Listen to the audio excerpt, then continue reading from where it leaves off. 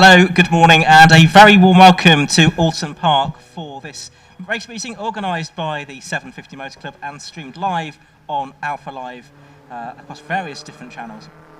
It's very good to have you here, and welcome along to what's going to be a very good 9-race programme provided by the 750 Motor Club, the centrepiece for which is going to be the McEwan Club Enduro Championship, and the qualifying session for that has just this moment finished, and we'll be seeing those cars out again for a 2-hour race just after lunch. But we've got 4 of the categories represented as well, and we'll go through the timetable for the day in a moment or two's time.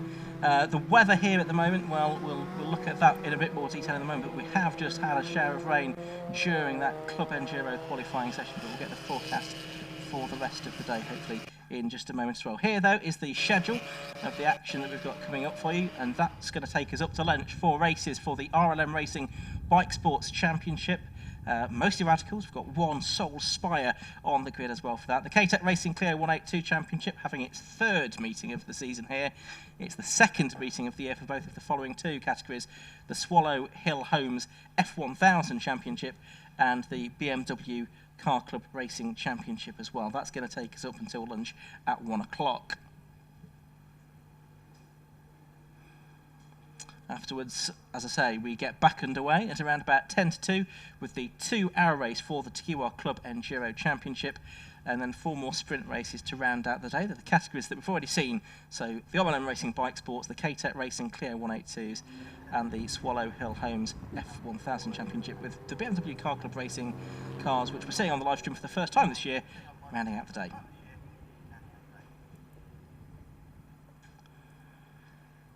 So we've got all of that to look forward to. In what conditions? Well, at the moment it is cloudy. The sun is just about trying to break through. A very light wind, 13 degrees, not particularly warm here today. And the forecast over the next hour or so is that the wind's going to get up a little bit, but a relatively low chance of rain. I say we have just had a shower of rain. It's going to be cloudy, but it should be dry, I would think, from now on for the next couple of hours with that forecast provided by JMW Forecast.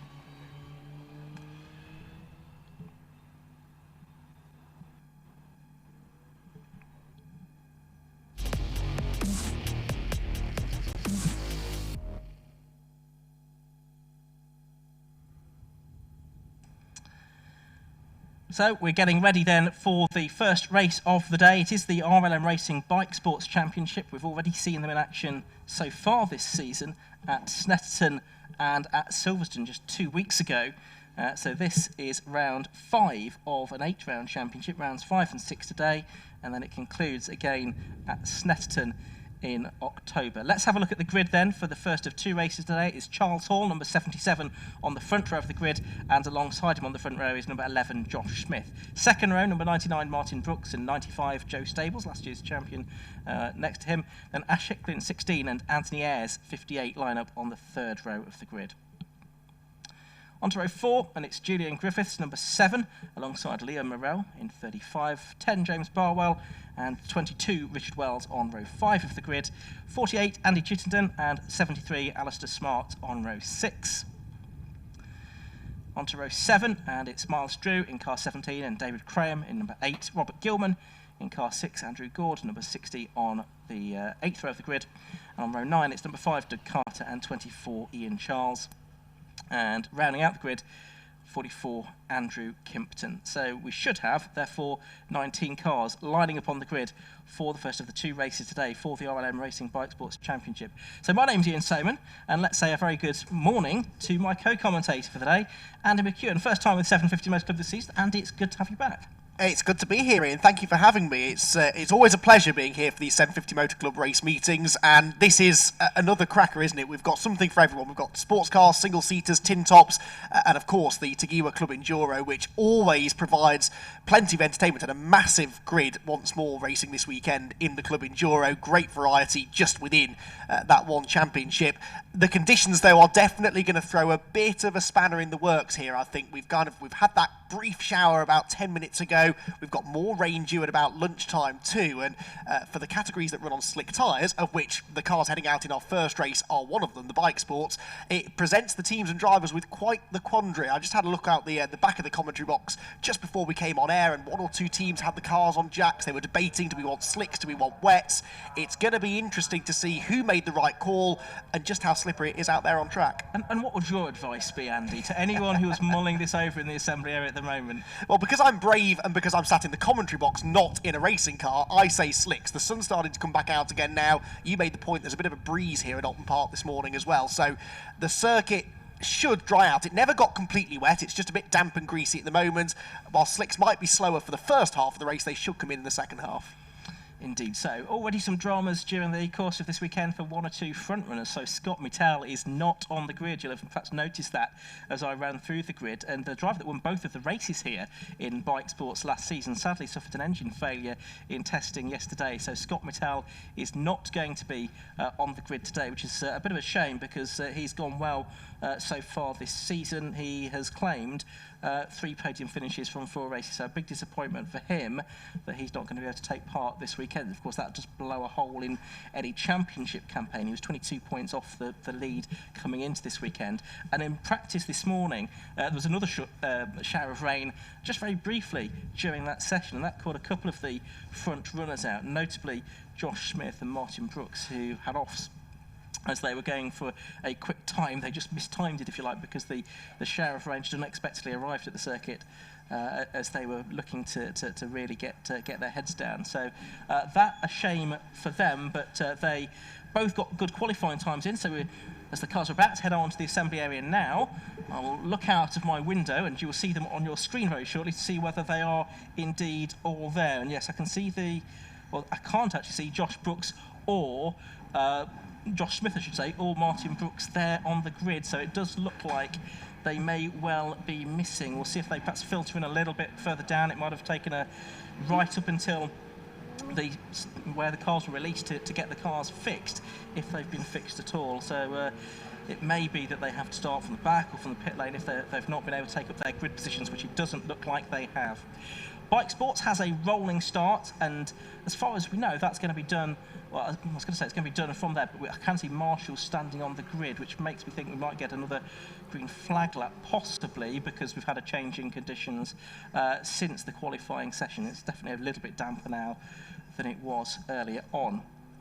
Just to put the championship in context, it's being led at the moment by Michael Chen. Now, there are 2 classes within the Bike Sports Championship. Class A is for tuned cars, and Class B is for production motorcycle engines, all motorcycle engines, but tuned in Class A, production in Class B.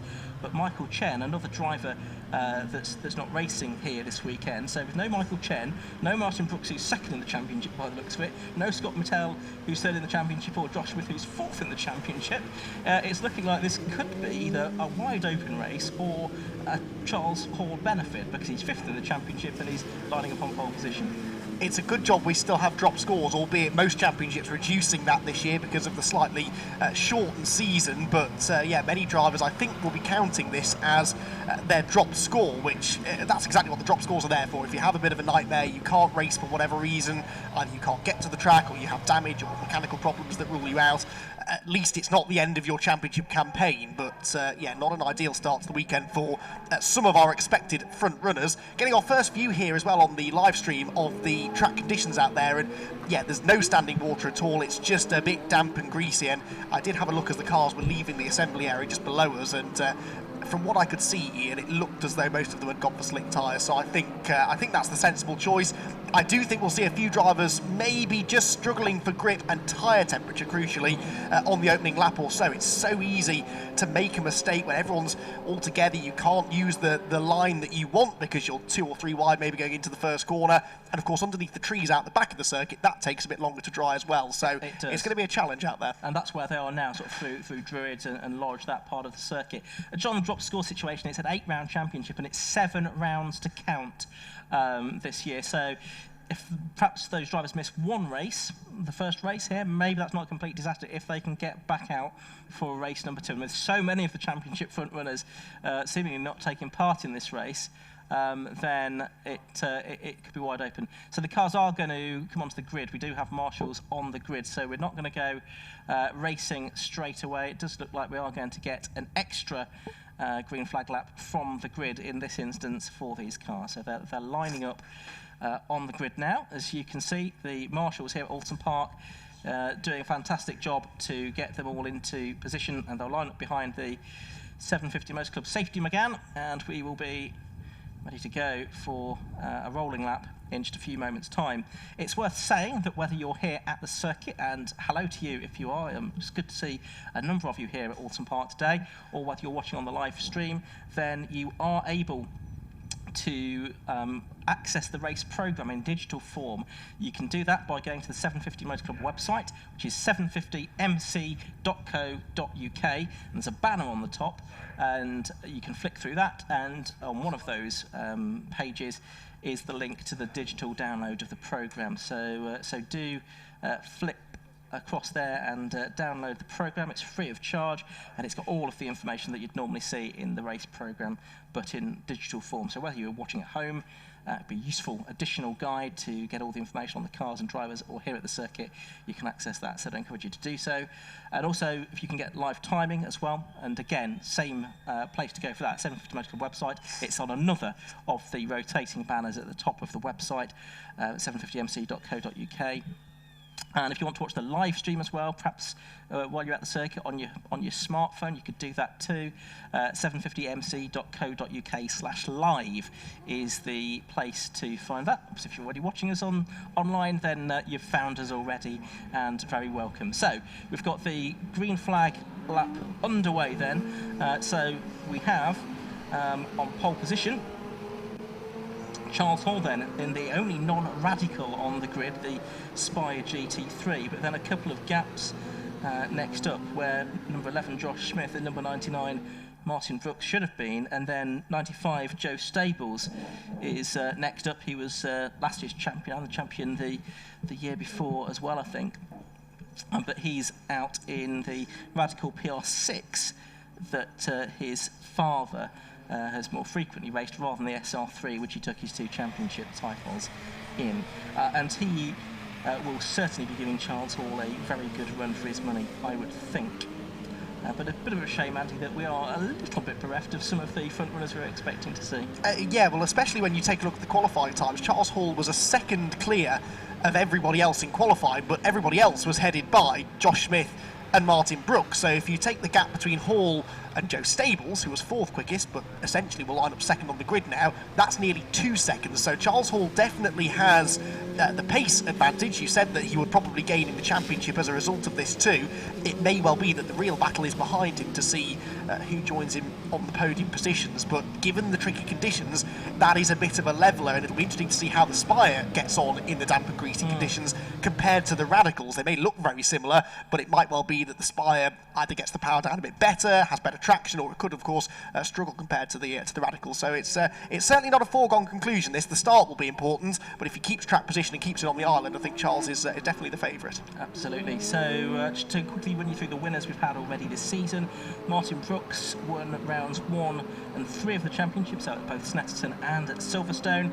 It was Josh Smith that won the second race at Snet, and Joe Stables that won the second of the races at Silverstone only a fortnight ago.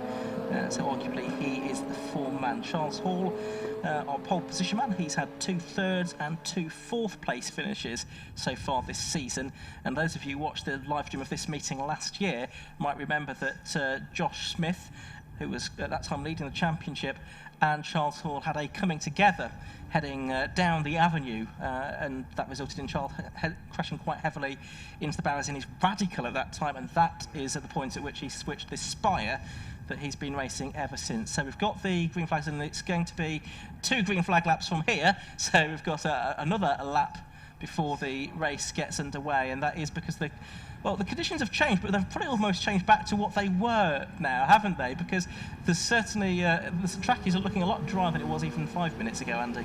Yeah, and it's getting drier by the minute, as you suggest. So by the time we come round again in another 2 or 3 minutes for the actual race start, the conditions may well have improved once again, and that's good news if we believe that they're all on slick tyres, because the last thing they need is a damper circuit. They're getting another chance, of course, to see just what grip levels there are out there, although it must be said the safety car is not leading them around at the most rapid of paces, so they are certainly losing tyre temperature here, and probably itching just to get the race back, to get the race underway here. But when we do go racing, it will be a 2x2 rolling start, and that in and of itself presents the drivers with a challenge, because one part of the road is maybe a bit drier than the other. So if you are running wheel to wheel into the first sequence of corners, you want to be on the dry part of the track, obviously, than the wetter. And out at the top end of the circuit, where the cars are now, up through Ireland and the Shell hairpin, that definitely looks a little bit damper. So yeah, we're going to see some drivers, I think, struggling for grip here, but it's still a good grid of cars, and there should be some nice battling within the classes as well. Of course, we've lost a few Class A cars from the front, an opportunity maybe for some of the Class B front runners, people like Anthony Ayres, who was due to start 6th. That will now, of course, become 4th place, essentially. The number 58 car, he could get himself up into the overall podium places potentially, and with lower grip positions, the less powerful cars sometimes have a chance to put in a bit of a giant killing performance. So lights out on the safety car then, they're heading over Hilltop, back down towards the Hislop chicane once again, and this time around, hopefully Ian, we'll go racing. Yeah, this time there's no green flags, and indeed the red lights are on the gantry, and that is awaiting the arrival for us. Are those lights new, actually, Andy? Because I don't remember the lights being facing this way when I've been in this commentary box in the past. Yes, they finally listened to us commentators whinging that we can't see the lights, and someone was listening to us. Okay. Yeah, I think they are new for this year. Excellent. So no, that is good. We can see those very clearly on the gantry now. Red lights on at the moment. They'll go out if the starter is happy that everyone is in good order by the time they get back to the start line, which they need to put a bit of work into, because they're in sort of single file format as they go up Clay Hill. So it's going to be a 20-minute race, this, for the RLM Racing Bike Sports Championship. These cars powered by motorcycle engines, as the name suggests. There's 2 main classes for tuned and production engines, and there's minimum weight limits within each class to maintain equality. There's also, although there's no entries in it today, a sub 1000cc class which drivers can choose to enter as well, and there's one invitation class car as well this weekend, which is Robert Gilman in his Radical SR3. So we've got the red lights out, and the race gets underway then, and the cars streak off down towards Old Hall Corner for the first time. It's number 35 actually that's making a bold move down the inside there, and that is Leon Morel, who started on the 3rd row, no, even the 4th row of the grid. That he stuck made a couple of places up there. I think he's up into 4th place possibly, but it is in the race lead, as we thought it probably would be, Charles Hall, and he has got further than he did in this race than he did 12 months ago, which is good news for him. And they head off down Lakeside and towards the hairpin for the first time, and it is Joe Stables that is, and he putting the leader under pressure. As goes to the outside at the Shell hairpin. Now you can carry good momentum around the outside there, so Joe might be about to get the lead away here as they come out of the corner. No, it's still the green machine out in front. 3rd place for the number 35 of Leon Morel, and just behind there, the number 10 car we're seeing on the screen also made a good start. That's James Barwell, who took it 3 wide up the inside into the first corner, settled out in 6th place in the end as they scrabble for grip over Hilltop. The leading 2 head into the chicane single file, but then it's almost overlapping for 3rd and for 5th as they hit the brakes. Yeah, so down into the right-hander, the chicane they go, and it is that 35 car that made a very good start to the race, and that is Leon Morel up into 3rd position, ahead there of number 22, which is Richard Wells in 4th position. They climb up Clay Hill.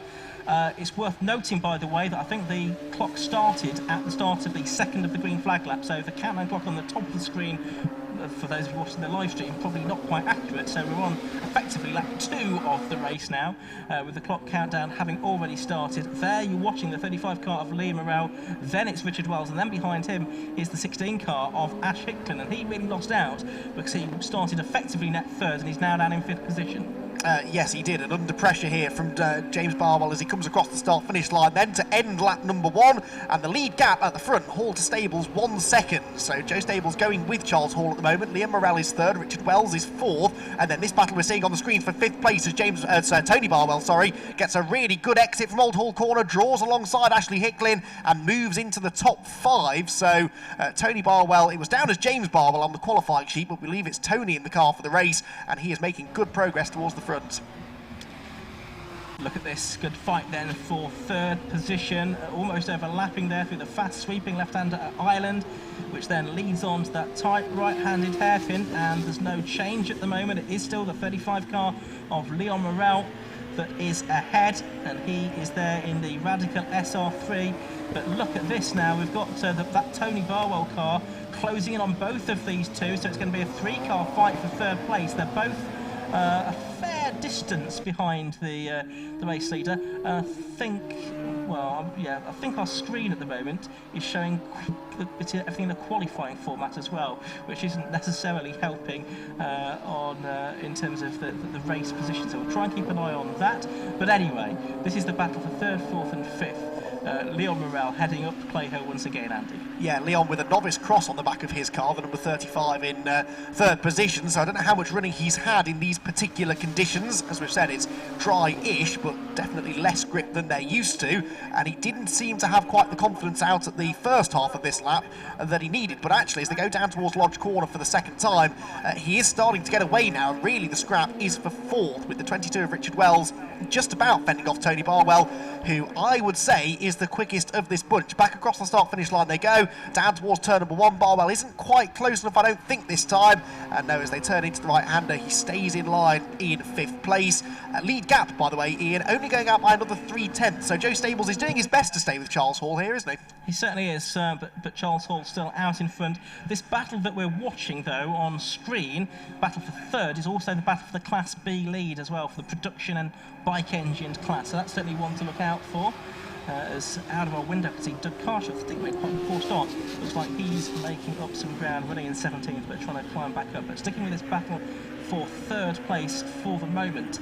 And we said that Morrell was getting away, but I'm not so sure about that. It looks like Richard Wells and Tony Barwell are really pushing him along, and Barwell now having a look as they sweep back towards the Britain chicane here. But unable to do anything about either, not really an overtaking opportunity in this kind of car. But he's going to size him up, he's going to be right in the toe, he's looking to the left, he's looking to the right. The problem is you get offline, it is still a bit damp there, isn't it? But he's going to give it a go, but actually he then decides that discretion is the better part of valour, tucks back in onto the dry line, and it looks like Tony Barwell might have lost a few lengths actually in all of that. Yeah, Leon Morrell seems to have good speed through the 2nd half of the lap, but through Old Hall Cascades and particularly Island Bend, he doesn't seem to have the confidence on those slick tyres. I mentioned on the warm-up lap that's the dampest part of the circuit by the looks of it, and he is struggling there. So although he pulls away at this part of the track, by the time they get halfway round the next lap, the gap seems to come down. Morrell then underneath the Paul Warwick Bridge down towards Lodge Corner, still extending the margin at the moment over Richard Wells in 4th, but Tony Barwell applying the pressure there in the number 10 machine, the Radical SR3 RSX, one of a number of RSXs in the field. Whilst we said there are lots of Radicals out there, there are different kinds of Radicals, and they themselves have different strengths and weaknesses. The PR6s, for example, a bit more nimble and better through the corners, but these SR3s have the grunt in a straight line. Barwell still not able to make this move stick, though, is he? Absolutely not. Let's give a quick rundown on the order. After about 8 minutes of racing, it's Charles Hall leading the way then. He's 2.6 seconds clear of number 95 Joe Stables. Charles Hall out in front of number 77. 3rd and leading Class B, the number 35 car of Leon Morrell that you can see on screen there. 4th is number 22 Richard Wells. In 5th place, number 10 Tony Barwell. And 6th is number 16 Ashley Hicklin. So that's your top 6 as we are watching the 22 car of Richard Wells, and again he has lost some time definitely to Morrell, hasn't he, over the last half a lap or so, as they are making their way through the Britain chicane, more or less single file through there, and then back out of it, climbing and cresting the hill. And again, Richard Wells is having a look. This time he looks a little bit more committed though. His car is already in front, isn't it, of Richard Wells, and Teddy Barwell, sorry, therefore goes through into 4th position. Yeah, that's been on the cards for the last few laps. He seems to come off that Britain chicane well, and now watch as he pulls away. Look at that, he's already almost halved the gap to Leon Morrell, sorry, up the road. So we could have a fight for third back on our hands again before the end of this lap. That scrap between Barwell and Richard Wells has rather allowed Morel to pull away for the time being, but as they head out of Druids, you can see on the live stream that gap visibly is on the way down. So Tony Barwell, who qualified 9th place, gained a couple of spots with the demise of a couple of drivers, Josh Smith and Martin Brooks, from further up the road, but he is starting now to show the true pace that he's got. He comes across the start-finish line then, there's a 1:46.03, which is his personal best lap of the race, so now he's back in clean air, he again is able to up the pace. Yeah, so we're about halfway through this race now, 20-minute race as I say, and Charles Hall leading now by 4.2 seconds. This is a bit further back. This is Miles Drew, number 17, and Robert Gilman, number 6, in 13th and 14th position. Robert Gilman was in action only a few days ago at Castle Combe on Bank Holiday Monday in an open sports car race they held there. But more cars on the grid here at Oulton Park this weekend in the RLM Racing 750 Motor Club Bike Sports Championship. And Gilman there running in 14th position in car number 6. That's the invitation class car. The SR3 that he's in. Miles Drew, number 17, is in Class B car, one of the RSX cars, named for the Rockingham Motor Speedway. And there's one there, Andy, that's bound for the pits, I think. I think that's the number 8, is it not, of David Graham, who I saw, he was one of the cars I saw up on the jacks in the assembly area, so whether or not he's on wet tyres that are overheating, I don't know, but it looks more terminal than that. Looking out the window, the car is crawling its way back into the paddock, so David Graham out of the race, it would seem, which is a shame, but he was struggling for pace a little bit compared to his qualifying times anyway. That's back to the screens. We can see a nice tussle here heading up towards the Britain chicane. This is all over 13th place, I think. Miles Drew, the orange car, at the head of this quartet, with Robert Gilman, Ian Charles and Doug Carter right behind. Doug Carter has been trying almost every lap to get up the inside of Ian Charles into Old Hall Corner and just can't quite do it. These are two of the smaller, less powerful Radical PR6s, and they're doing battle nicely here, only a car length or so apart as they head out of Knickerbrook. Yeah, absolutely. So climbing up Clay Hill and the Oulton Park liveried bridge and into the wooded section of the course at Druids, up towards Lodge Corner. This is where, if there is a bit of moisture, it can hang around a little bit longer. Conversely, actually, there's only a light shower. It can also just be sheltered from the rain as well, can't it? And it doesn't look particularly damp up there at the moment. Now, there is Doug Carter, who is in 16th position, looking to try and, or 15th position now, I think with demise of David Graham possibly, looking to try and make up a position, but he wasn't quite close enough to make that work. And those two certainly, Ian Charles and Doug Carter, look to be closing on the Miles Drew and Robert Gilman battle, and certainly they're lapping about a second faster. Yeah, absolutely, and those cars should be quicker through the corners, the PR6s, and you can see already as they head into Cascades, Ian Charles having a look to the right-hand side of the road, trying to draw alongside Robert Gilman, but then they head out onto the Lakeside Straight, where Gilman should have the horsepower advantage and pull back away, and in fact it's Doug Carter, isn't it, with the run there, the 4th car in line, trying once again to get alongside Ian Charles to take away this 15th place as they head into the left-hander Island Bend, but Ian Charles fends him off, defends the inside line then into the Shell hairpin. This is the trouble with Oulton Park. It is a narrow circuit. It's hard to overtake around here, especially when there is one line that is a little bit drier than the rest of the track, perhaps. It's a brave man that will dive off that line onto the slippery side of the track, and Doug Carter, though he keeps looking up the inside of Ian Charles, just can't quite find a way through. Doug actually out-qualified Ian as well, so he'll be even more frustrated to be stuck behind him. Absolutely. Off screen, meanwhile, Joe Stables has just done the best lap of the race at 1:37.60, and that is the fastest lap of the race, say 4/10 faster than Charles Hall, so he's eking into Charles Hall's advantage in the lead of the race, but he's still nearly 5 seconds behind him. But we'll keep an eye on that gap with 6 minutes of the race left to go. That 1:37.60 is actually a lap record as well, by 100th of a second, a new lap record in bike sport. So the conditions can't be that bad out there, Andy.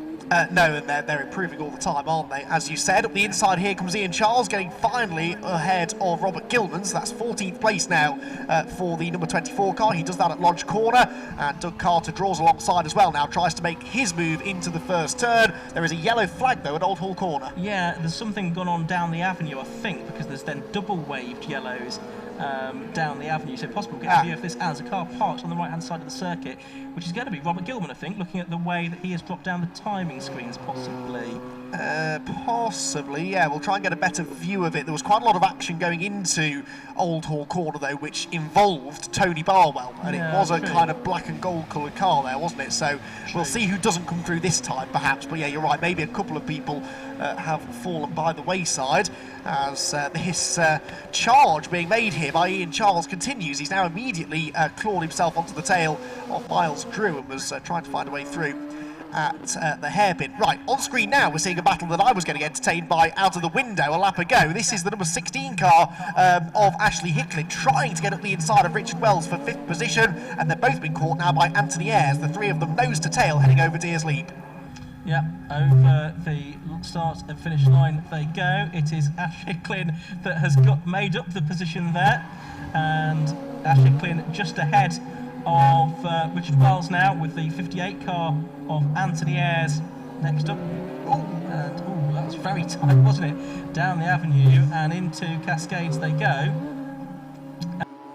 It's the 58 car that is now ahead of Wells as well, isn't it?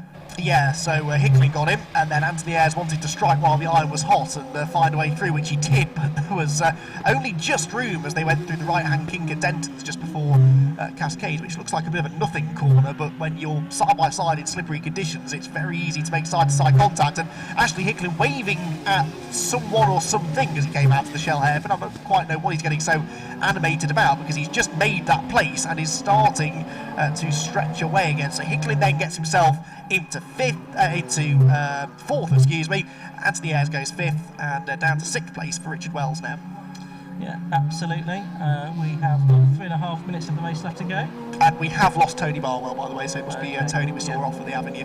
Which is a shame, because he had made some good forward progress during the course of the race. So only probably a couple of laps to go now, and the cars are making their way, as you can see, up towards Druids Corner now. And it is the number 7 car coming through shot there of Julian Griffiths.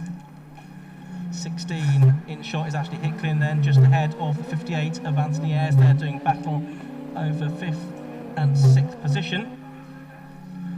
Heading now up towards the start and finish line. Over the start and finish line they go. Charles Hall still leading, by the way. His lead has come down to less than 4 seconds now, so it's still Charles Hall, number 77, leading from 95. Joe Staples in 2nd place, Leon Morel 35 in 3rd, Ash Hicklin number 16 in 4th position, Anthony Ayres number 58 in 5th, and Richard Wells number 22 in 6th place. Yeah, all fairly static inside the top 3. Hicklin and Ayres, though, are still not that far apart, as we're seeing on the screen, heading up through Island Bend, and in fact Anthony Ayres is right underneath the rear wing of the number 16 car now, so this is for 4th place overall. And what's even more impressive here is that Anthony Ayres is a Class B car, Ashley Hicklin in the Class A car. He's in a Class podium place at the moment, but in theory should be quicker than the red car that is hounding him as they come back over hilltop. So a really good performance this from Anthony Ayres. He's 2nd in Class B. Leon Morel, 3rd place overall, is still the class leader, but he is around half a lap ahead of this pair. But a nice little battle here. I mean, racing drivers, they'll race whoever they find on the track, won't they, regardless of what class they're in. Absolutely. And at the moment it looks like Ayres might even be quicker. Yeah, just looking at the clock, we've I think got less than 2 minutes of the race left to go. So just depending on when Charles Hall goes over the line as to how many more laps there will be left to go in this race. And it is the 35 car there of Leon Morel coming through shot there. Certainly, there is the 35 cars now. Sorry, it's the Richard Wells car that I can see. Also, with Julian Griffiths right behind him. Beg your pardon, that's the 5 for 6th and 7th then. And Julian Griffiths again on that last lap took 1.5 seconds out of Richard Wells. So really closing on him. It's a good little scrap, this one. Yeah, and I think he's going to drive straight through here. The PR6 up the inside as they come across the start-finish line. We cut away, but I can see out of the window he has made that move stick. I wonder whether Anthony Ayres is on wet tyres, perhaps, because the pace has significantly dropped away, and it doesn't seem to be down on power. It's just traction and turning ability into the high-speed corners. So I think maybe those wet tyres, if he is on wet tyres, are a little bit past their best right now. Yeah, I think you could be on something of a different tyre strategy. Certainly Charles Hall and Joe Staples actually has done a 1:36.95, so it's further reduced the lap record, but the cars outside the top couple of positions are well into the high 140s, aren't they now, Andy? Change for ninth there on the screen. Andy Chittenden up the inside of Andrew Kimpton into Lodge Corner, so that was 48 ahead of 44 for ninth place overall. Again, a Class B car getting ahead of a Class A car there. And there is the second place car on the screen, and this is going to be now the final lap of the race. That's number 77, Charles Hall, our race leader, turning in. Apologies for audio issues that I know we're having at the moment. We're working very hard to resolve those. Hopefully you can still hear us, but it's slightly out of our control. In some sense, we will try and get that all sorted as soon as we can. There is Charles Hall doing a bit of lappery then as he heads around the hairpin up towards the Britton chicane once again. And he's 34 seconds clear of Joe Stable, so it's very much his race to lose now. Yeah, but he's not backed off, has he? So Charles is still running down within a few hundredths of a second of his previous best lap. So both he and Joe Stables are still pushing on here as the track conditions continue to improve. And he brings the Spire down through the Hislop chicane now for the 12th and final time. Accelerates out of Knickerbrook again past the spectators on the spectator banking. Bit of traffic there for Joe Stables in second place as he tries to further improve on the lap record. Interesting then that Joe has the quicker individual lap, but Charles Hall was just able to build that margin at the start, wasn't he? And that ultimately is what's going to win in the race.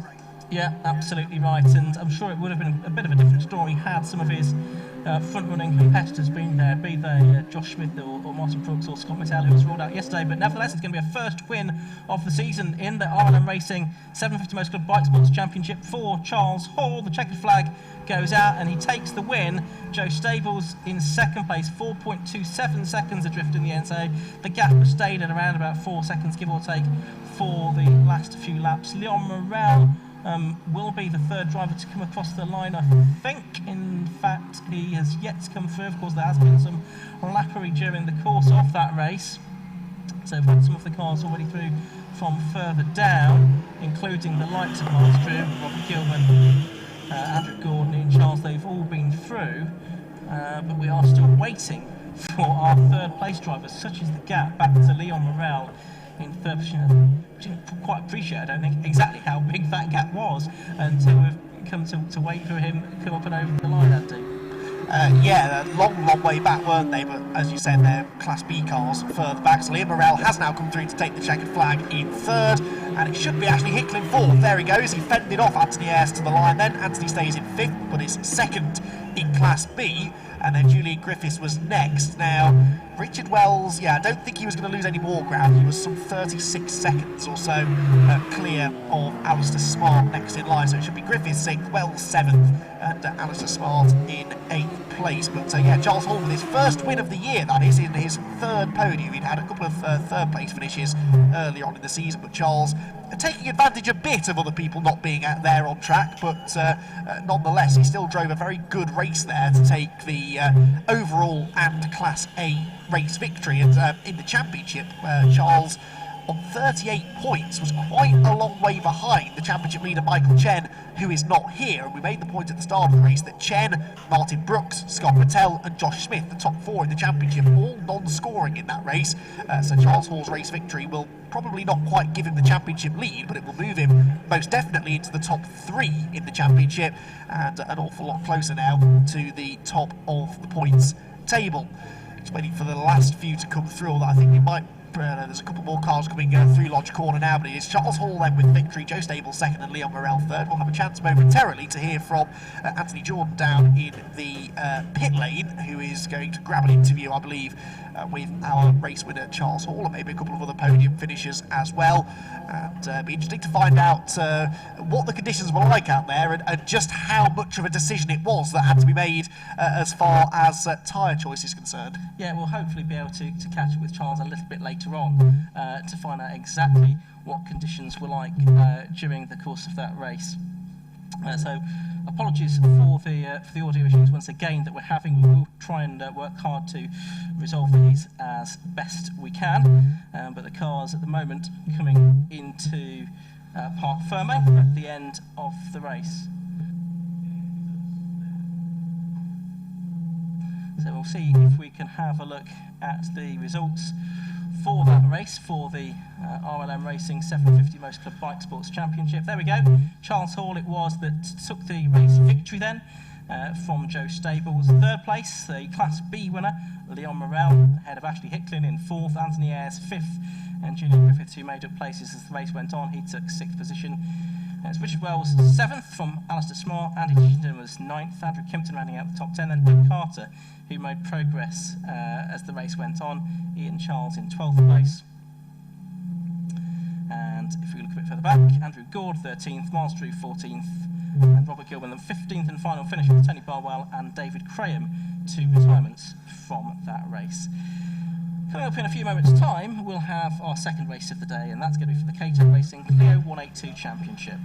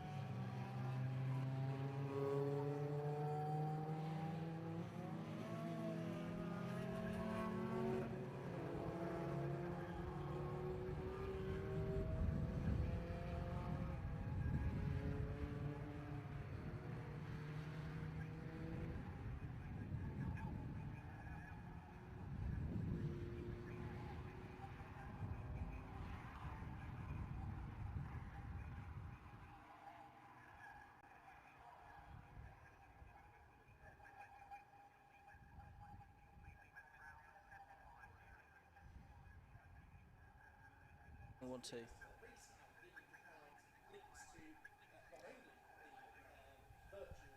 So welcome back to Oulton Park, and we have the cars on track now for the K-Tech Racing Clio 182 Championship. Apologies for the issues we've had with the audio. We are trying to sort those out, and the quick fix is that we're going to have both myself, Ian Sowman, and Adam McEwan commentating at the same time in the same commentary box. But I'm commentating on the live stream, and Andy's going to be commentating for the audience here at the circuit. Hopefully we'll be able to come back together a little bit later on. But for the cars for the K-Tech Racing Clio 182 Championship, we will hopefully give you the grid for this in just a second. They will come around onto the grid, they'll form up, and then they will be straight into a 15-minute race around the international circuit here at Oulton Park. And the grid for this race, set by qualifying times this morning, has on the front row of it Ryan Polly, number 1. He's going to be on pole position, and alongside him will be the number 86 car of Oliver Wayne. The second row, well, that's going to be number 22 Christopher Keir and number 7 Stephen Richardson. The third row will be 17 Simon Freeman and 21 Scott Edgar. The fourth row, 13 Josh Larkin and 88 Tom Hall alongside him on row 4. Fifth row, 31 Jay Daniels and 44 David Garside. The sixth row, 99 Neil Heath and 55 Justin Griffiths. The seventh row, 11 Stephen Langton and 27 Michael Ward. The eighth row, 56 Chris Lawrence and 77 Andrew Harding. The ninth row, 26 Gareth Tansey and 35 James Bishop. And the 10th row, 8 Alan Peterson and 51 Simon Vincent. Chris Nauer was not out for qualifying this morning. So we have round 5 and 6 of the championship here today. We've already had races at Snetterton and Brands Hatch. Ryan Polly, it was, that won both of the races at Snetterton. He won the first of the races at Brands as well, but the second one was won by Scott Edgar. So Ryan Polly leads the championship on 140 points coming into this weekend, and he is 12 points clear, therefore, of Scott Edgar. Don de Graaf, third in the championship, on 113 points. Fourth on 104 is Simon Freeman, and fifth on 96 is Josh Larkin. But Oliver Wayne, the man that sort of sprung a bit of a surprise there in qualifying this morning, yet to have a top 10 finish in the K-Tech Racing Clio 182 Championship this year, but nevertheless qualified second on the grid, and he was 0.43 seconds behind Ryan Polly, the champion from last year and of course the championship leader. Green flag is waved at the back of the grid. 30-second board is simultaneously even shown at the front of the grid, and we are about to go racing because the 5-second board is shown. So Ryan Polly in the silver and orange car on the front left of your screen, black and blue for Ollie Waynes alongside him. The red lights go out, the race gets underway, and heading up towards Old Hull Corner for the first time, Stephen Richardson, number 7, has made a very good start there, and he has got his nose in front. The pole position driver, Ryan Polly, has fallen back a little bit, down to about 3rd or 4th position as they head through Old Hull Corner for the first time. And then, one of them going very wide. That was the 7 car of Stephen Richardson. So he's lost ground again. And now it's the 21 car. It's got to get on further back. There's some contact. Tom Hall's involved. Also the number 55 car as well.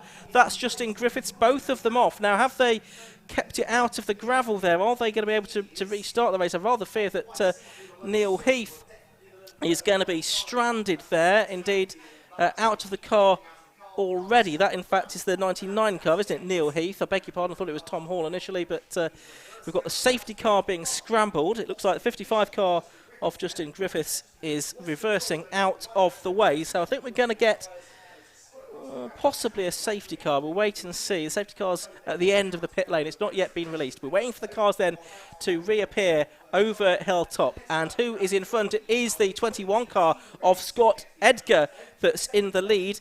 It looks like Ollie Wayne, who started on the front row in second position, and Ryan Polly is in third place as they come through Hislopston and then Knickerbrook for the first time. It's a 15-minute race, this one. They're lapping in around about 2 minutes. I reckon they'll get 8 laps out of this one.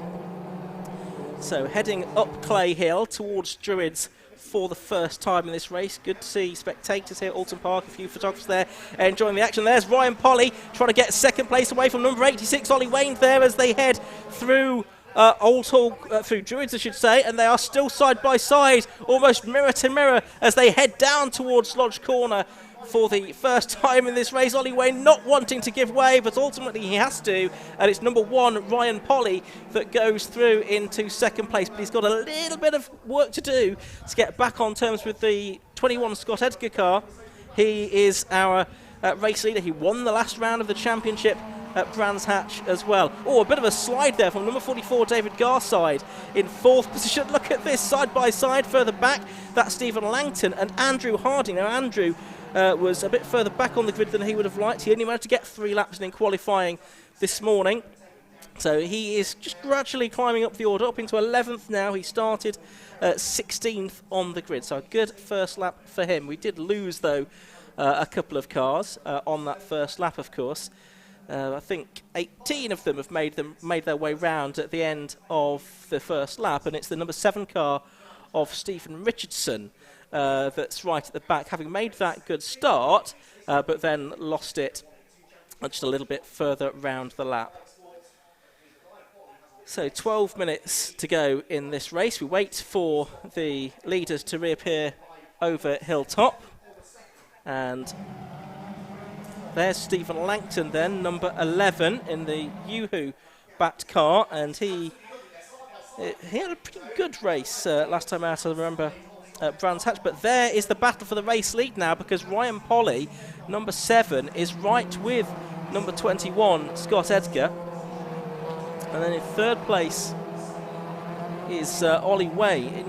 He's a little bit further back now, but Ryan Polly is heading to part of the circuit where he was quick on the previous lap, because that's where he got ahead of Ollie Wayne, and he's to the outside line of Scott Edgar. Can he go all the way around the outside of Druids? Surely he can't. No, he can't. So it is Scott Edgar that's holding on at the moment. These two were first and second in the last round of the championship at Brands Hatch. Ryan Polly not giving up here. It was a poor start from pole position that he's trying to atone for. Loses a little bit under braking there, it's fair to say, but manages to hold on to second place, and he's door handle to door handle again. They're going to be side by side over the line, coming through to complete lap number 2, and Ryan Polly, importantly, is going to have the inside line for Oulton Corner as well, and Ollie Wayne here is going to try and buy into this as well. He's going to go second. Scott Edgar's lost 2 places in 1 corner. You can see Ollie Wayne there with the black cross on the yellow background on the back of his car. That signifies he's a novice. Well, he's not racing like one. Up to third place, ahead of Scott Edgar there, really taking advantage when Ryan Polly, the champion, reigning champion, former Stock Cats champion as well, went through into the lead at Old Hall Corner. So it's number 1, Ryan Polly leading, but it's now number 86, Ollie Wayne, in second position. In third place is number 21, Scott Edgar. And fourth is 44, David Garside. And fifth, going well, is the number 31 car of Jay Daniels. But there you can see Ollie Wayne, 34 years of age, from Nottingham, an RAF engineer. Started karting initially back in 2011. He's done the British 24-hour race at Teesside in the past as well, and now is moving from the first time from karts into cars. He's giving a very good account of himself. He's done the first couple of meetings, but this is his by far the strongest showing from him so far. And look at that in the background as well. The car with the orange bonnet you can see is Jay Daniels. Now he's in 5th position. It looks like he's in stuck between attack and defence there, because he's got right behind him the number 17 car of Simon Freeman, just ahead of him the number 44 car of David Garside. So this is Jay Daniels, his best showing of the season so far. Well, we've got one car that's off. That is the number 56 car that's had a big off there. That's Chris Lawrence. He's lost the rear window, but he is going to get back into the race by the looks of it, with a little bit more air conditioning than he initially hoped. So that's a slightly bizarre one. 9 minutes to go in this race. Lawrence was in 9th place, wasn't he, when all of that happened? Back with Jay Daniels then in 5th position. Number 31, the driver from Suffolk. He's got right behind him number 17, Simon Freeman, and also 22, Chris Keir, who's actually gone down a couple of positions. Out front, I can tell you that Ryan Polly's pulling away in the lead. But Jay Daniels there is looking to try and get 4th place away from number 44, David Garside. And Garside, you can see, another driver, as is number 22, Christopher Keir, with the novice cross on the back of his car. And K-Tech Racing Clio 182 Championship really is an excellent championship for novices to make their way into. It's very tightly controlled, the car's very evenly matched and very affordable as well. It's an excellent way to make your first steps into car racing, as people like Ollie Wayne have done as well. So 8 minutes have gone by, or still to go. 7 minutes have gone by. Jay Daniels in the 31 car with the sort of checkerboard roof, and I think he uses that to help get sponsorship as well by selling those squares. He's there in 5th position in the thick of a really good scrap here with Simon Freeman and David Garside as well, number 44. About halfway through this race then, Ryan Polly still leading, by the way, from Ollie Waynes. But here's the fight that we're focusing on. Don't forget there's also Chris Keir and Tom Hall, the number 88 car, involved in this one as well.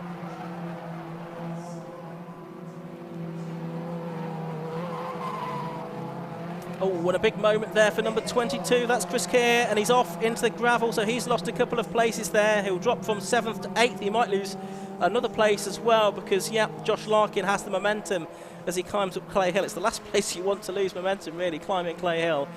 So he's lost a couple of places there with that wild moment coming through Necker Brook. That's number 22, Christopher Keir, another driver that's quite new to the championship, 7th in the points coming into this weekend. Now Simon Freeman is 4th in the points coming into this weekend. He's trying to go around the outside of 5th place man Joe Daniels there at Lodge Corner. That's not something that you normally see done, and he's halfway done the move, but he's going to be on the outside line of getting into Oulton Corner. In fact, he's tucked back in behind Daniels now as they come over the line.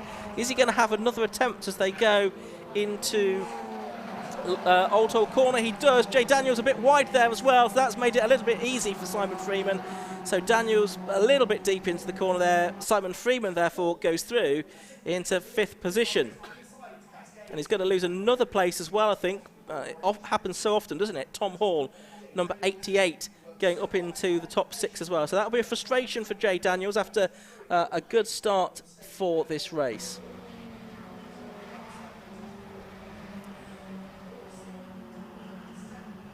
There's Tom Hall then, number 88, now just ahead of Jay Daniels as they go under braking for the hairpin at Shell Oil's corner. Making their way through the right-hand kink before the left-hand, right-hand, left-hand chicane at Britain's. Chicanes have been there for well over 20, 25 years now, something like that, haven't they? Dropping back down the hill, go the lead. You can see Ryan Polly out in front though. He's not extended his lead over by a desperate amount over Ollie Wayne. It's about 1.6 seconds, it was at the beginning of this lap anyway. But there's the 44 car going through, which is David Garside in 4th place, and it's now, of course, Simon Freeman behind him in 5th, and then Freeman's teammate Tom Hall in 6th position.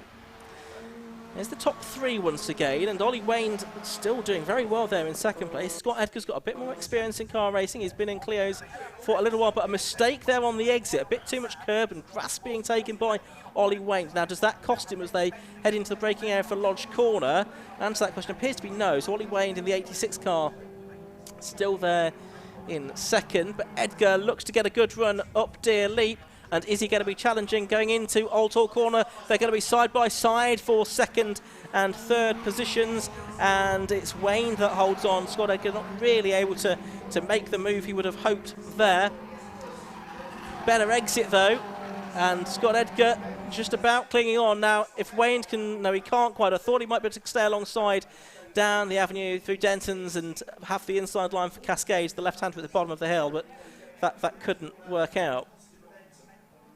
So they make their way along the Lakeside Straight through Island Bend, past the Island hairpin that's used by the British Touring Car Championship amongst other categories. They turn their way at the Shallows Corner on the full international circuit here at Oulton Park. And it's Edgar, number 21 there, in second place, now ahead then, and trying to keep Ollie Wayne at bay. Making their way through Britain's, once again, Scott Edgar, the 32-year-old director of Up to Plate Limited. It's a construction company, and he has been racing now for 3 years in the K-Tech 182 Championship. Already this season he's had his first win in the Clios. Well, he'll do well to get it from here, because we've got only about 3 and a bit minutes left to go in this race. He's got a couple of seconds now to make up to Ryan Polly, the grandson of the hot rod legend, George Polly, of course. And Ryan now making his own name for himself in racing as well, with the success that he had in Stock Hatch a few years ago, the last ever Stock Hatch champion, and then winning the K-Tech Clios last year.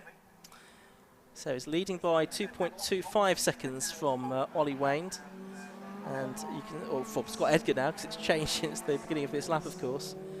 And then Wayne right behind him. There's a gap of about 5 seconds from third back to fourth, which is still, I think, in the domain of Simon Freeman.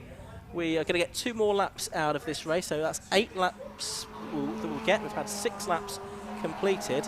On that lap, Scott Edgar has taken some time out of Ryan Polly, though. The gap's down to 1.8 seconds, so only 2 laps to try and close in, though. He's got a lot of work yet to do, has Scott Edgar, if he's going to catch Ryan Polly.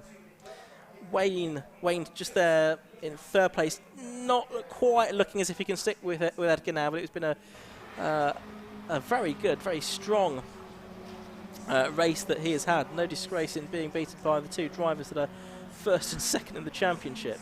There's Polly turning his way through Shallower's corner. 21 Edgar in second place, and 86 Wayne in third.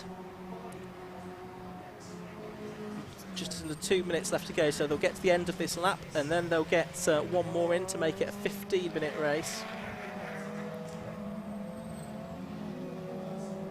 Heading over hilltop once again, the top 3, dropping back down the hill into our sights at the bottom of the hill at Knickerbrook.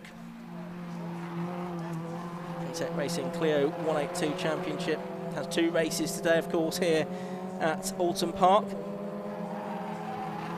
Ollie Edgar, Don de Graaf, who's not racing today, and Simon Freeman, the leading drivers in the championship coming into this weekend. So it's sort of going to form amongst the first 2 at any rate. K-Tech Racing supported this championship for the past few seasons, always grateful to all of our sponsors, and a very active part of the championship as well. They are the official suspension suppliers for the championship, with control parts for suspension and indeed many of the parts in these Clios. 40 seconds of the race to go, so they will go on now to their final lap of the race. The gap has stayed about the same as it was. It's 1.93 seconds first to second, and just under a second between Edgar and Wayne in second and third position. It's still Simon Freeman fourth, David Garside fifth. Jay Daniels is back to sixth. He's got back ahead of Tom Hall. Josh Larkin eighth, Andrew Harding ninth, and Stephen Langton rounding out the top 10. Stephen Richardson, by the way, is back up to 13th, having made that 12th actually as he passes my commentary box window, because he made that good start to the race, but then it very quickly went pear-shaped, and he is now trying to fight back. So we've run out of time in this race, so this is definitely going to be the final lap. Ryan Polly, from this position, you would think should be able to hold on here, barring any mistakes.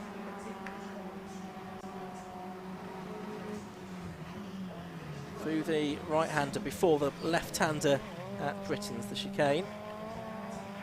6 car of Wayne climbing up and over hilltop, down towards the Hislop chicane, and Knickerbrook they go, and it's looking relatively settled, isn't it, out front for these first 3 places, certainly. And looking at the gaps a bit further back, I guess the question is whether Jay Daniels can fend off Tom Hall. I don't think Stephen Richardson's going to make up any more places from the 12th, because he's got about a 10-second gap in front of him. So there's Polly looking fairly comfortable now. This will be his 4th win of the season. 10-round championship this year, more rounds to come at Mallory Park and Silverstone to round out the year. It's going to be the best 8 of those 10 that count. So 4 wins from the first 5 races should, you would hope, stand him in pretty good stead for the championship. Scott Edgar, though, is going to chase him all the way. It's going to be a 3rd, 2nd place finish of the season for him, but a 4th win for Ryan Polly. He wins round 5 of the K-Tech Racing Clio 182 Championship. In 2nd place is Scott Edgar, 3rd Ollie Wayne, but everyone is trying to be 4th by the looks of it. Oh no, this is a bit further back actually. It's Tom Hall who's going to come through ahead of David Garside, so there's been a bit of a shake-up there on the last lap out of our sight. Not quite sure what's gone on there, but Tom Hall has come through to 5th in the number 88 car. In 6th place, number 44, David Garside. He was 4th for a lot of the race. It was Simon Freeman, that came through in 4th. Beg your pardon, we missed him go through. He was a few seconds ahead of that. So 4th, number 17, Simon Freeman. 5th, number 88, Tom Hall. 6th, number 44, David Garside. 7th, number 13, Josh Larkin. 8th, number 31, Jay Daniels. You could throw a pocket handkerchief over those 4. They were separated by less than 4/10 of a second. Then Andrew Harding and Stephen Langton rounding out the top 10.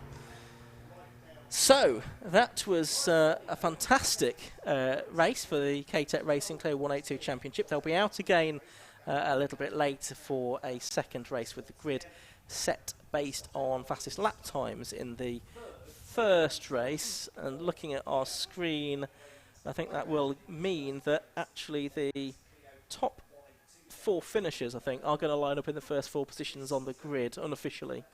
We'll get confirmation of that a little bit later on. But that is the K-Tech Racing Clio 182 Championship. Still 2 more races to come before the lunch break here, and we pause for breath here on the Alpha Live stream.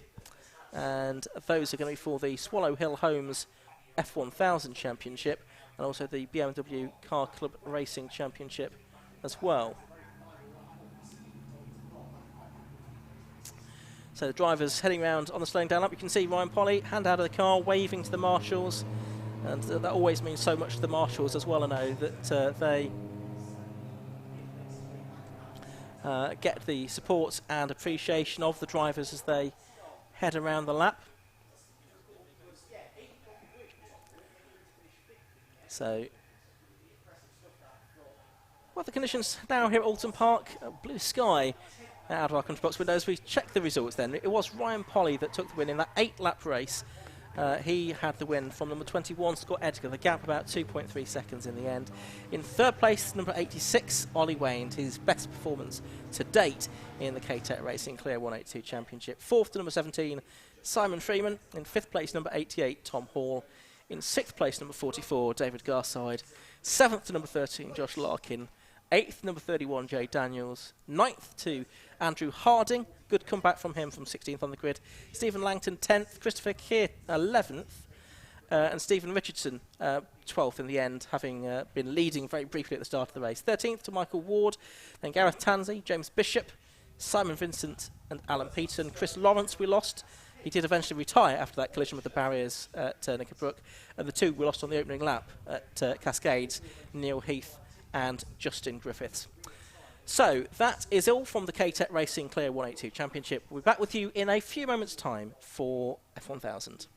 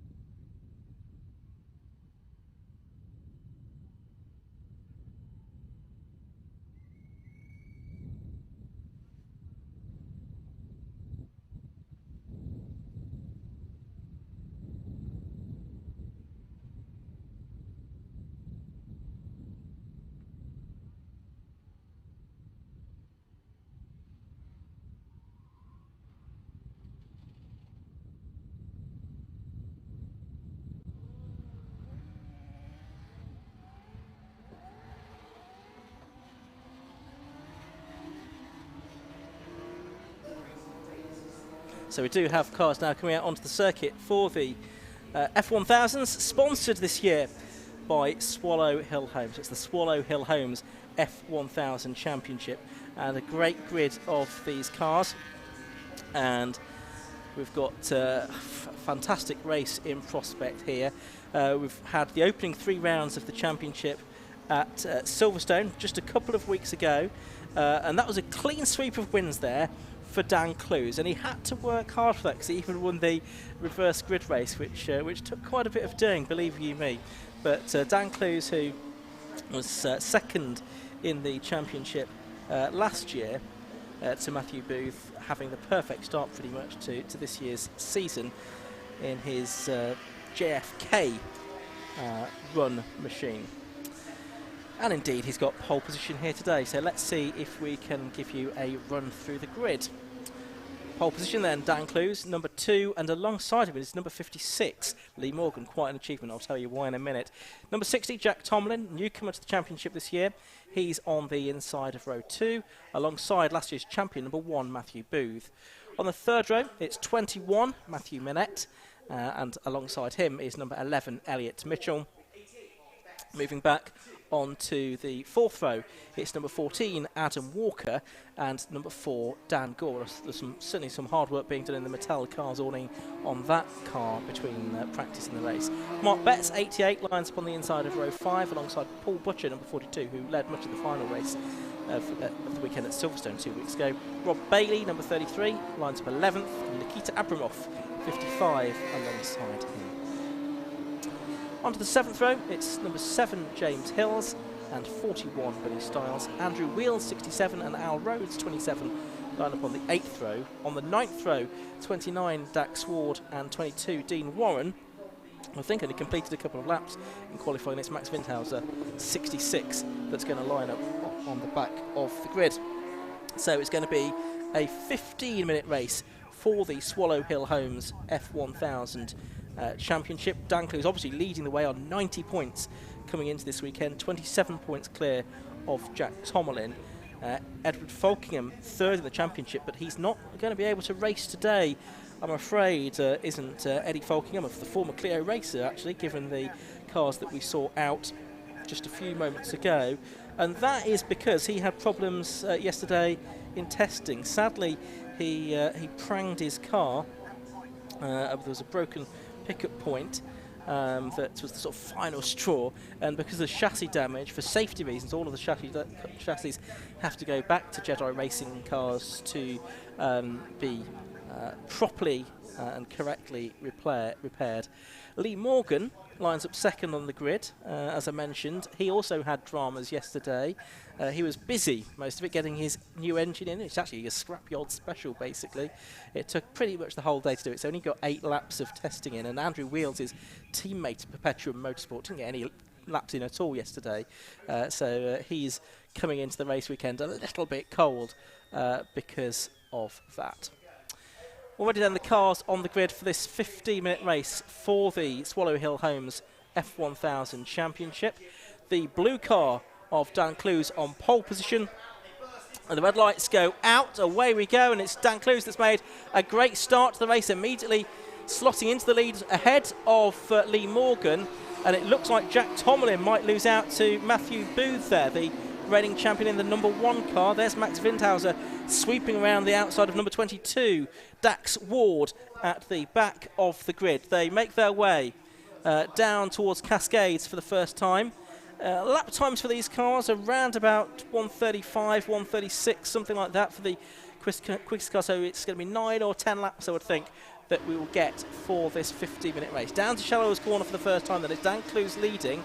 Lee Morgan is in second place, and Matthew Booth, yes, he is indeed in third position, so he got ahead of Jack Tomlin, the teenager, off the line. Jack had an excellent debut in the championship. He won the driver of the meeting at Silverstone International on his very first appearance in the category. I wonder if he can repeat that today. Well, he qualified well, second row of the grid in the number 60 car. Let's see what he can do here. But up front, it's Lee Morgan that is piling the pressure on the race leader, Dan Clues, and Lee Morgan, new engine in that car after dramas last time out. He is one of the 2 Perpetual Motorsport drivers, is Lee Morgan, and he has the 2nd fastest lap here at Oulton Park in the history of F1000. Richard Mitchum, though, it is that has the official lap record, multiple champion in this category down the years. So, coming through towards the end of lap 1 then, it's Dan Clues, number 2, that's leading. Number 56, Lee Morgan, is in 2nd position, and it is Matthew Booth in 3rd position, Jack Tomlin 4th, and up into 5th place at the end of lap 1 has come number 11, Elliot Mitchell. So he's got his way ahead of Matthew Manette, who slipped back 4 places to 9th spot. And he will be a bit disappointed with that, because he's already had some good form here at Oulton Park during the course of this season. He has had his maiden win here just a few weeks ago in another category, but within the same car.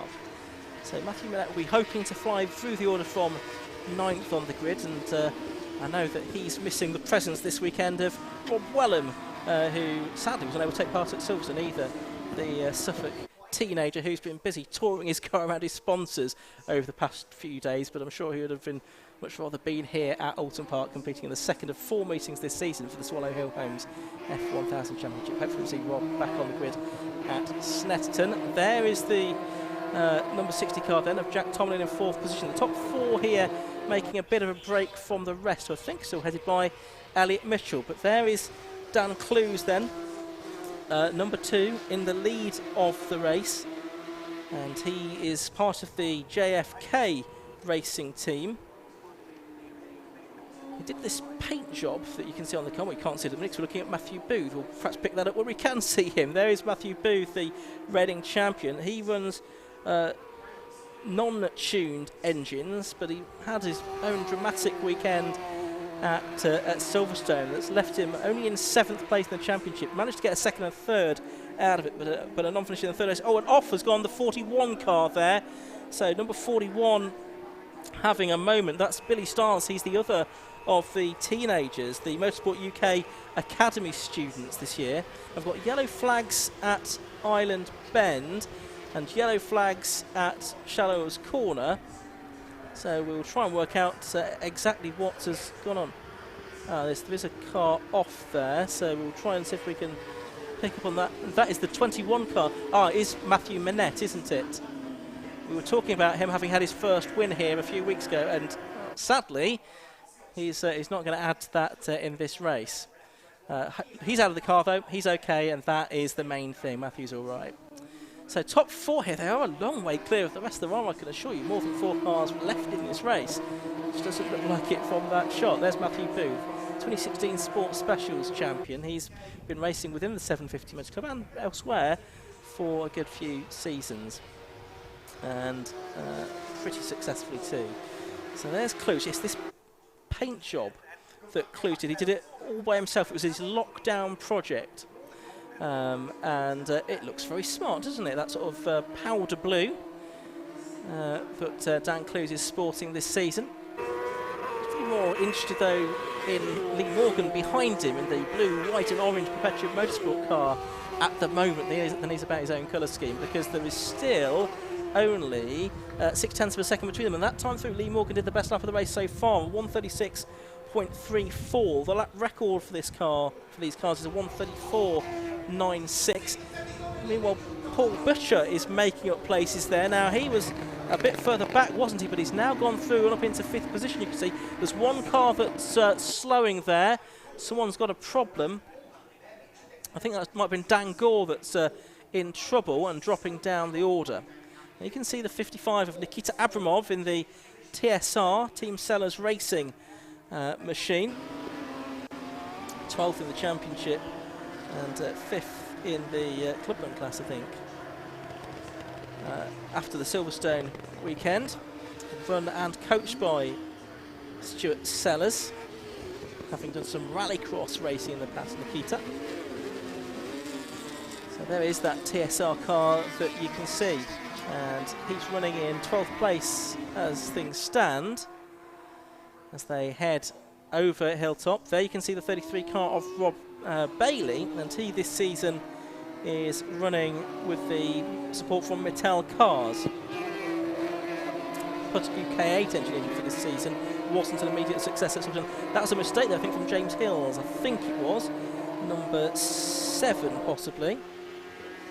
Try and pick up on that. Yes, it was Hill, so he's lost a position there to Abramov now, so that's for 11th place. Abramov having gone through. Leaders have passed me, by the way, and it's Clues leading by 9/10 of a second now from Lee Morgan. As there is Abramov, there is James Hills, number 7. The 14 car going through shot there is Adam Walker, and he now is up into 5th position. There's Bailey, number 33, he's 7th, and 88 Mark Betts, the former Sports 1000 racer, Sports prototype racer. He's in 8th place. And then 9th, in fact it's 9th Abramov, isn't it, with the various issues for other drivers on the previous lap, and James Hills rounding out the top 10. Dean Warren, who started at the back of the grid, or virtually the back of the grid up to 10th. We've got a couple of cars into pit lane. One of them I think is Dan Gore, the other is Paul Butcher.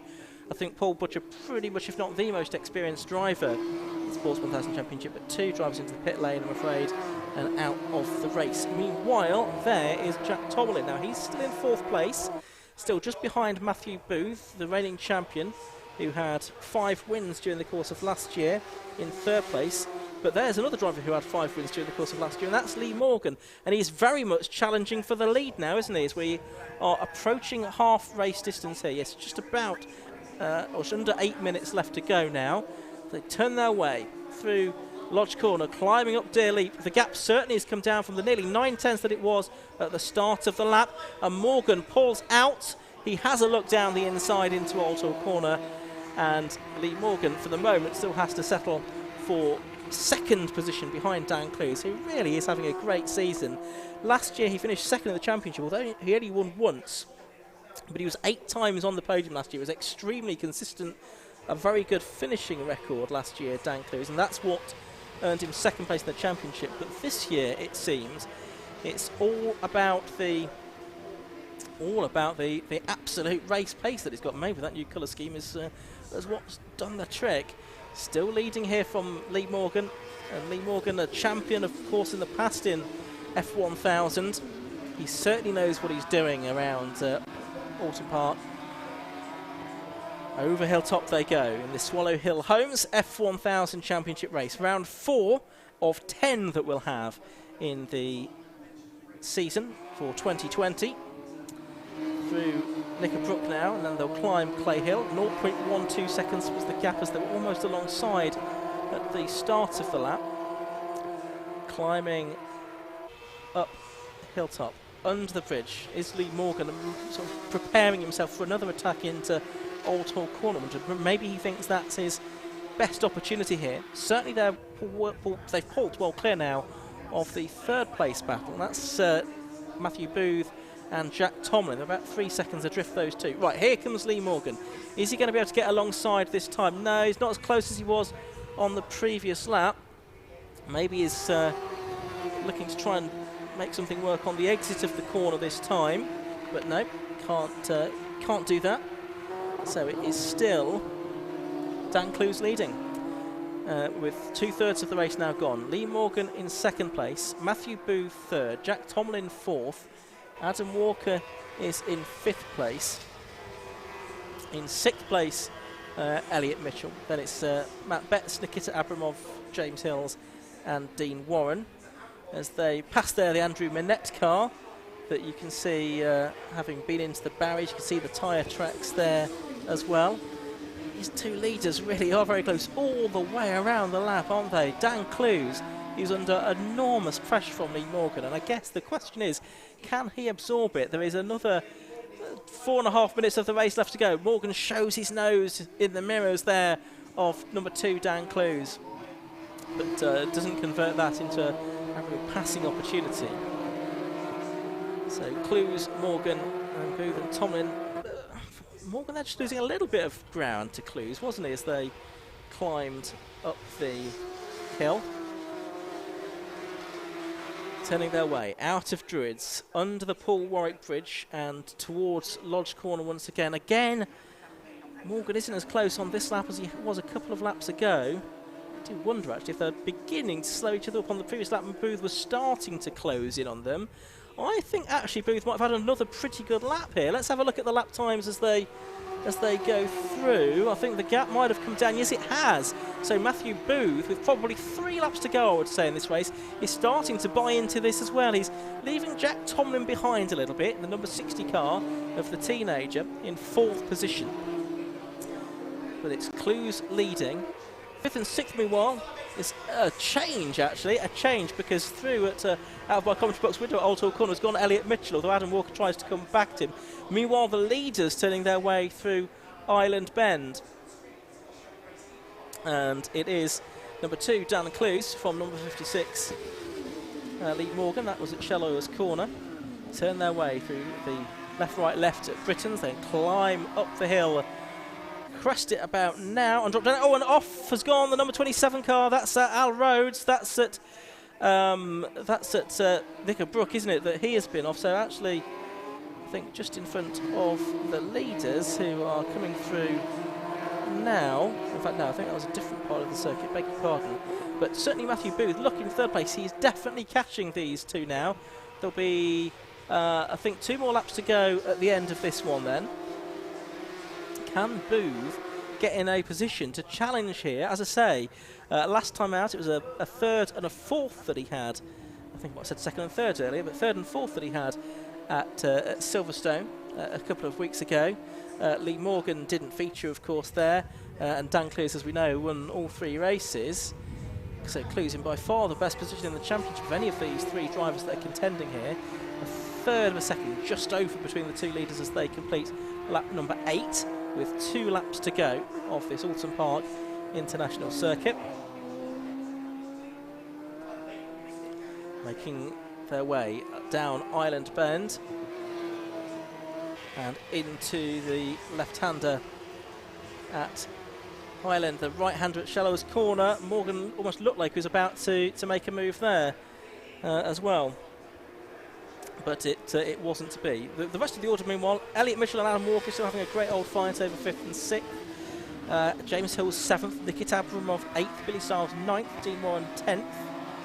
We've lost a few cars in this race. Rob Bailey we've lost, Mark Betts we've lost as well as the race has gone on, as well as Paul Butcher and Dan Gore, who were in the pits a few laps in. 2 leaders then, making their way through Hislops for the penultimate time then. Time very much running out for Lee Morgan here if he is to get the place away and get the lead away from his rival. There is the 56 car of Morgan making his way through up towards the right-hander at Lodge Corner. Now, good exit there, I thought, from Lee Morgan. And this is going to put him in a good position, I think, coming down towards Oulton Corner. He's overlapping. Now, he's got his nose in front as they go into Oulton Corner, and he's done it. He set that up at Lodge Corner, really did Lee Morgan. And he's got a decent exit as well from Oulton Corner. And so it's been a waiting game. Has it paid off for Lee Morgan? He's out in front now, but still 3/4 of a lap to go. So it's Lee Morgan, number 56, leading from number 2. Dan Clues now in 2nd place. It was a well-planned and indeed a well-executed manoeuvre that from Lee Morgan as he's looking for his first win of the year in the Swallow Hill Homes F1000 Championship. Then it's Booth in 3rd, and he's not really got any closer, I don't think, to the leaders. 4th to Jack Tomlin. As we will wait for them to come down from Hilltop. Dan Clues then, can he do anything about Lee Morgan? The answer is, at the moment, no, because Lee Morgan has pulled out quite a few lengths over Dan Clues. And Matthew Booth is actually closing in on him as well. And Jack Tomlin is not too far behind, so you've got 4 cars separated by not very much here, with only half a lap to go, or less than half a lap to go now, here at Oulton Park. Climbing up the hill for the final time towards Druids, the right-hander.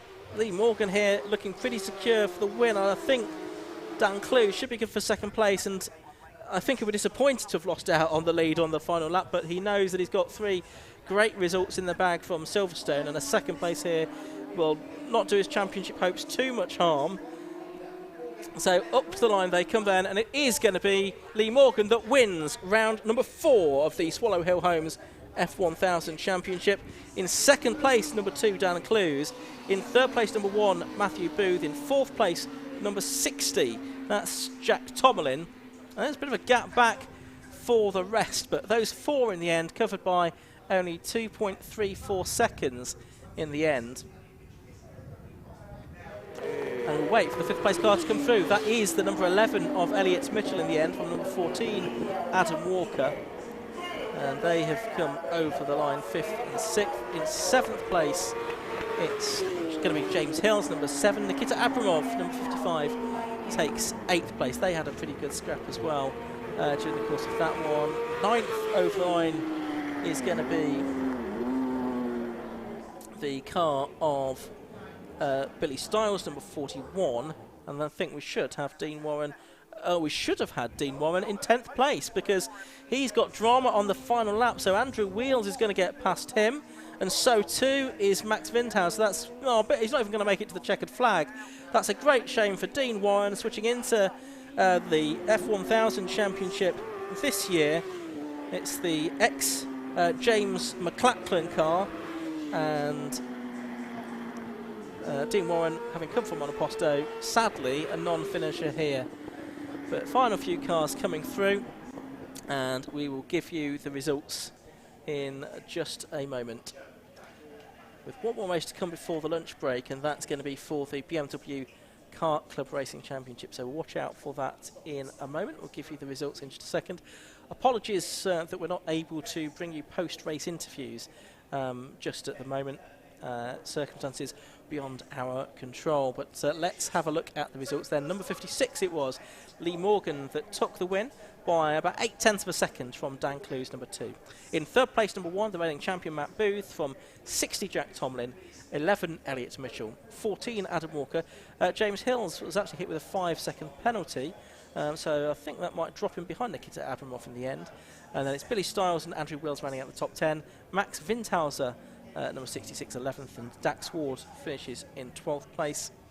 And if we look a little bit further back, if we can, Al Rhodes finishing 13th, and then the non-finishers, Dean Warren, Mark Betts, Rob Bailey, Paul Butcher, Dan Gore and Matthew Minette. So a little bit of attrition in that race, I'm afraid. Hopefully, most if not all of those cars will be back out for race number 2, and I'm sure that the F1000 team will keep us fully informed with all of the developments there ahead of race 2.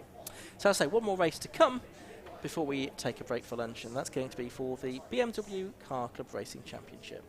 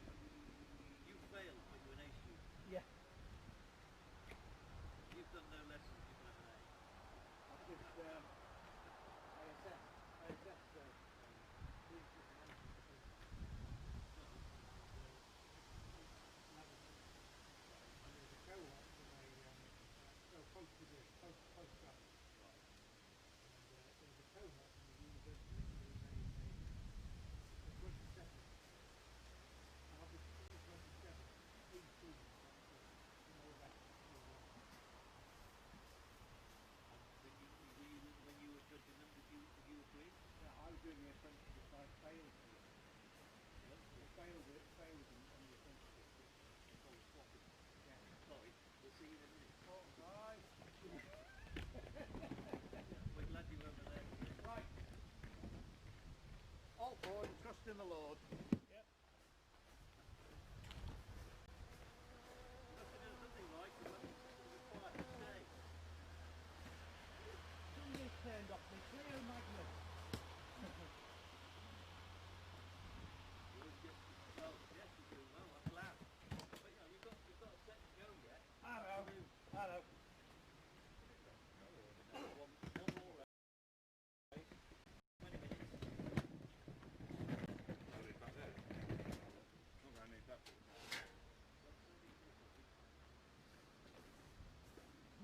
it going for you, all right? Nothing happened. No, nothing really happened. This day, sometimes nothing, and then other times, How do you never spice up stop. that place? Right, now we get it down to 30 seconds. Okay. Go and stop. I'm not going to make it. Spice that one up. I would go with sprinkling of rain after about 6 minutes. They had one off heavy into the barrage. Got quite a few balls. You missed it. He's meant to be there for. He's probably up in the bloody box at Ireland as well. He should be able to see the total back from there. Yeah.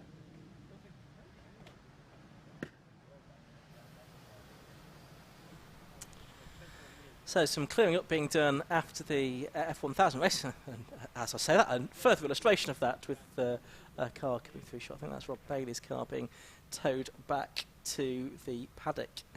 Stephen Warren's car you can see in the distance at Lodge Corner. And as I hopefully we'll have some of those F1000 cars back out a little bit later on. Right, we are moving on next to Tin Tops, and that's going to be the BMW Car Club Racing Championship for, as I say, what is our final race before the lunch break. And it's the first time we've seen the BMWs on the live stream during the course of this season, so they've already been in action just the once. That was at Brands Hatch, and had some very good racing there, and it was good to welcome into the championship at Brands a sort of bit of a BMW racing legend. It was his first time in the BMW Car Club Racing Championship though, and that was Gary Whittaker, multiple champion, and indeed he took a victory in the second race. Then in fact he won the M1 class in both races, but it was Graham Crowhurst that won the first of the races there in his M2 class car. There was rain over the course of that Brands Hatch weekend, and that allowed the M2 class cars to really feature up at the sharp end of the grid.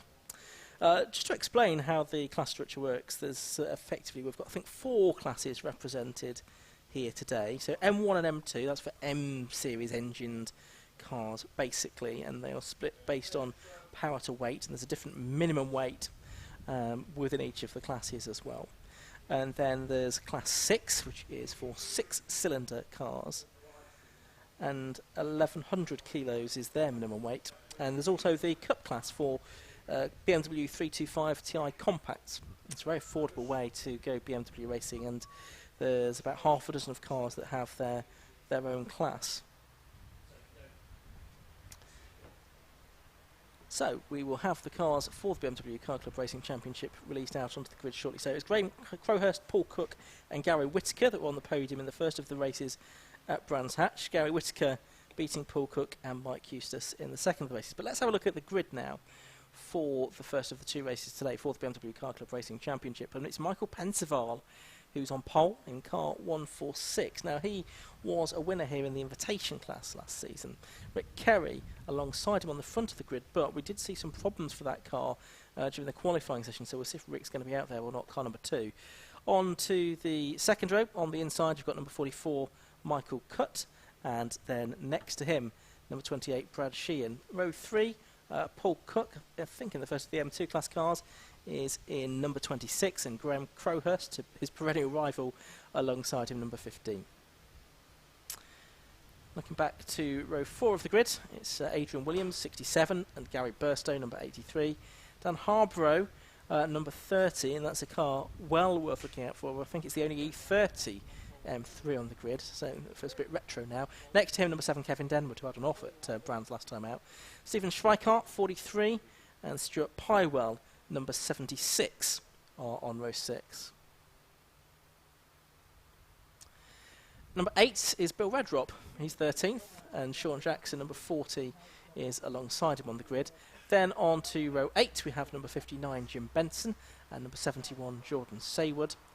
Row 9, 60, Carl McMillan, and 19, Rob Lyons.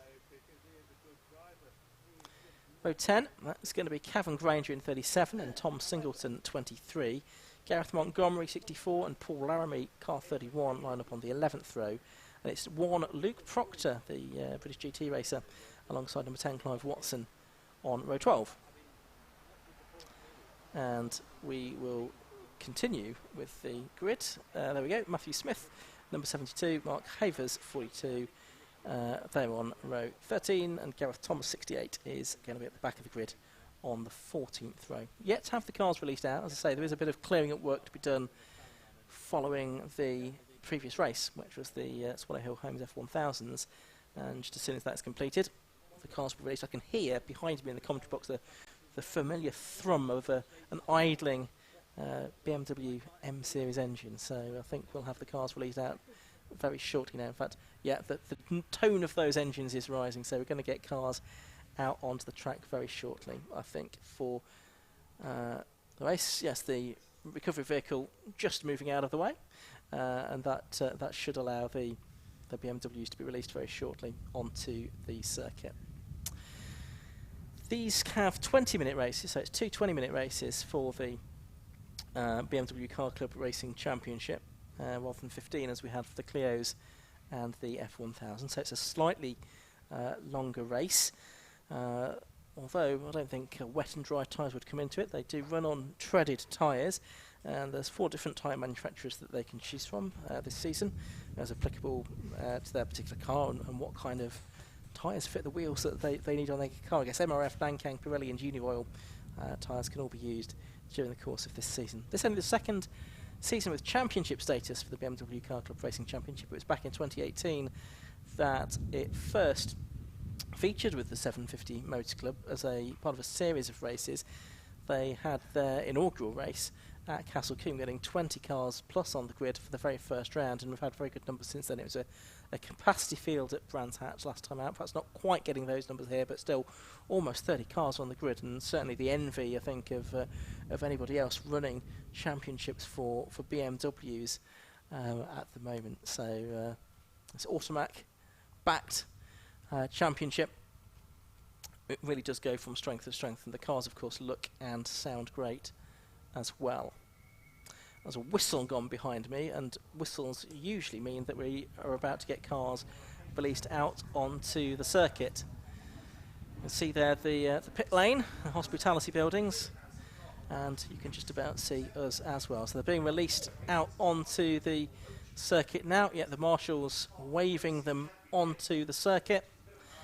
They will come out onto the grid, and having done that, we will be underway for 20 minutes of racing. Points are scored within the individual classes rather than based on the overall finishing positions. So it's actually Gary Whitaker and Jim Benson that are effectively joint leaders of the championship coming into this weekend on 28 points. As we say, Gary Whitaker not here this weekend, but Jim Benson, one of the Class 6 drivers, although he didn't qualify that well, only 5th fastest within the class, which is unusual for Jim, because certainly last season he was pretty consistent and had, I'm trying to check how many class wins he had. He had 8 class wins last year, so a slightly disappointing qualifying session for him, I would think, but he is the joint championship leader along with Gary Whitaker. 3rd in the championship on 26 points coming into this weekend is Paul Cook, and Mike Eustace 4th in the championship on 23 points, and again I think that's a driver that isn't here for this particular weekend. Stephen Schweikart also on 23 points, he's 5th. Gareth Montgomery 6th on 21 points, as is Paul Travers. 8th and 9th on 20 points, Gary Burstow and Adrian Williams. And Dan Harborough rounding out the top 10 in with 18 points. And the nature of the point system within the BMW Car Club Racing Championship is all very tight, because there's sort of really no points at all to speak of between those for win and 2nd and 3rd and 4th and so forth. So consistency also pretty important, as well as outright pace. This season we'll have 10 rounds in the championship. 9 of those will count for points. So drivers will be able to drop their worst score at the end of the season. Now, there you can see on pole position the 146 car of Michael Pensaval, but you'll notice the next car behind him is also a red car, and that is the number 44 of Michael Cutt, which tells me that Rick Carey's problems, which saw him parked up with smoke emitting from his car during the qualifying session on the BMW M140, tells me that he's not going to take part in the race. So whether we'll see Rick later on for the second race remains to be seen, but for race 1 it's going to be devoid of the 1 Series BMW on the front of the grid. The ex-British Touring Car Championship racer not going to be able to take the start, but Mike Cutt, who also won here last season. So actually this season we've got Mike Cutt and Pensaval, who won the races outright here last year, both on the front of the grid for this year's race. Pensaval last year was in the invitation class, but this year he's into the main championship, and he is in class M1. Try and keep you updated not only with the overall positions but the class situation as well. As I say, 4 different classes represented. Paul Cook and Graham Crowhurst, 26 and 15, the best of the class M2 cars, and Dan Harborough actually in that E30 BMW. 9th fastest overall and fastest of the 6-cylinder cars, the Class 6 cars. Best of the Cup class cars was Carl McMillan. He didn't score in the opening round of the championship at Brands Hatch, so he'll be pleased with that. And second of the Cup class cars, Paul Laramie, and then Clive Watson, the winner of one of the races, I think in retirement from the other, at Brands Hatch. He lines up third of the Cup class cars. And the BMW 325 Ti compacts, they do offer a very good route into racing. And last year our overall champion Matt Page did indeed come from the compact Cup division. So there's Pensaval. He's in the sort of scarlet red colour. It's a sort of slightly lighter shade of red next to him. Then you've got the 28 car of Brad Sheehan, the white car just behind him. There's that lovely E30, number 30 of Dan Harborough's 6-cylinder car. Still got its road plates on it as well, I think. So that's an absolutely splendid machine. I think the oldest car on the grid as well. I think there's a few E36s out there, but most of them more modern than that. There's number 19 going through shot. That's Rob Lyons, another of the 6-cylinder cars in the E46 330Ci. Number 1, you can see, is the higher car being driven by Luke Proctor this weekend. A bit further back, you've got the 72 Matthew Smith Z3, hoping for a stronger weekend here, and certainly his qualifying pace seems better here at Oulton than it was at Brands. So he'll hopefully be getting stuck in. And 68 at the back of the grid is Gareth Thomas in the 325 Ti, one of the Cup class cars. One car that we're expecting to see but didn't in qualifying was James Dowsall in his E46, so whether he had an issue in testing or some of the reason why he's not able to race, not quite sure. So it means we've got 27 cars that qualified. I think 26 of them on the grid, because we do have that one absentee in the form of Rick Carey. So cars onto the grid for the final race of the morning, or before lunch. Last few cars coming into position. I can see in the background of your shot there, Matthew Smith just coming into shot in the black and red Z3, which means only a couple more cars to go. And then we'll get the green flag at the back, and we will get the 20-minute race for the BMW Car Club of Great Britain Car Club Racing Championship underway. There is the green flag at the back. The grid goes all the way around the corner down towards Deer Leap, and we can see from our comment box that the red lights go on and they go out. Away they go, and it's Pensaval then with that length advantage that makes a good start. One onto the grass there was number 83 bouncing away. That's Gary Burstow, who comes back across the track, and he saves it. More importantly, probably, he doesn't collect or isn't collected by anybody else. That was a bit of a frightening moment there. Number 42, I can see, is Mark Havers right at the back. But Mike Cutt there didn't make a very good start, did he? He's dropped down to about 5th position. missed that in watching Gary Burstow. So it's Michael Pensavar leading, Brad Sheehan second, and Paul Cook third, I think, is the way of it at the moment. No, is that Paul Cook? Yeah, Paul Cook up to third. Graham Crowhurst fourth, and I think Brad Sheehan down to fifth place. Those positions are as they were as they crossed the start line, basically, at the start of the race. So there's Graham Crowhurst in third place. You can tell his car, that's the camo liveried car, and then it's Brad Sheehan. So Cook and Crowhurst both in M2 class cars. Brad Sheehan is in an M1 class car, so theoretically at least that should be a little bit quicker. But good start here for Mike Pensaval. I guess he'll be pleased that Mike Cutt didn't get away that well, because he would have been the biggest threat, only 6/10 slower in qualifying this morning. He is behind the 67 car of Adrian Williams at the moment, is Mike Cutt. Double Northern Sports and Saloon Car champion. He's raced this BMW in a variety of different championships, really, over the past, decade, I suppose, now. So there's Pensaval leading. Cook in second place. He's doing a good job of sticking with him, I must say. And third is Crowhurst. Fourth is Sheehan.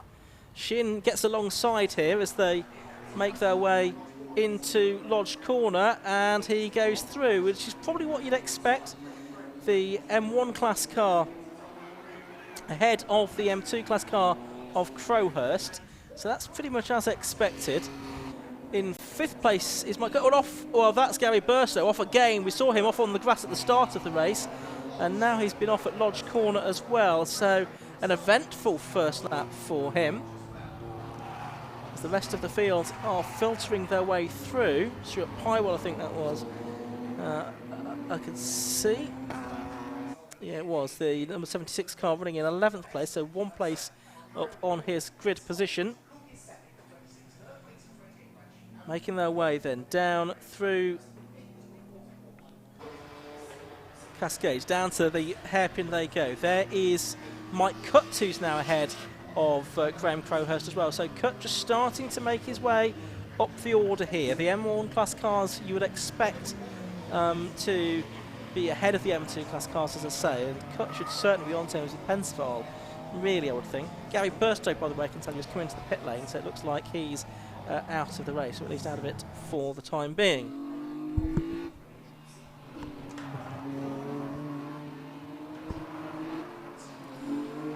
So heading down the straight towards the chicane at Hislop's comes this group of cars, which features in its midst, I think. Jim Benson is in the midst of that now. He did get up to 10th place, so where did that leave him within the Class 6?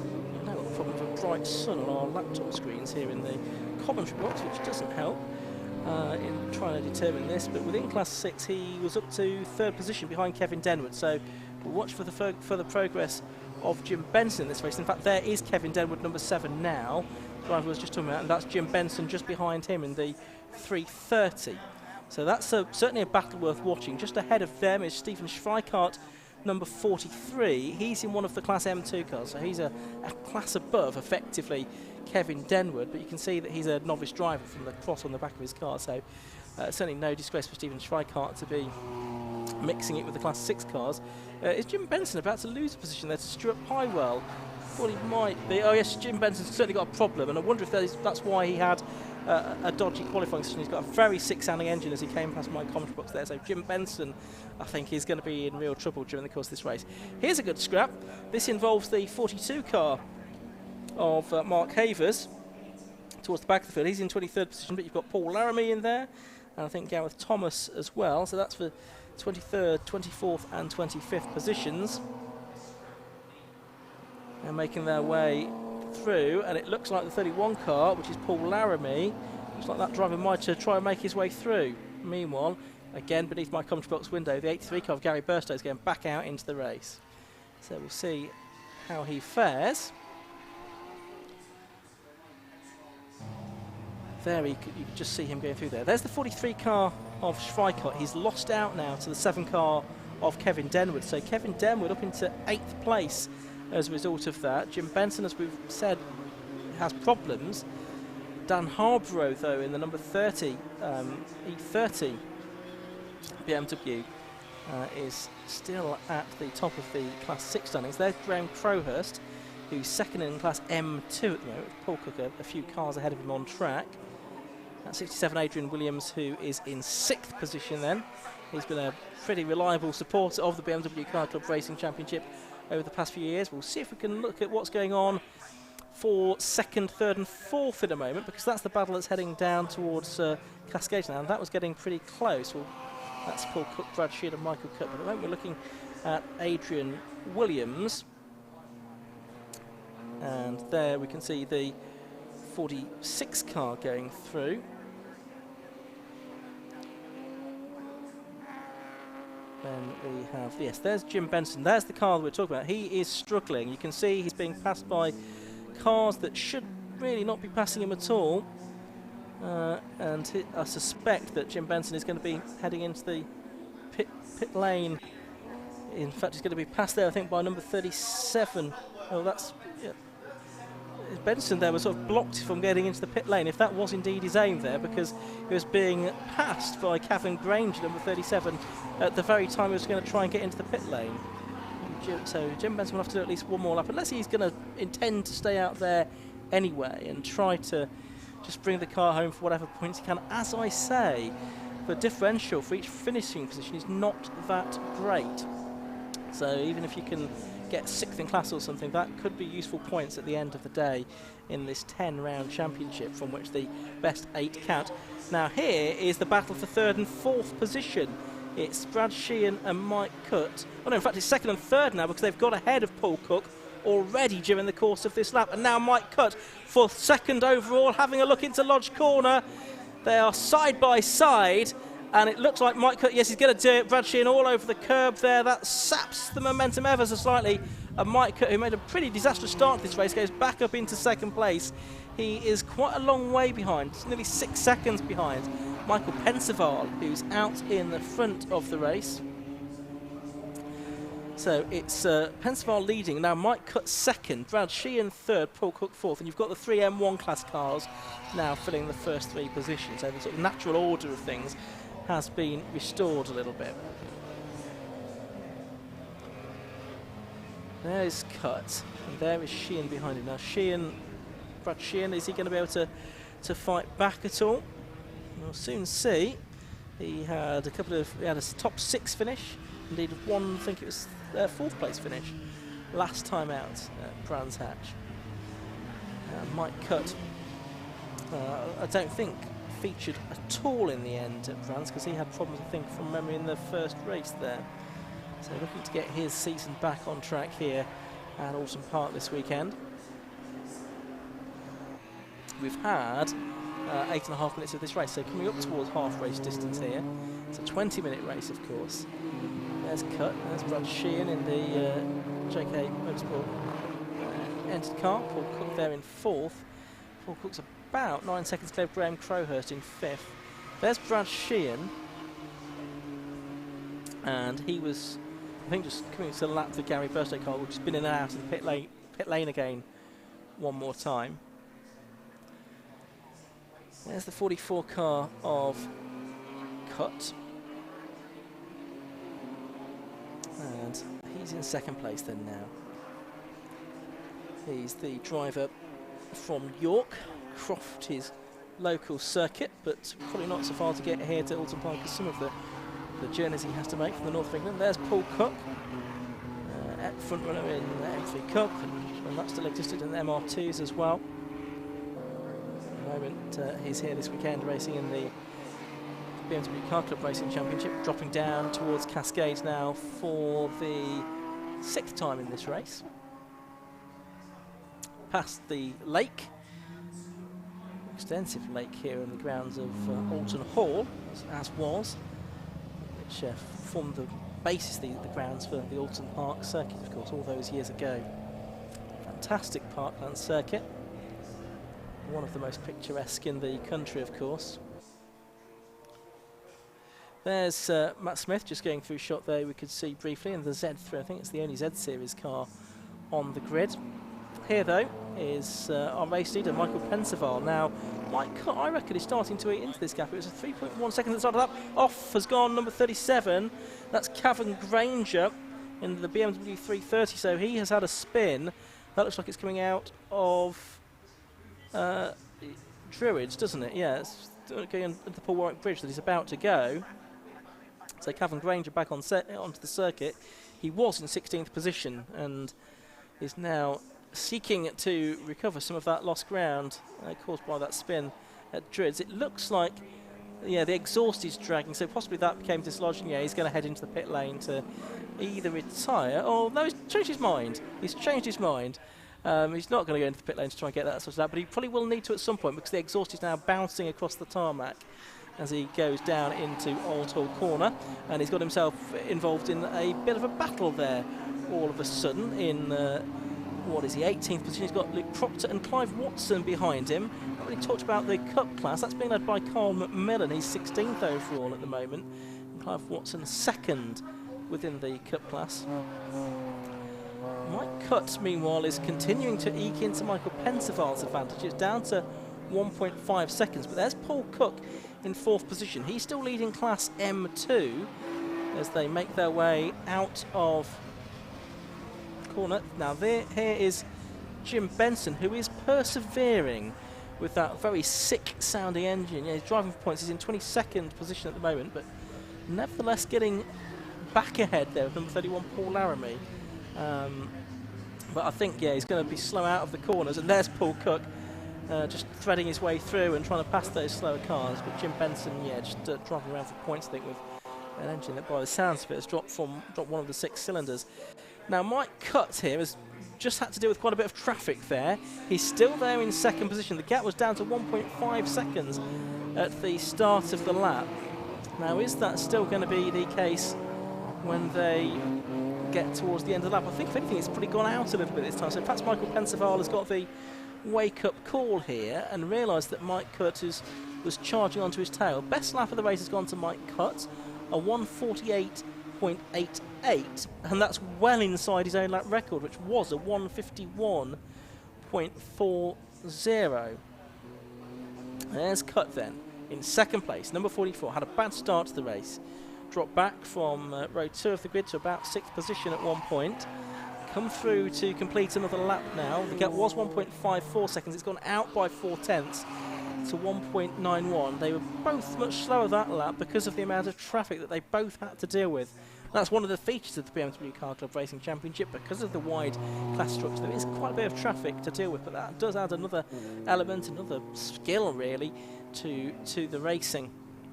And possibly the more experienced drivers like Mike Cutt can benefit from that, although it seems that possibly wasn't necessarily the case this time round.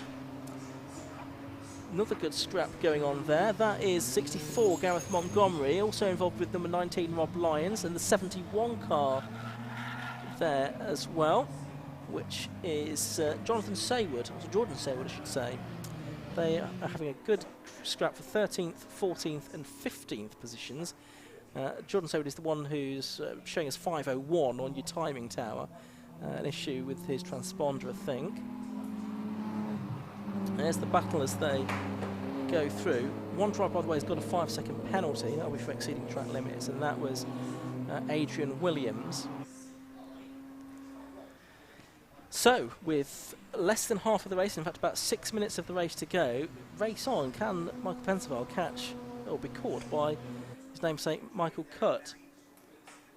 There's the 64 car once again. That's still Gareth Montgomery. He's just making a little bit of a break now from the 2 behind him, but Jordan Saywood thinking about having a look at the inside there of number 19 Rob Lyons, but Gareth Montgomery got past Lyons at the beginning of the lap. So up to the line they go, with now 15 minutes of the race having gone. Look at this, the leaders right together. The gap's come down to 0.6 of a second, so that time through, Mike Cutt was much faster, 1.3 seconds faster of Pensaval. So the 2 drivers that won races here at Oulton Park last season are right together, and it's number 44, Mike Cutt, that was just nibbling at the back of Michael Pensaval's car there at Cascades, down towards the left-hander at Island Bend. There's more traffic ahead. This is just where they didn't want to catch them, I think, coming up to Shallows Corner, but the back markers, touch wood, being reasonably well behaved. That's the number 19 car of Rob Lyons, actually in 14th position that they're passing. And then they've got 64 Gareth Montgomery to deal with in a moment. But look at this, it's almost nose to tail coming into the Britain chicane. The JK Motorsport run car, 146. Michael Pensaval, Mike Cutt, the driver from York, just behind him, pulling out of the way of the number 64 car of Montgomery then. So they've now lapped everyone up to and including 13th position there, side by side in the background for the minor places. But it's nose to tail here, and this would be a good comeback for Mike Cutt if he can make it work. Up towards the Oulton Park Bridge they go, up towards Druids. Now this is only an overtaking manoeuvre for the really bold, and Mike Cutt, I don't think he's quite bold enough to try and make that work just at the moment. Oh, and Pensaval's gone wide, he's sideways on the exit of the corner, and that is the pass to victory potentially that Mike Cutt needed. Pensaval there has made it a little bit too easy there for Mike Cutt to get through. A mistake there, possibly trying to defend when his normal line would possibly have been a better opportunity or a better option. And all of a sudden, Pensaval has lost quite a lot of time. So we've got Cutt now leading by 1.6 seconds from Pensaval. Meanwhile, Brad Sheehan third, Paul Cook fourth, Graham Crowhurst fifth, Adrian Williams sixth, Dan Harborough seventh, still leading the six-cylinder class from Kevin Denwood. Then it's Stephen Schweikart and Stuart Pywell rounding out the top 10. But there's Pensaval now, and he is just making his way down the Lakeside Straight towards Island Bend. Fast, very daunting left-hander, as one of the F1000 drivers discovered in the previous race. Up towards Shallows Corner. A sense here that Michael Pensaval's got no real answer to Mike Cutt. But as I say, has done the best lap of the race, 1:48.88. The best lap so far for Michael Pensaval, 1:49.62, so very nearly a second slower than Cutt. Although he has been leading much of the race, but that was really just down to getting a much better start. Pensaval climbs up to Hilltop once again, and what are we on? We're up to coming up to 18 minutes, so possibly we'll just get one more lap to go at the end of this one. The lap times they're doing, as I said, shy of 1:50 on the quickest laps. So if they get here before 18 minutes, 10 seconds ago, which they're not going to do because we're now 18 minutes, so it's going to be one more lap to go at the end of the one that they're on in this Automac BMW Car Club Racing Championship. There's Cutt then, making his way along the straight towards Lodge Corner for the penultimate time. Pensaval just fading away a little bit, and he's got to be careful here that he doesn't fall into the clutches of Brad Sheehan, and you could just see his white car in the background of shot briefly there, couldn't you? So as Cutt now goes on to his final lap, we look at Paul Cook, similar sounding name, our Class M2 leader. Is there a bit of smoke coming from his car? Has he got a bit of a problem, I wonder? Yeah, there's a problem for Paul Cook. It's a puncture, isn't it? Right front by the looks of it. It's hanging off the wheel. So Paul Cook, Class M2 leader, is going to try and continue because there's only one more lap to go. Can he cling on here? He's getting past my commentary box window, but that tyre is as flat as the proverbial pancake, I'm afraid. And there's chunks of rubber flying off it as well, I think. Surely he's not going to be able to get this to the end. He has got, at the beginning of this lap, a gap of 12 seconds between Paul Cook and second place man Graham Crowhurst. So if he can drive on a flattening tyre, he's not going to, I don't think. He's slowing right up now, isn't he, Paul Cook? He's not going to stay ahead of Graham Crowhurst at the rate he's going on. This is for the Class M2 win. Down towards 1 minute. Oh, and off goes Cavan Granger, not for the first time in this race. This time he's found the Recticel barriers. The number 37 car that was at one point in 16th, but has dropped out of the top 18 and was indeed in 21st position when that happened. He has lost it at Deer Leap and will be hopefully back into the race, or possibly the pit lane. Yeah, pit lane is where he's finally bound for, with the exhaust still hanging off after the earlier off as well. Mike Cutt has just gone through our race leader. There's Michael Pensaval in second place, and Pensaval, the 146 car, heading down towards Lodge Corner. not that far ahead of Brad Sheehan now, less than 3 seconds between them as they come through to end the race. It's going to have been an 11-lap race, but it's going to be Mike Cutt then that takes the checkered flag, and he wins round 3 of the BMW Car Club Racing Championship. A great comeback drive from him. Michael Pensaval, number 146, takes second place. In third place, number 28, Brad Sheehan. But what of Paul Cook? Has he been able to hold on this ever flattening tyre on the final lap from Graham Crowhurst as he closed in? We'll see in a moment. There's a little bit of a battle going on further down for positions 14, 15. Oh, and Paul Cook's race is finally over. He's stopped. The tyre's got so flat, I think it's just caused too much damage. So Paul Cook out of the race. So it is going to be Graham Crowhurst, I think, that is going to come through to take 4th position in the M2, and there's now smoke coming out of the engine as well, it would seem, out of the engine bay. So that's accelerated somewhat, hasn't it? There is Graham Crowhurst that has come past our commentary box window, though, to take 4th position and the M2 class win. But there is Mike Cutt, race winner, waving to the marshals on his slow down lap. It's a really good drive from Mike Cutt and repeating the victory he took here at Oulton Park last season. Marshals on scene now of Paul Cook's car, which is pulled off on the side of the circuit. Paul Cook getting to the safe side of the barriers, but the marshal just trying to make sure that there's no conflagration there, and hopefully it is just smoke. But Paul Cook's car, a question mark for race 2, no doubt now, although I think it's about 5 hours to fix the car before the second race, as Paul observed on social media the other day. So he'll be glad of that time now, I suspect. Jim Benson, I think, still coming through to finish his race, and he is still going to get points here. We'll try and work out exactly how many. He's going to be 23rd overall. He's going to be just behind the, I think that's Mark Haver's car in the end, isn't it? So he does come through with that very sick-sounding engine. It wasn't Mark Haver's car. It was the Gareth Thomas car that he was just behind. But Jim Benson does come over the line and he gets some points, albeit a lap down.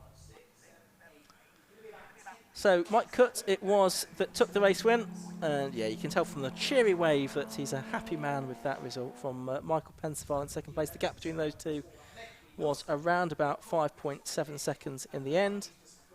Brad Sheehan was in third, and we'll see if we can bring you in a second the full results from that race, and we'll try and pick up as we go along the individual class results as well. So, just working to get those up on screen for you. And I can confirm, though, that it was a victory for Michael Cutt in the 20-minute 11-lap race for the BMW Car Club Racing Championship. Second place went to Michael Pensaval, third to Brad Sheehan, Graham Crowhurst fourth, and the winner of Class M2. A fantastic fifth place finish for the E30. We didn't really see much of it during the race, of Dan Harborough. 6-cylinder class win as well. Well done to him. Ahead of 6th place number 7, Kevin Denwood.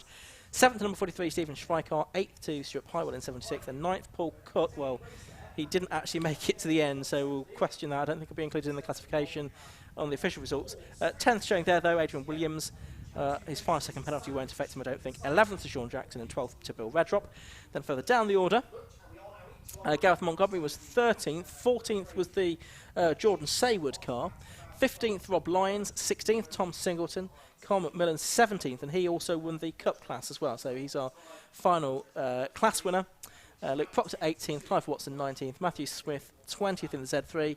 Then some more Cup class cars for Paul Laramie and Gareth Thomas. The ailing Jim Benson was 23rd, and Mark Havers, 24th. And there was, beyond that, I think we're into our non-finishers. So that's all of the racing that we've got before the lunch break here at Oulton Park. We are going to be back underway in only about 40 minutes' time with the 2-hour Tagiwa Club Enduro race. Do join us for that. But for now, we'll leave you to enjoy your lunch and speak to you in 40 minutes.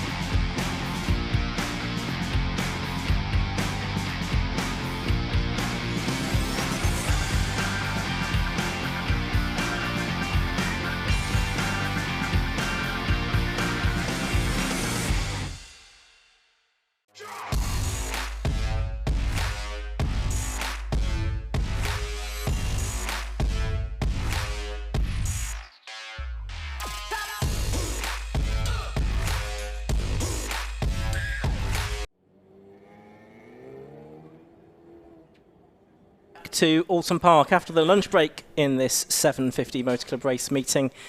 My name's Ian Sowman and Andy McEwan alongside me for 5 more races this afternoon. And coming up first, we have the Tagiwa Club Enduro 2-hour race. There's then sprint races to round out the day for Bike Sports, Clio 182s, F1000 and the BMW Car Club Racing Championship, the second race for each of those categories. But the cars are on their way to the grid for the first race of the afternoon, which is the centrepiece of the weekend really, the 2-hour race for the Tagiwa Club Enduro Championship. And let's see if we can tell you about the grid for that. We'll also tell you as we go along about the drivers that are starting the cars as well. We've been furnished with all of that information, and we will give that to you. Second race of the season for the Tagiwa Club Enduro Championship, which got underway at Silverstone 2 weeks ago, where Carl Swift and Rob Baker, but mostly Carl Swift because he did all by 10 minutes of the race, won the opening round of the championship. And that was actually a 4th successive win because they won the last 3 rounds at the end of 2019 as well. And so they really are the form team in their Seat Leon Euro Cup car. So the cars, you can see, forming up into their grid positions now, and we will see if we can tell you about the grid order in just a second. We've got, I think, pretty much full grid of cars. We had, yes, 39 in the end qualify. The one that we didn't see of the 40 that we're expecting was William Stacey, I'm afraid, but 39 cars, roughly evenly split between the 3 classes as well. So pole position is the car being shared by Rob Baker and Carl Swift, but Carl Swift starting the number 6 car, and alongside him number 90, and that's Alan Henderson driving solo in the Lotus. That's the front row. Second row, you've got number 69. That is the car being started by Andy Schultz, and he'll be relaying to Matt Hampson. And then next to him, number 66, that's the car which is being started by Aid Wotton, and then he'll hand over to Ryan Hooker. Third row on the inside is number 10. That is being started by Matt Wallace before he hands over to brother Simon. And next to him, the 235 car, which is being started by, we don't know actually, but Charlie Dark, we assume, will be starting that car. On to the 4th row of the grid, we've got the 43 car, that's Steve Cheetham, the reigning champion, driving solo, and alongside him, number 48, that's Mark Jones, who starts the Seat Leon Euro Cup car. He hands over to Robert Taylor. On the 5th row, it's 176. That is the car that's going to be started by Matthew Pickford. He'll hand over to Brian Chandler. And then William Beach, number 27, is alongside him on the 5th row of the grid. He will be taking second stint in that car behind Mark Rice. Martin James drives number 333 solo on the inside of row number 6. And next to him, another solo driver in the BMW, number 15, Colin Gillespie.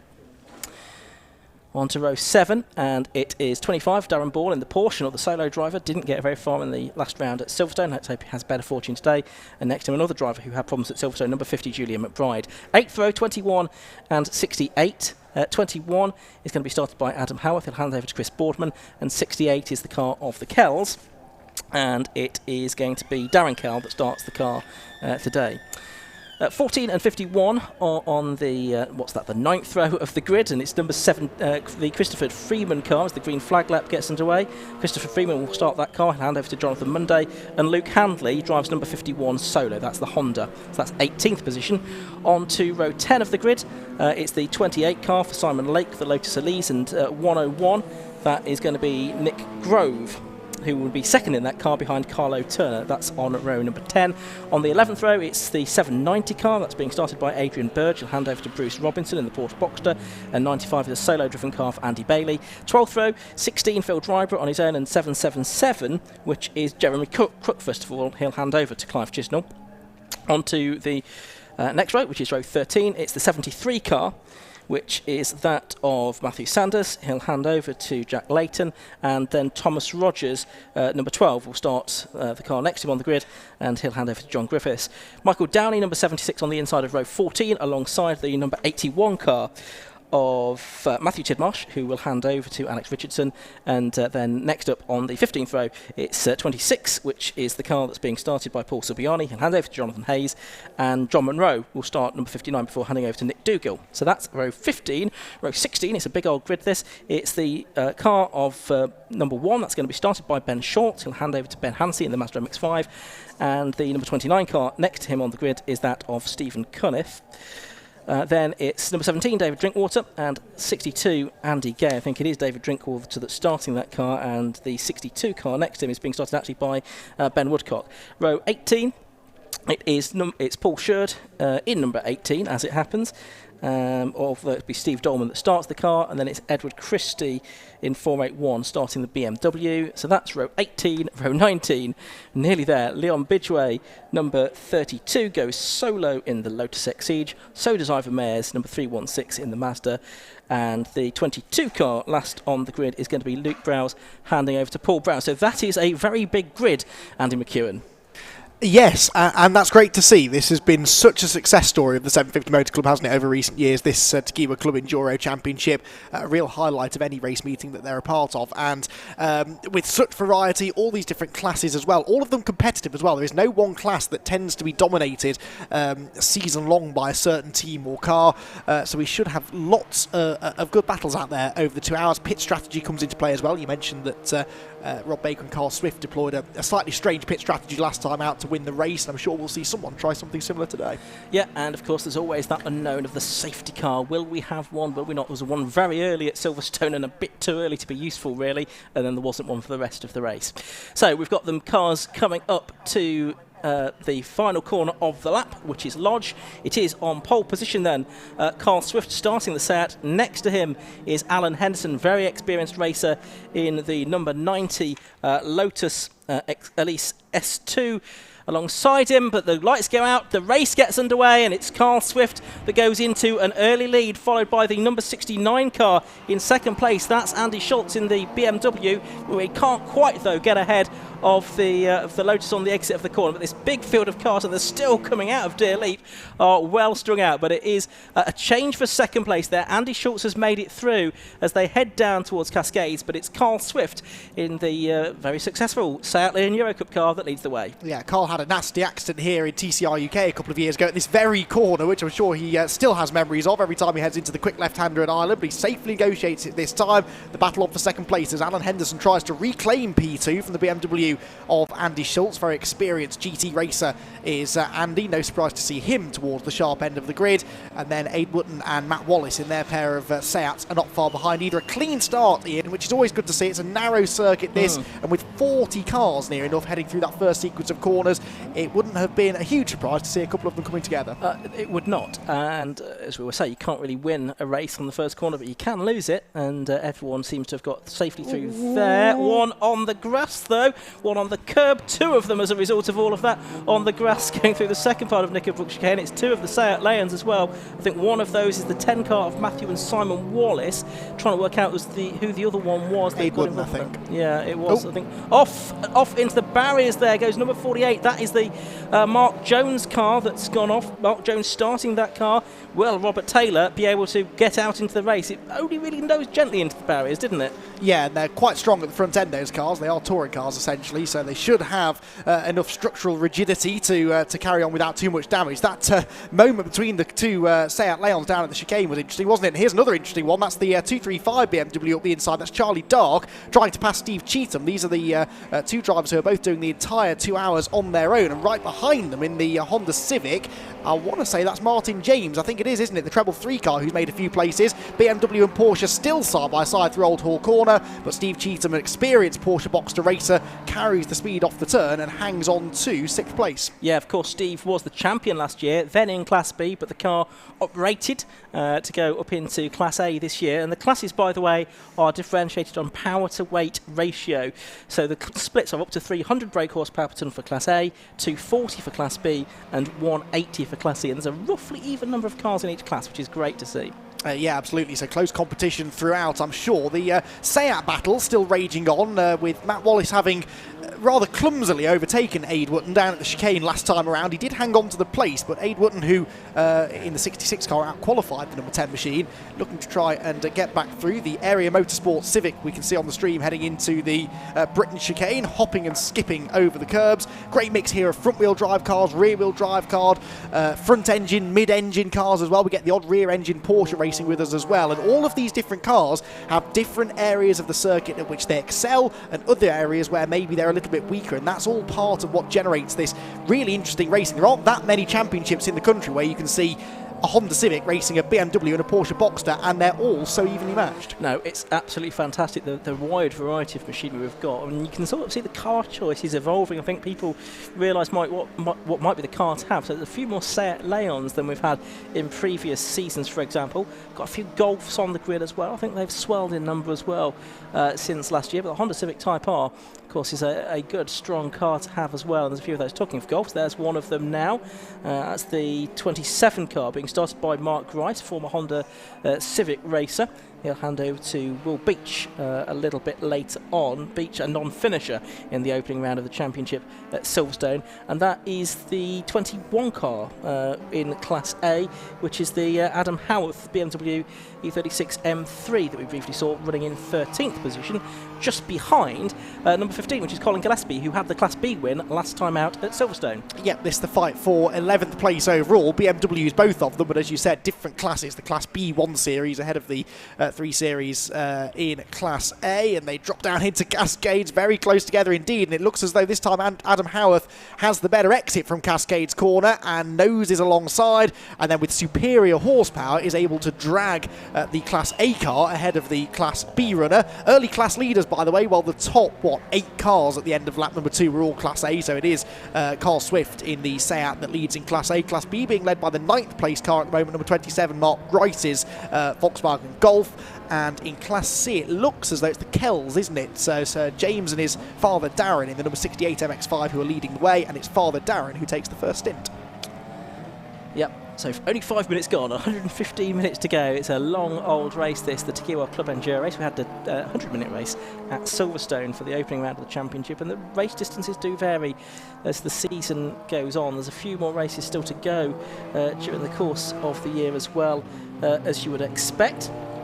Although, of course, the season has, like most other things in life, been curtailed a little bit by COVID-19 this year, but still plenty of opportunity for this very popular championship to appear. I actually think we've got even more cars on the grid this weekend here at Oulton than we did at Silverstone a couple of weeks ago, which is quite unusual. Usually you'd expect that to be the other way around, but great to have quality entry here at Oulton Park this weekend. Isn't it just? And some nice close battles coming through past us, but lots throughout the order as well. One car that is making good progress, I noticed. I just had a quick look on the timing screens. The number 22 BMW. Haven't seen it yet on screen, but that's the car being shared by Luke Browse and Paul Browse. Paul, I believe, is Luke's father. Luke Browse, BMW 1 Make Series competitor usually, but they only got one lap in qualifying, and that is a Class A E46 M3 BMW GTR. It's a proper bit of kit, and they've already gained about 12 places from where they started, so we'll, if we can pick that car up for you, we will. It's just coming across the start-finish line, actually. It's in that next group of cars at the top of your shot, so Luke Browse is on the verge now of getting into the top 20. Very quick racer is Luke, getting some tuition from former TCR UK frontrunner Ollie Taylor over recent years, and it's doing him well. He's racing nicely through the pack. Car on screen there at the moment is the 176 car, which is being driven by Matthew Pickford at the moment. That is the Lotus Exige, but it's being tended and co-driven by Brian Chandler, and he is a former 5 Club Racing MX-5 Cup champion as well within the 750 Motor Club, so best known for racing MX-5s and with some success as well, but also preparing cars in the MX-5s, but various other championships as well now. Talking of MX-5s, there's an interesting one to talk about, Andy. Yeah, this is the number 1 car, which is the Ben Hansey and Ben Short driven car. Now, we're more used to seeing those two going wheel to wheel against each other in competition in Mazda MX-5 Championship racing, but they've teamed together here at Oulton Park, and they are overtaking a rather slow Porsche there, dropping into the Hislop chicane. The orange and black machine was at 24th 5 possibly. Darren the Ball. Cayman, wasn't it? Yeah, of Darren Ball, you're quite right. So that car in strife. But good to see those two working together. They're very, very quick drivers, the pair of them. So no surprise to see that car doing a bit of giant killing this afternoon. No, not at all. Absolutely right. And a bit more on that as we go through. So here's Sayat sandwiching the very smart-looking 235 car of Charlie Dark, the BMW. We've got the Honda in there as well, haven't we? Yep. So sorry, I was jumping up in the air there because they were very sideways for Charlie Dark there as he tried to go up the inside. I think he made that stick though, going into Cascade, so a place gain there. Pick up on that. There's a BMW going slow though. That looks like the 101 car, isn't it? Yes, it is. So that's Carlo Turner in the BMW 130i that's going slowly. Nick Grove, who should be the second driver there, and Darren Ball, as we thought, is into the pit lane as well. He was the Porsche Cayman that was going slowly a moment ago.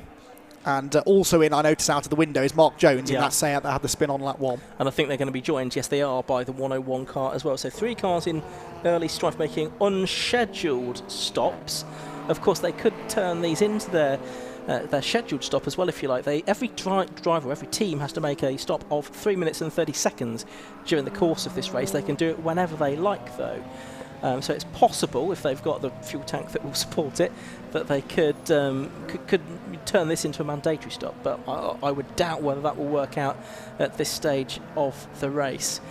Any stop where fuel is put on has to be 3 minutes 30 seconds. Oh, and there's a car that spun there in a very odd place on the exit of Shallows Corner.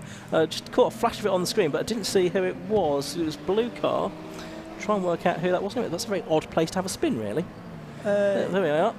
Can we see who that is? It is the 22 car. Oh dear. So that's, were you talking about the Browns, weren't you? Yes, they probably wish I hadn't now. That car had it got into the top 20 yet? No, not quite, but it wasn't that far away.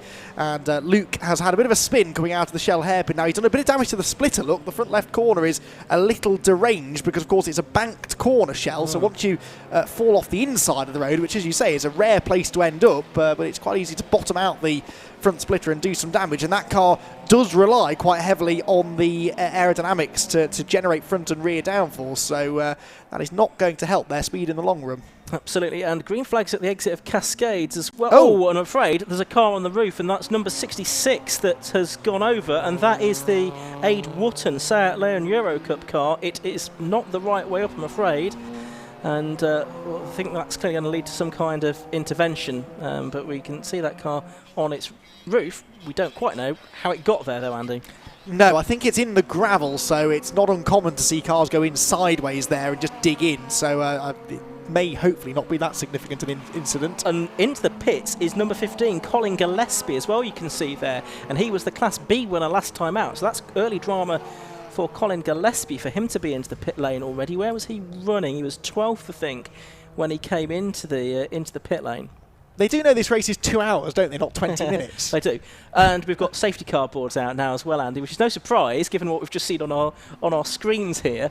But it does mean that those who think they have got the fuel to go for 109 minutes, it's a long shot, might be able to head for the pit lane now.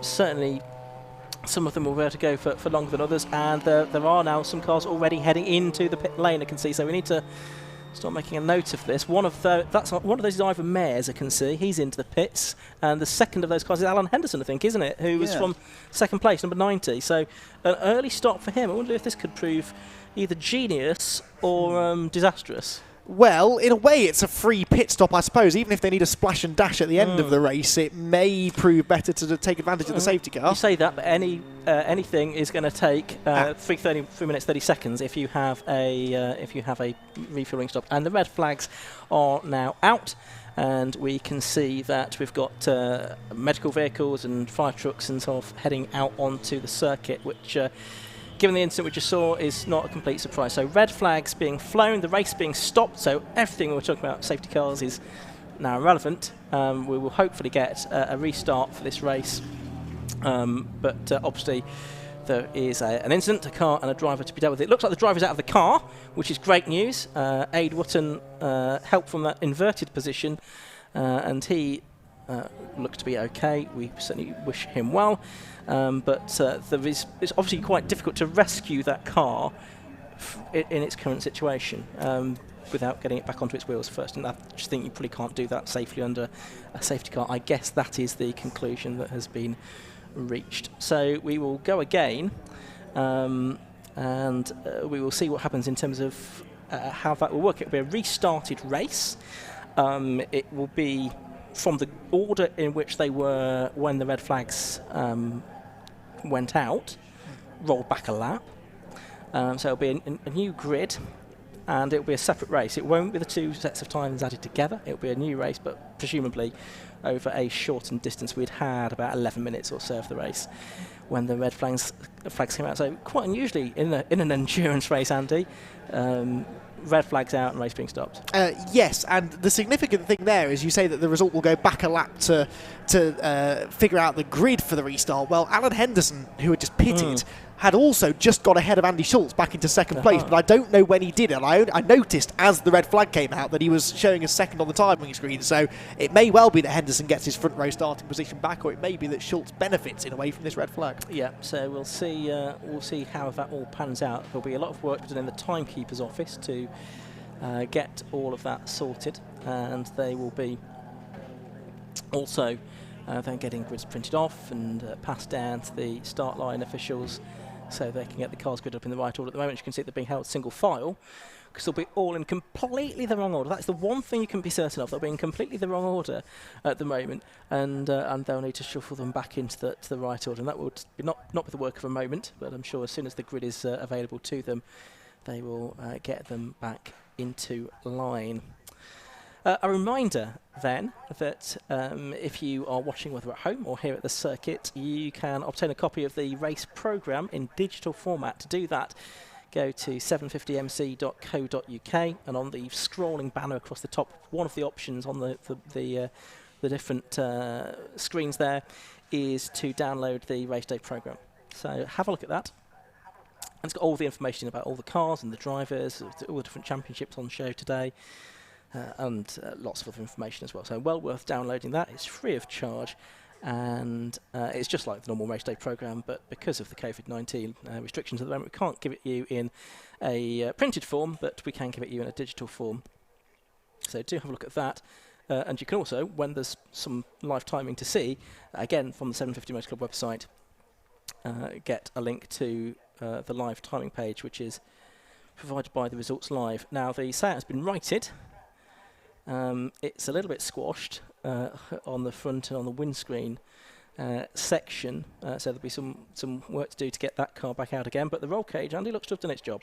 Yeah, absolutely. Driver got straight out once he was safe to do so, which is good to see. And as I said, it maybe is one of those that looked a bit worse than it was. But Cascade is not a nice place to find yourself heading off the road. It's a fast approach there, and yeah, once the car gets sideways into the gravel, quite easy for it to tip over. Now, we've got a number of cars in the pit lane, and one car that we just saw pulling up at the front of the queue there is Mark Grice, who was in the, I seem to recall, class-leading VW Golf in Class B. Now, he was lined up on the grid and has just driven the wrong way up the pit straight to get into the pit lane. So I actually think there might be a drama there. They're pulling away bodywork at the front of the car, so he may be leading his class, but I think after quite a gentlemanly start to the race where everyone was very much minding their P's and Q's, things maybe started to get a bit more robust after that. Yeah, absolutely right. So a bit of work to be done, a bit of TLC required on some of the cars, and we'd already got about 4 or 5 cars in the pit lane even before that happened. So it was already proving to be a bit of a race of attrition. But that's the nature of endurance racing, isn't it? And although it's not like a 24-hour race where you perhaps can come back from a pit stop, it's probably a bit more difficult to do so unless it's a very, very brief one, or your car's much faster than everybody else's. But you can certainly make some progress up the order, especially given the multi-class nature of Club Enduro. Well, exactly, and even if you can't necessarily fight back to a class win, if you can still score some points within your class, that could prove crucial. You score points within your own class. So it's not the overall result that defines the championship standings. It's wherever you are within either class A, B or C. And so if you can salvage a top 5 or 6 or something in class, score a couple of points, that could prove crucial come the end of the year. It is just a 5-race calendar this year for the Tagiwa Club Enduro Championship as a result of the slightly delayed start to the season. And so every race is going to matter. And if you can, in true endurance racing fashion, pull yourself back out of that hole and score a few points, that could come in very handy at the end of the year. As I said, you score points within your class, so it's the 3 class winners from last time at Silverstone that lead the way. Rob Baker and Carl Swift in their Seat Cupra, who were leading the way before the red flag. They won in Class A. Class B was won by Colin Gillespie last time out, where we saw that he possibly had some dramas earlier on. And Andy Bailey in the 95 car, who I'm guessing was on his own at Silverstone in a different car, clearly, was in Class C. And Andy Bailey, who usually would partner Andy Schultz in various GT3 machinery, and this time around Andy in the Class A BMW, and last time at Silverstone, sorry, Andy Schultz in the Class A BMW, and last time at Silverstone it was Andy Bailey who took Class C honours. So those 3 class winners are all joint championship leaders coming to Oulton Park. Tractor has just left the paddock. No doubt that's probably got some sweeping up or repair work to do down at the scene of that incident down at Cascades. We didn't see the incident. I can see that on the comments on the YouTube, on the live stream, someone said that it happened right in front of them, but he wasn't sure what happened. He imagines it was a typical dent and squeeze, he said, but it was huge, he confirms. One of our viewers down there. And don't forget, if you are at the circuit, you are able to tune in to the live stream as well, 750mc.co.uk/live. So if you're not already tuned into that, you'll be able to watch all the racing as it happens online, and you can do that wherever you are in the world. And no doubt we've got viewers across the globe. Yeah, absolutely. Sounds like maybe the Armco barrier then needs a bit of repair work down at Cascades, which is quite common here. So the marshals and the circuit workers will be familiar with how to get that done as quickly as possible. Honda Civic, they're being wheeled into the garage, which is slightly concerning for Martin James, the area motorsport run Honda Civic. Everyone else sort of just sitting and waiting. And of course, for a couple of the cars that were in the pits with problems or damage before the red flag, this is now free time that they can continue to try and diagnose and solve the problems. For example, the 48 Seat and Mark Jones that nosed into the barriers on the opening lap, they're still working away on the front of that car, and whereas had the race still been running, they'd be losing lap after lap after lap. Right now, they're actually able to repair the car and maybe get it going again for the restart without losing too much time. Yeah, absolutely right. I can see some drivers doing warming up exercises there as well. Somewhat like, yeah, it's got star jumps going on. Get an exercise routine going maybe down there in the pit lane. They're tiring me out just watching them, I have to say. But yes, the cars are on the move again, as you can see. So hopefully that is a sign that they're going to start re-gridding before too much longer. I'm not quite sure how these cars that are in the pit lane are going to get back round to the... Oh, they're being released onto the track, actually. So they're doing an outlap, essentially, from the pit lane, which is why we're seeing some more signs of life from the pits then. The car being pulled in by the Land Rover as well into the pit lane, which you can't quite see on the screen yet. But there it is. It's just coming into shot now. Hello, I've dropped my pen. Unfortunately, the Land Rover is completely obscuring the number of that car. See if we can work that one out. 16. 16, so that is... Phil Driver. Phil Driver, yeah. So he's on the end of a tow rope, so it looks like possibly he won't be able to restart. A job with the Land Rover in the pit lane at Brands last weekend, didn't you as well, Andy? I wouldn't like to comment here. Thankfully, the race's not live right now, and we're not in the middle of a live pit stop window. Anyway, we've got that car's being pushed into its garage by the looks of it. And no obvious damage, so I'm suspecting that's mechanical rather than contact. Yeah, you would think so. So, various work being done. Alan Henderson's car's being pushed backwards. I think that's probably going to be heading back out into the race to take up its good position. Now, if they I didn't see whether they'd started refueling it before the red flag came out, but if they did get a bit of fuel in, presumably they're allowed to keep it in there now for the restart. Well, I would think there would be, but I would think they'd still be required to make a mandatory stop in the second part of the race. Yes. Although it gets interesting, because we're in this position where no one really made their mandatory stop very early into the race. If we got deeper into the race, all bets are off. And everyone would have wanted to have done what suited their particular circumstance, I guess. Yes, no, thankfully the timing was not able to cause too much confusion on this occasion, but yeah, it'll be interesting to see where Henderson ends up. He's a quick old driver, isn't he? He's got the current lap record in Class B, but of course he's moved up to Class A for this year and was only 1/100th of a second slower than Carl Swift and Rob Baker, and I'm going to presume it was Carl that set the lap time in the pole-sitting Seat in qualifying. But it sort of tells me that if Henderson can keep Andy Schultz behind him on the restart, he could go after the race leader. Absolutely right. Absolutely right. At Silverstone, I mean, Carl Swift, as we say, was in the car for 90% of the race, and Rob Baker was only literally in here for about 7 minutes once they'd done the pit stop. But it's Rob's team that runs the car. Carl is the customer, and they're both equally as quick, I think, pretty much, the two drivers there. So they've both been successful. Rob Baker's been a Pacific Cup champion, so both very quick drivers indeed. Not a lot to choose between them. Whereas probably some lineups will have a quicker driver and a slower driver, and the strategy probably really does matter, doesn't it? Yeah, exactly. You want to keep your quick driver in for the longest, ideally, but if we get a safety car, then that kind of changes. You sort of have to dive for the pit lane as soon as the safety car should come out. So, well, maybe not early in the race, but if it comes out deeper into the race, that can sometimes skew the strategy a little. Mark Jones, his going back out into the race again, that was the car that was in the barriers on lap 1 of the race. So, actually, this has worked out well for them because they presumably will have to start at the back.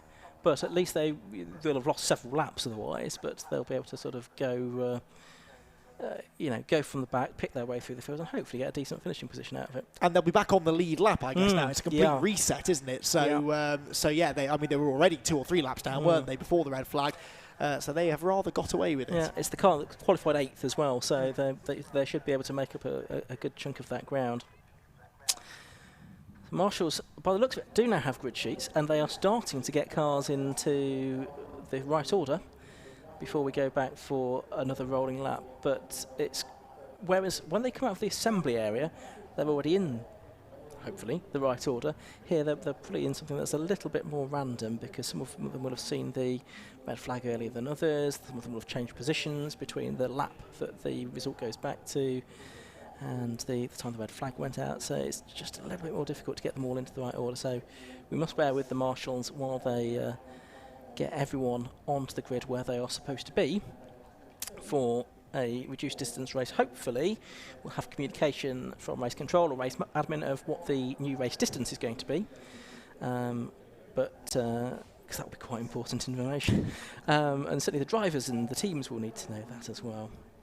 Yeah, a big shout out to the marshals as well. It's been a strange old year, and with so many clashes in the calendar these days, it was a lot of people wondering whether we'd be running short on marshals once we did get racing back underway. That's absolutely not been the case. The marshalling community is eager as ever to get back trackside and help us get the racing season underway. So a huge thank you to all of the Orange Army that are here this weekend, not just at Oulton Park, but the various other race meetings going on around the country, for their continued support and hard work. It's a tough job being a marshal, a lot harder than many people would think. They all do it on a volunteer basis. They don't get paid. They do it for the love of the sport, and it's great to see the enthusiasm is still there, even in such strange circumstances as we're in right now. Have you done any marshalling yourself, Andy? I did a training day one day in the snow here on a dark and cold February day, and I decided it wasn't for me. Funny that. Yes, but sadly there are just too many commentary clashes, you see, otherwise I'd be out there every week. But I've heard that it is tremendous fun, and it's a real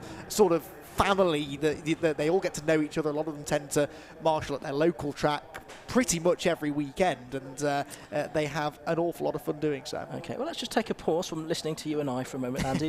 Not that people don't welcome that, and let's have a look at a video.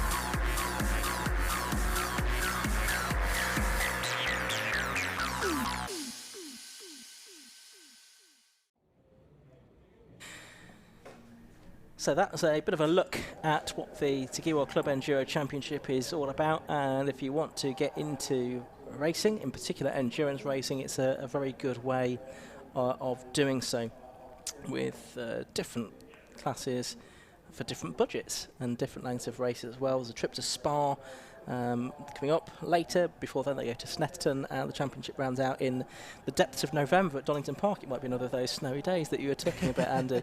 by the time we get there, I sincerely hope not. We've had meetings snowed off at Donington before, so I shouldn't joke. Just talk about marshalling. I did do a little bit of marshalling myself, but only sort of filling in time really, and helping out at events that were very short at Rockingham, which wasn't completely unknown. So I was at an event at Rockingham. I was also at Snetterton. It was a British Formula 3 and GT meeting, and I was entrusted with the yellow flag on the post just before Russell chicane. I thought, crap, I'm going to have loads of action here. I've been waving my yellow flag all day. But nothing. No one did anything of note at Russell chicane the whole day on that occasion, which is bizarre. Right, keep talking for a moment, please, Andy. I can do that, I've been told. Yes, it's a tough job being a marshal, but an awful lot of fun, so I've heard. And they are doing a good job now of gridding the cars back up into their correct position. So I think we're only a moment or two away from getting the race restarted. And I can see that Alan Henderson has been placed on the front row of the grid. So Alan Henderson has been able to. He obviously got that second place back away from Andy Schultz a couple of laps before the red flag came out, so he will have another shot at starting from second place, which is where, of course, he took the initial start of the race, but did lose that second place to the BMW. Just getting confirmation there from race admin of the situation. So effectively, the clock now is still ticking on this Takiwa Club Enduro race, and so it will still finish at the time that it was going to, which we think was around about 3:54. Given that we started, I think, at 1:54 and it was a 2-hour race.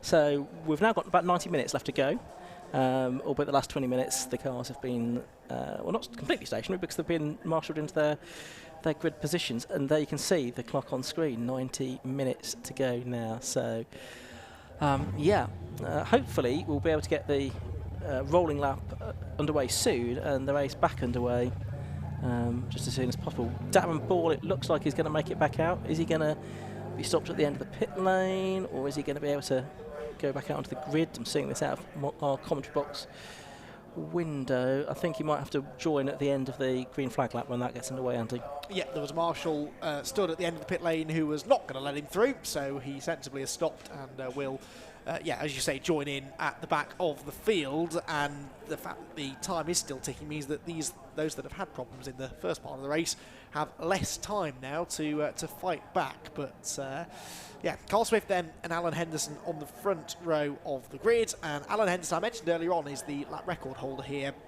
in Class B at Oulton Park. The Class A lap record was a 1:52.91 set by Andy Marston last year. Well, already down into the 1:49s with Carl Swift setting the fastest lap in the first part of the race. Now, I guess that won't officially count now, because the first part of the race never happened, but the signs are all there that lap time is going to get beaten again. Yeah, should do, shouldn't it? Absolutely right.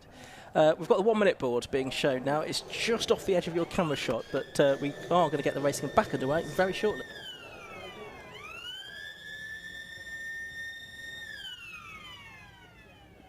Okay, so a slight change of plan to what we've just told you. Not a big change of plan. It's going to be 90 minutes from now, basically. The green flag has gone out, so 90 minutes from now for the remainder of this Takiwa Club Enduro race. So they'll complete the rolling lap behind the safety car, then we'll get back underway, and by that time there'll be about 87 minutes left to go, we reckon, Andy.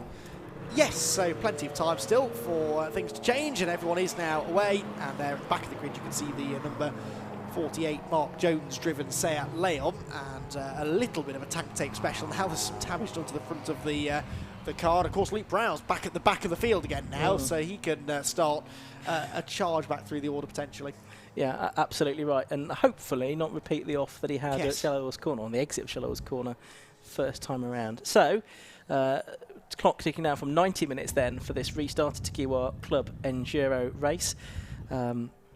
It's really been a great success story since it was introduced only a few years ago, really, by the 750 Motor Club. Effectively, initially, it was just like a long road sports race back in 2015. We had a 150-minute race there. And then it built up to 3 races in 2016. I think we had 5 in 2017, including the first trip to Spa. And then it's sort of been a fully fledged championship of sort of 7 or 8 meetings since then, not this year, for the reasons we've just talked about in terms of COVID-19 and the impact that that has had on the racing calendar. So they're already down at Britain's, the leaders, but they're behind the McEwan, which is being driven by historic racer John O'Baines this weekend. And he is heading off over Hilltop, so the driver's just weaving around a little bit to try and get some heat into the tyres. They're all on treaded tyres, though. They have to come from list 1A, B or C in the MS-UK yearbook. And it's, again, another way of keeping the costs relatively under control is Club Enduro, the emphasis on the club, but equally as much the Enduro as well. Fantastic sight and very colourful sight as well, Andy, these cars make as they head down towards Hislop Chicane. Yeah, I was walking down the pit lane earlier on and taking a look into the garages. The cars are all immaculately prepared, and lots of sponsorship being brought in by many of the teams and drivers to help them go racing. And yeah, it is a very good looking grid and an eclectic mix of cars as well, as we've been saying earlier on. But yes, there are so many of them that the early laps tend to be quite frenetic. And we're about to get a full restart now as well, so I guess there'll be 2x2 again for the rolling start, and it will be Carl Swift and Alan Henderson on that front row. And keep an eye on some of the class battles further back as well. Class B is now being led by the 27 car, I believe, of William Beach and Mark Grice. That VW, of course, that had pitted should hopefully have come back out with the class lead. So safety car is E, and they're looking like they are in single file rather than 2x2, but we'll a bit of a mix, actually. One of them straight into the pits as well, try and pick up who that is as well. But the lights go out, the race gets back underway then, and it's another good start by Andy Schultz there in the BMW down the inside of Alan Henderson. He tries to go into Oulton Corner for the first time once again. See if he made it stick in a moment or two, as the field quite spread out as they were at the initial start, filing through Oulton Corner for the first time, Andy. It was Charlie Dark that came into the pit lane, so a car that was running inside the top 5 has pitted, the BMW. The race leaders, by the way, I saw out of the window, it was actually Andy Schultz challenging Carl Swift for the lead as they went into Cascade, so I don't know whether he made that stick. I'm sure we'll pick the leaders up in a moment or two now that the tail of the field has made its way safely through Oulton Corner. But the BMW had some serious power coming out of Oulton Corner as we wait to see who comes over Hilltop in the race lead. Will it be a Seat? Will it be a BMW? Or will it even be a Lotus of Alan Henderson? We wait with bated breath to find out, but all 3 of them were under a very, very small blanket heading towards Cascades. Yep, so it should be pretty close, one would think. Here they come, and it is the BMW that's out in front. So that is a change. It's then the 69 car, Andy Schultz then, that leads the way then from Carl Swift in 2nd place, I believe. Yep. Yep, and then in 3rd place, is that the Wallace car? It is, isn't it? That's the car that was up over the curb on lap 1 to his lops in the initial start. He's in 3rd place, then it's Alan Henderson 4th. Those 4 getting away from the rest. Yeah, Henderson got kind of elbowed out onto the curb coming out of Old Hall. That's why he's dropped off the podium now. So far from having another shot at going after Carl Swift, he's actually got even more work to do now, has Alan. But as we said, a very experienced sports car racer in Mazda X5s predominantly is still there in 4th place. So the BMW then leads the way of Andy Schultz. He'll hand this over to Matthew Hampson at some point to take over the 2nd stint of the race, but Andy may well be the quicker of the 2, so I'd expect him to stay in for a while. Carl Swift likewise perhaps in the Seat right behind him as they cross the start-finish line. The gap officially is less than half a second between the top 2, with 3rd place for Matt Wallace, who will hand over to his brother Simon at the pit stops. Alan Henderson 4th, and 5th place for the Howarth car, which Adam Howarth, who started initially, all the way down in 15th place. Yep, so having made up some progress there to 5th, so that's very good. We can see out of our windows lots of jousting and changing of position, but there is the 316 car. That's Ivor Mayers in the Mazda MX-5. He's been a stalwart supporter of Club Enduro over the past couple of years, also a regular at the Formula Ford Festival as well down the years. Ivor, very keen supporter of a variety of disciplines of racing, it would seem. He's towards the back of the field, though, on this occasion, it's fair to say. Yeah, Ivor knows this place well, though. He's also, as you said, he races Formula 4s, races in the Northern Formula 4 Championship a lot, which is based here at Oulton Park. Charlie Dark's BMW, by the way, still in the pit lane with its bonnet up, so that looks like a fairly significant problem. Yeah, you're right. So clearly something they detected on there on the green flag lap. You can see it there on your inset now as well, the picture-in-picture, the Elite Works Motorsport car. Needs some elite work on it to get it back out again, but look at the two leaders almost side by side, Andy, as they head up Clay Hill. Yeah, it looks as though Carl Swift is on the attack now. He should be quicker than Andy Schultz in theory. In qualifying, he was a third of a second quicker than the BMW, but track position is at a bit of a premium here at Oulton Park. It can be tricky to overtake. Carl, though, is a hard racer, and he will be looking for way through at the earliest opportunity, and it looked as though Alan Henderson was doing much the same to the Matt Wallace-driven Seat in third place. So they're paired off, really, haven't they? BMW ahead of Seat, scrapping over the lead. Schultz ahead of Swift, and Henderson is now third. Look in the background, the Lotus has got himself ahead of the Seat, so Alan Henderson into third place. He crosses the line just under 3 seconds behind the top two, but watch his lap times with interest now. He should be able to reel them in. And the Howarth Homes PLC car of Andrew Howarth and Chris Boardman comes through in 5th position.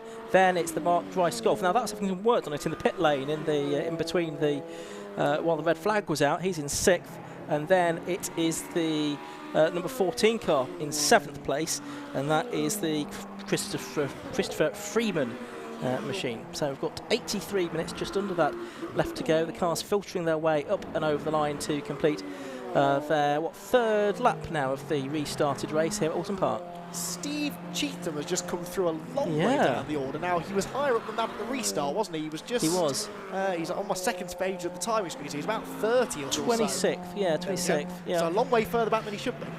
Yeah, and he was right up there, wasn't he, at the restart? So something perhaps happened to him on the first lap or two that we didn't pick up. Here are the leaders once again down at Hislop Chicane, and it's still the BMW of Andy Schultz ahead of Carl Swift in the more modern Seat Leon Euro Cup car in 2nd place, and really looked determined to get through in that Area Motorsports car, does Carl Swift, but so far unable to find a way through. Alan Henderson, be interesting to see if he's now capable of closing on them. I suspect he might be, actually. We'll see. He was about 3 seconds off the lead at the beginning of the lap. We'll see if that's come down at the end of it, and then he's in turn pulling away from the Wallace Seat as well, but it's the BMW leading. Yeah, these were the 3 quickest cars in qualifying, but not in this order. It was the Seat ahead of the Lotus, ahead of the BMW, so the BMW that wasn't quite as quick as these two in qualifying got the best of the start and comes through once again as the race leader. The lap times, though, 51.0 for the leader, 51.1 for Swift, 50.2 for Alan Henderson. So yeah, he's the best part of a second quicker than the race leader, as Luke Browse has gone off in a different place this time, down at the Hislop Chicane, and that car doesn't have the best steering lock in the world, does it? So he's having a bit of a hard time weaving between those plastic markers. He'll rejoin with no more damage this time, but again, lots of time being lost. Yeah, that's unfortunate. So I suspect he'd made his way up the order a little bit. Let's just see if we can pick up where he'd got to. He'd got up to 22nd before that happened. So yeah, made up a dozen or so places from his position on the restart, but it's all been undone yet again.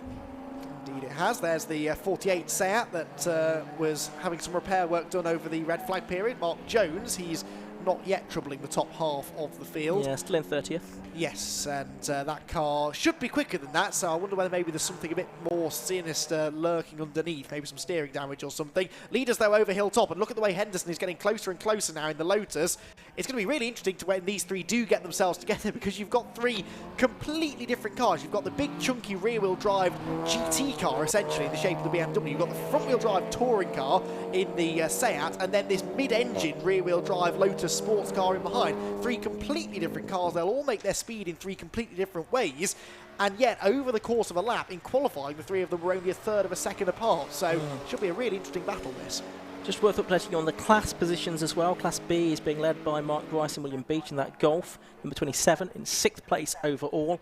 And Class C, at the moment, it's being led by Darren Kell, number 68, in 17th position overall in the Mazda. Yes, and his son James will take over at the pit stops. James, of course, racing in the British GT Championship this year in the brand new Toyota, which has already had its first podium visit of the year. Safety car, Ian. Yes, we have the safety car boards out. The safety car's not yet left the pit lane, but it will do shortly. I guess it'll be waiting to pick up the leader, which it's only just missed, really, hasn't it? So it's been quite a late call to pull out the safety car. We're just trying to figure out from our various screens that we've got on here why the safety car is there, and that is the answer. That's Julian McBride's car, number 50.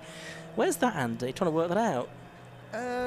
I want to say the run into Island Bend, possibly. It's out that end of the track, I think, up towards Island and Shell. If we zoom out, we'll see. And we'll probably find out it's somewhere completely different. Yeah, I think you're probably right, actually. I know that's Druids, is it not? No. No, I know I was right the first time. Right first time. Well, sort of. It was that end of the track anyway, coming out to Shell. Yeah, Shell towards Britain, isn't it? So this has signalled a few cars to come in, which means I need to start writing things down to try and keep track of this. So 14 is in, 32 is in, and there's fuel going into these cars now because we've got 78 minutes to go. So it's sort of the kind of time that you'd be looking to make a pit stop.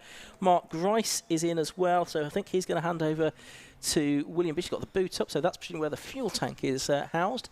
95, Andy Bailey is in. It'll be quicker actually to tell you who's not coming in at this stage because the majority of the drivers, and I'm bound to miss some of them as I try and note them down on my sheet, are going to head in here at the first sign of the safety car big signal. The safety car's still sitting there because it's still got to wait for quite some time for the leaders to come back round to pick them up. Yeah, which is the right way to do it because it gets awfully confusing if it doesn't pick up the leader. Ivor Mayers is in. Charlie Dark, by the way, going back out into the race, although that was not after a mandatory stop, of course. Number 12 is in the pit lane too, I can see. That's Tom Rogers handing over to John Griffiths in their Honda Civic Type R. We're seeing on the screen there Charlie Dark just struggling to get the BMW fired up, which it does now do, and start coasting its way down the pit lane. Carl Swift, Rob Baker, excuse me, is getting ready, so Carl Swift should be in. I think basically in pretty much everyone is going to pit, aren't they? But apart from actually Carl Swift. No, that's Wallace. No, that's Wallace. Yeah. Oh yeah, Carl Swift has come in, hasn't he? Top three are all in. Yeah. So it's the top three. It's Wallace that didn't get the memo, I don't think, and hasn't come in. So beg your pardon, but add that onto the list of people that have made their stops as well. Number 1 staying out as well, interestingly, which is the Ben Hansey Ben Short driven car that started 31st, and they were 7th at the start of the lap, so they've really charged up the order. One of the Golfs coming in here as well, I can see, as the Land Rover heads over to pick up the stricken BMW at the far end of the track. The Golf I saw coming in is 51, which is Luke Handley, who is going solo, and brings the Golf GTI in directly below our commentary position. So these pit stops all have to take essentially the same amount of time. So in theory, you shouldn't gain or lose any time from speedy pit work, but you will lose time, I would have thought, here if you didn't pit. It's a free pit stop, essentially, isn't it? You get back out behind the safety car, you might not even lose a lap, you're actually. Probably right, yeah. 3 minutes 30 mandatory stop time. So by the time you've added on getting in and out, and the cars have to be coming at a sort of 45-degree angle and being pushed back out, such is the tight nature of the pit lane here, and very busy pit lane it is. It probably takes sort of 4 minutes or so, I would think, to get all of that done. 4 minutes that you would lose. So you probably do drop a lap, I would think, because I don't think the safety car will be quite as slow as all that. But we'll see. It's now out there. It's got the Charlie Dark car behind it, actually. So after all that waiting for the leader, that slightly scored by the leader pitting, and Charlie Dark being released from the pit lane, but it's as good as we could reasonably expect in the circumstances, I think. Yeah, absolutely. And even if you do end up losing a lap here by the safety car, you're still going to lose less time than if you pitted on the green. So it is a bit of a no-brainer, I'd have thought, but easy for me to say, I suppose. Sat up here in the commentary box overlooking everything. They're getting towards the end of their pit stops now. I can see just below me the 27 VW, which was the Class B front-running car that was started by Mark Grice, now has Will Beach at the wheel. That's just been released. Out also goes the number 14 Honda Civic, now being driven by Jonathan Munday, the Type R. Number 32 Lotus is being wheeled backwards as well, so too the number 12 car we were following on the screens, and they should all now start trickling back out. Oh, the 32 car doesn't want to start, and you can see the team pushing it. Well, one team member was, the other one bailed halfway through, but the 32 car does now head back out onto the track, and that is Leon Bidgeway, is it not? It is. Yes, it is. Going solo again. So, yeah, pit stops then being completed, and we'll wait and see what the long-run effect this has on the race order at the front. Well, what we don't know is how long this safety car is going to be out, and if therefore there's going to be an opportunity for sort of another round of stops made by drivers coming to the end of their lap behind the safety car this time round. Yes. or if the race might get back underway again. What we could see of the car that has stopped, it didn't look like it would take an awful lot of recovery work. There it is, and yeah, I'm not sure this has gone entirely to plan so far by the looks of it, but we will see if we can get the Julie McBride car to a position of safety. Now that is the car that was leading the race then, so they are not going to, well, are they? The pack is coming out of Lodge Corner. I don't think that this BMW that's now being driven by Matthew Hampson is going to go a lap down, but the other two might. Rob Baker has not yet gone back out in the Cooper, and nor has Henderson. He's being held. He's being held at the end of the pit lane, number 69. You can see the marshal there, although he... No, he's not going to let him out now because the red lights are on, and that's because the safety car train is going past, and so he won't be allowed to get out until all of these cars have come past now. So close, though, to getting out, and that could have had a huge effect, especially if only one of them had gone out on the lead lap. Oh, very close in the pit lane there. Alan Henderson almost into the back of Rob Baker as they were racing. Not quite sure why they were racing so hard, because they both knew they'd have to stop at the end of the pit lane, but there you go.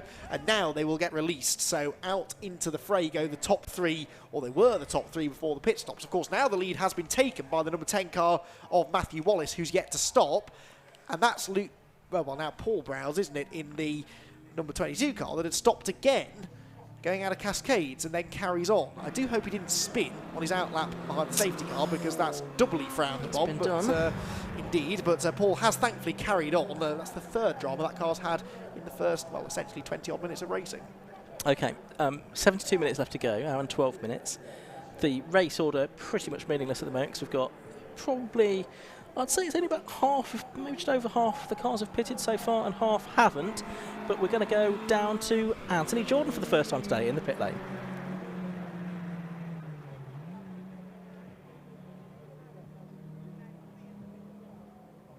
Just one or two issues, and we'll get back to Anthony very shortly. He's been underemployed today in some ways, because we've not been able to carry out the post-race interviews as we'd hoped to be able to do, again due to different race meeting protocols this year, which we haven't been made aware of. But we'll have to go down to Anthony in the pits in just a moment or two. But yeah, the order of the race at the moment, it's not worth telling you about, because half of the drivers have pitted, half of them haven't, and we will wait to see if things do shake out a little bit more, and indeed whether any more drivers use this safety car period as an opportunity, Andy, to make their start.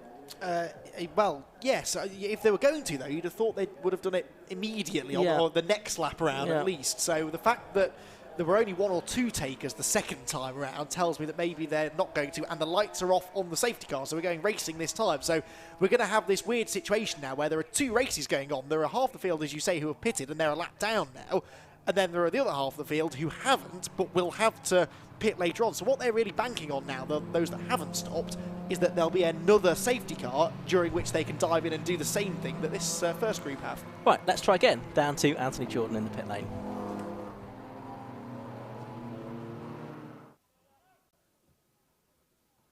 Down in the pit lane here, Andy Schultz. Andy, the number 69, a good start to the race. Obviously, you were leading the way before after the red flag, I should say. And again, safety cars just come out. We had a bit of a disaster with the Lotus leading the way now.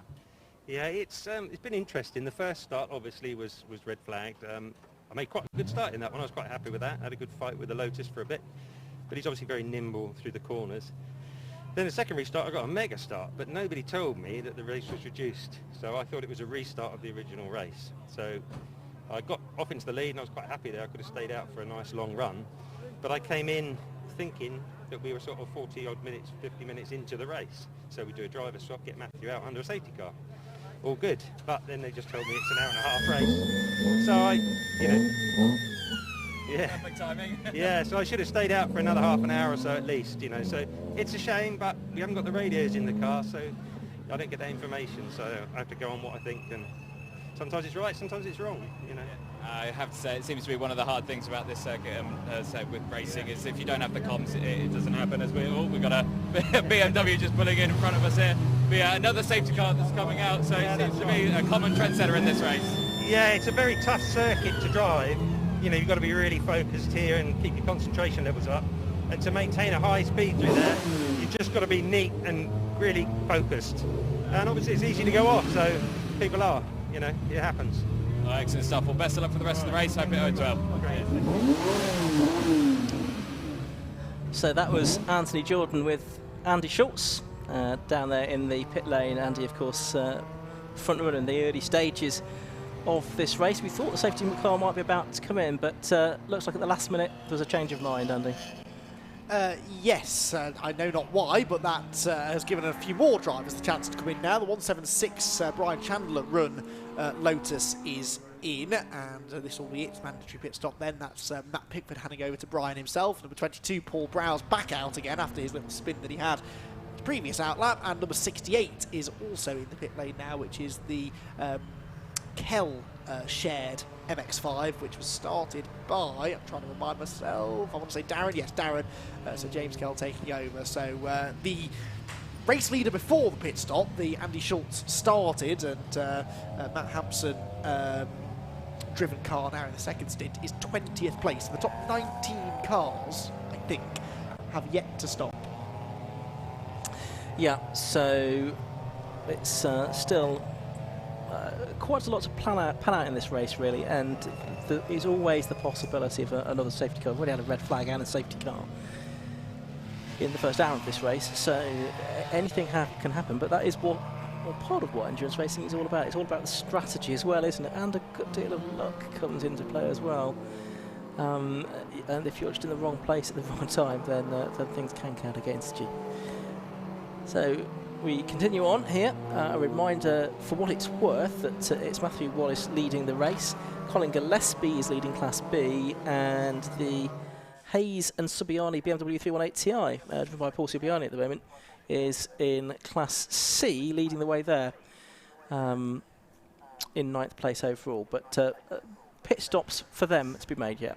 Yep, lights are out on the safety car though, so we are going racing this time. So the car at the front of the queue is not the race leader, but the car seconding the line, number 10 car, that's the Seat, which I thought was heading for the pit lane, but it's not. The green flags wave once again then, cross the line they go, and the race is being led by Matthew Wallace, and it's a real scrum for second place into Old Hall Corner. The red and blue BMW, number 21, is in second place at the moment. Then that's Adam Houghton, and then for third, it was all very tight right behind him. So we do have a genuine fight for the lead going on here, and then a lap behind, essentially, are the cars that have already made their pit stop. We'll try and pick them up if we can. It should be the number 69 BMW that is leading the queue of cars that have stopped. So two different races going on, each of them equally as tight, but the overall race leaders do still owe us this pit stop. Yeah, absolutely right. It's just a question now of when they're going to make it. Green flags then waving all around the circuit because we are back under way. After the safety car period, they wave all around the lap for a complete circuit, just to make sure all the drivers are well aware that the race is back on. But I think they've all got that message by now.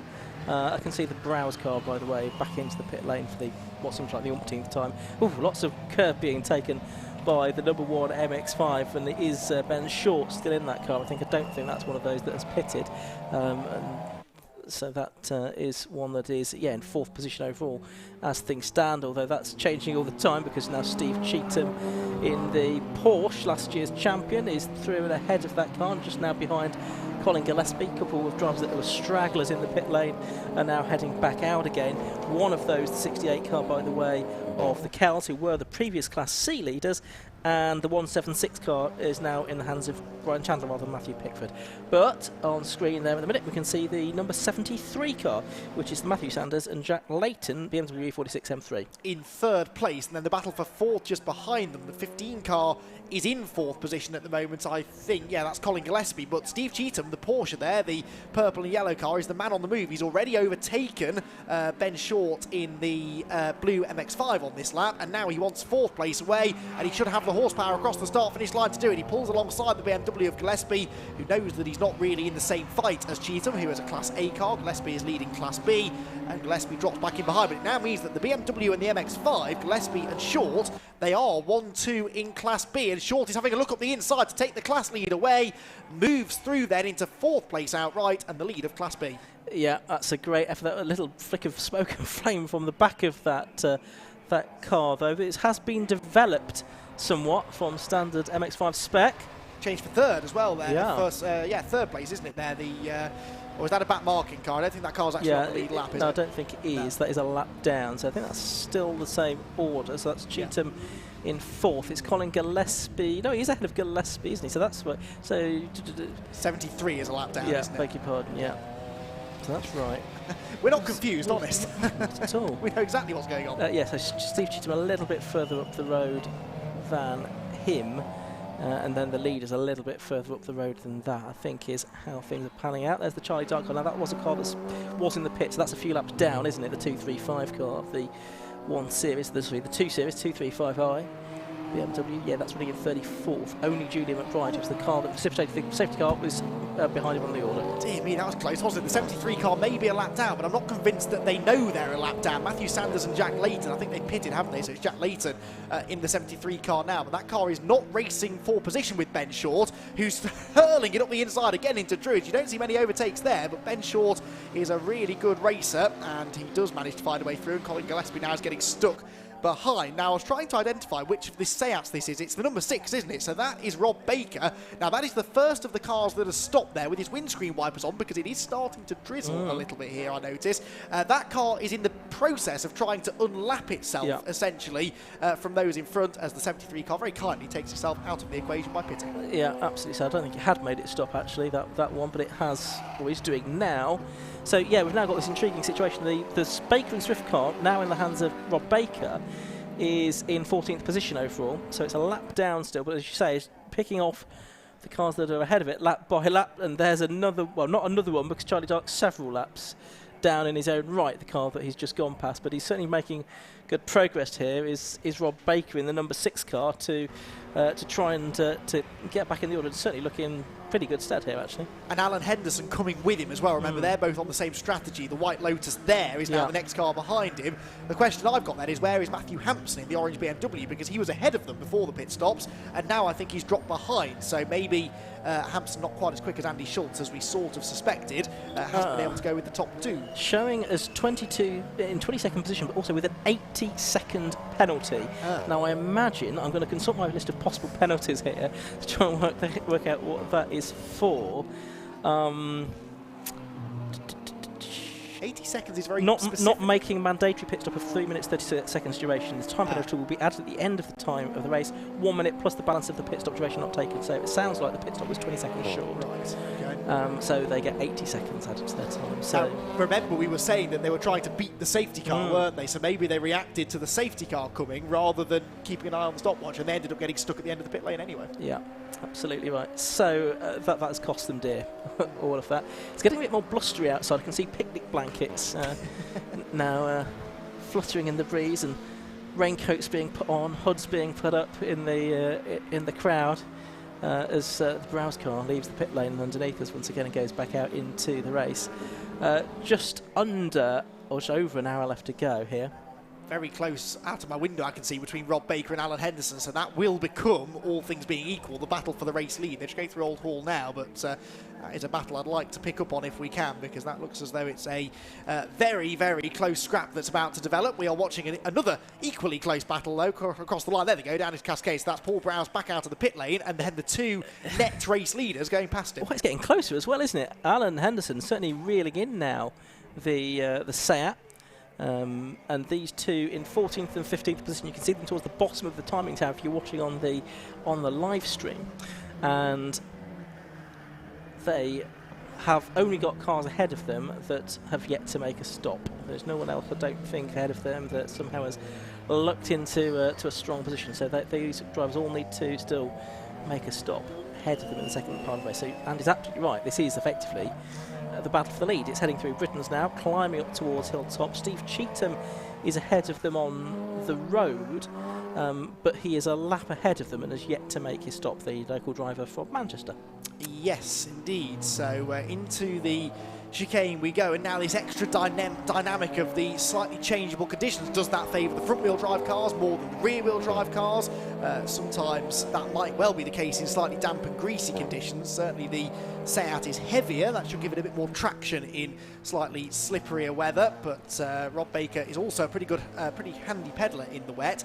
Mind you, so is Alan Henderson from the northeast, so he's competed in the odd wet race, I'd imagine, over the years, and he's hammering around nicely in that Lotus, which at certain parts of the track will be quicker than the Seat, but I think out the back through the high-speed stuff, that may be where Baker has an edge. It's been a fascinating race already. We've had red flags, safety cars, now rain.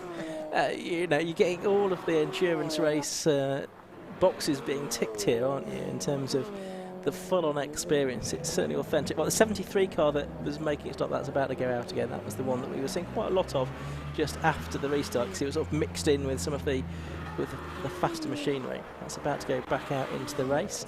You can see Leon Bidgeway going through in the Lotus, and another of the Southland and Euro Cup cars just flying through shot now. The Porsche, that's the 76 car, new livery on Michael Downey's car for this year. He was a front runner in the championship last year as well, finishing 11th in the points in 2019. And there, I just caught a glimpse, even of Matthew Hampson. So he's a long way back, isn't he, in that 69 BMW? In fact, he's just come through. Where is he? Well, he's got the penalty anyway, hasn't he? But he's not even inside the top 20 overall. Still 22nd on my screen, so yeah. Matthew Tidmarsh, I think we were just seeing there in the 81 car, although possibly now it's Alex Richardson. They have made their stop, so that'll be Alex Richardson. Just trying to do battle with the number 62 BMW 318 IS. That is going to be, I think, Ben Woodcock's in that car. I don't think he's handed over to Andy Gate yet, but I may be mistaken on that. Where is that in the winning order? Yeah, that's not stopped yet because it's in 13th position. So it's not actually a battle for position that we're seeing here. We've got cars on 2 different laps, both of them from Class C though. Class C still being led by the Hayes and Subiani 318 Ti BMW. Yep, up through the left-hander and Island Bend they go. The Class B ranks, it is still Ben Short ahead of Colin Gillespie, and he's still a couple of seconds clear as well. So having shaken off the BMW, he seems able to keep it at arm's length. They're still running 4th and 5th overall. Oh dear. Very slow Browse. Well, it's Paul Browse now there, we think, isn't it? Yes. Aboard that. And that is barely moving. Hopefully we'll just try and find somewhere to pull off the circuit. Well, it looks like it's fired up again now because the lights have come back on, the wipers are on.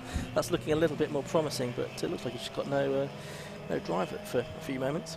Yeah, which is concerning since he's still half a lap away from the pit lane. He's got to go uphill a couple more times as well. So hopefully it gets back to the pit lane at least and they can solve the drama. Oh, speaking of drama, this is all very tight out of Lodge Corner. The 51 car is one of those cars that has pitted. That's Luke Handley's Golf. Going up the inside of one of the Porsche Boxsters. You've got the 27 Golf as well. Now that car, now being driven by William Beach, should, when this all is said and done, be one of the leading contenders in Class B. Yeah, and that's a battle for 17th and 18th position as well. It looks like the order between them has changed on that lap. Yes, it has. Beach now ahead of Handley. I think it was the other way around the lap before, so that's worth noting. I think Area Motorsport winning both of those cars as well. Indeed, and they both pitted, so that was a genuine pass for position as well. Yeah, so that could be crucial as we get on into the later knock-ins of this race. Another car into the pits as well is the Class B leader. Actually, I thought that had already been in. No, it obviously couldn't have been. The 26 car of Hayes and Subiani, but is now in. So the Class C leader, from 9th position overall, hadn't stopped, is in for its mandatory stop. So 56 minutes of the race left to go here at Oulton Park, Skiwa Club Enduro Championship, round 2. After the opening round at Silverstone was won by Carl Swift and Rob Baker. The Browse BMW, by the way, has made it back to the pit lane, so that's good news. Had sufficient power to get back here, but it's not been a happy day for the Browse family. So there is the 51 car of Luke Handley, one of a few drivers who have switched from Honda Civic to Volkswagen Golf for 2020. Maybe the feeling is that it's a more suitable package for the Club Enduro Championship, weighing up the reliability, the fuel strategy and all of these things as well. Switch cars this season. There's number 76, Michael Downey in the Porsche Boxster S, the driver from Haddington. And he's running in 8th place at the moment with him yet to make his stop. And there, behind him on the road, is the number 12 car, which I think is a further lap down. Yeah, it is. That's the Rogers and Griffiths Honda Civic Type R in 21st position overall. Yeah, I remember that car being in the pit lane during the safety car. So again, they could gain in the long run, although they've lost a lot of track position from their slightly earlier pit stop.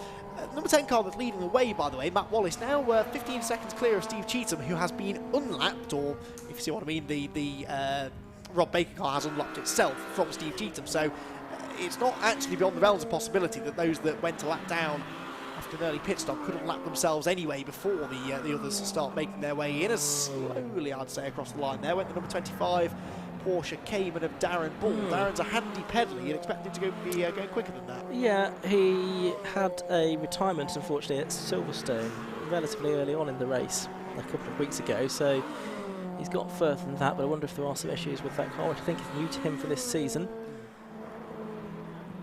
Yes, more familiarly in a BMW, is he not, in the Club Enduro? Yeah, that's what we've seen him in before.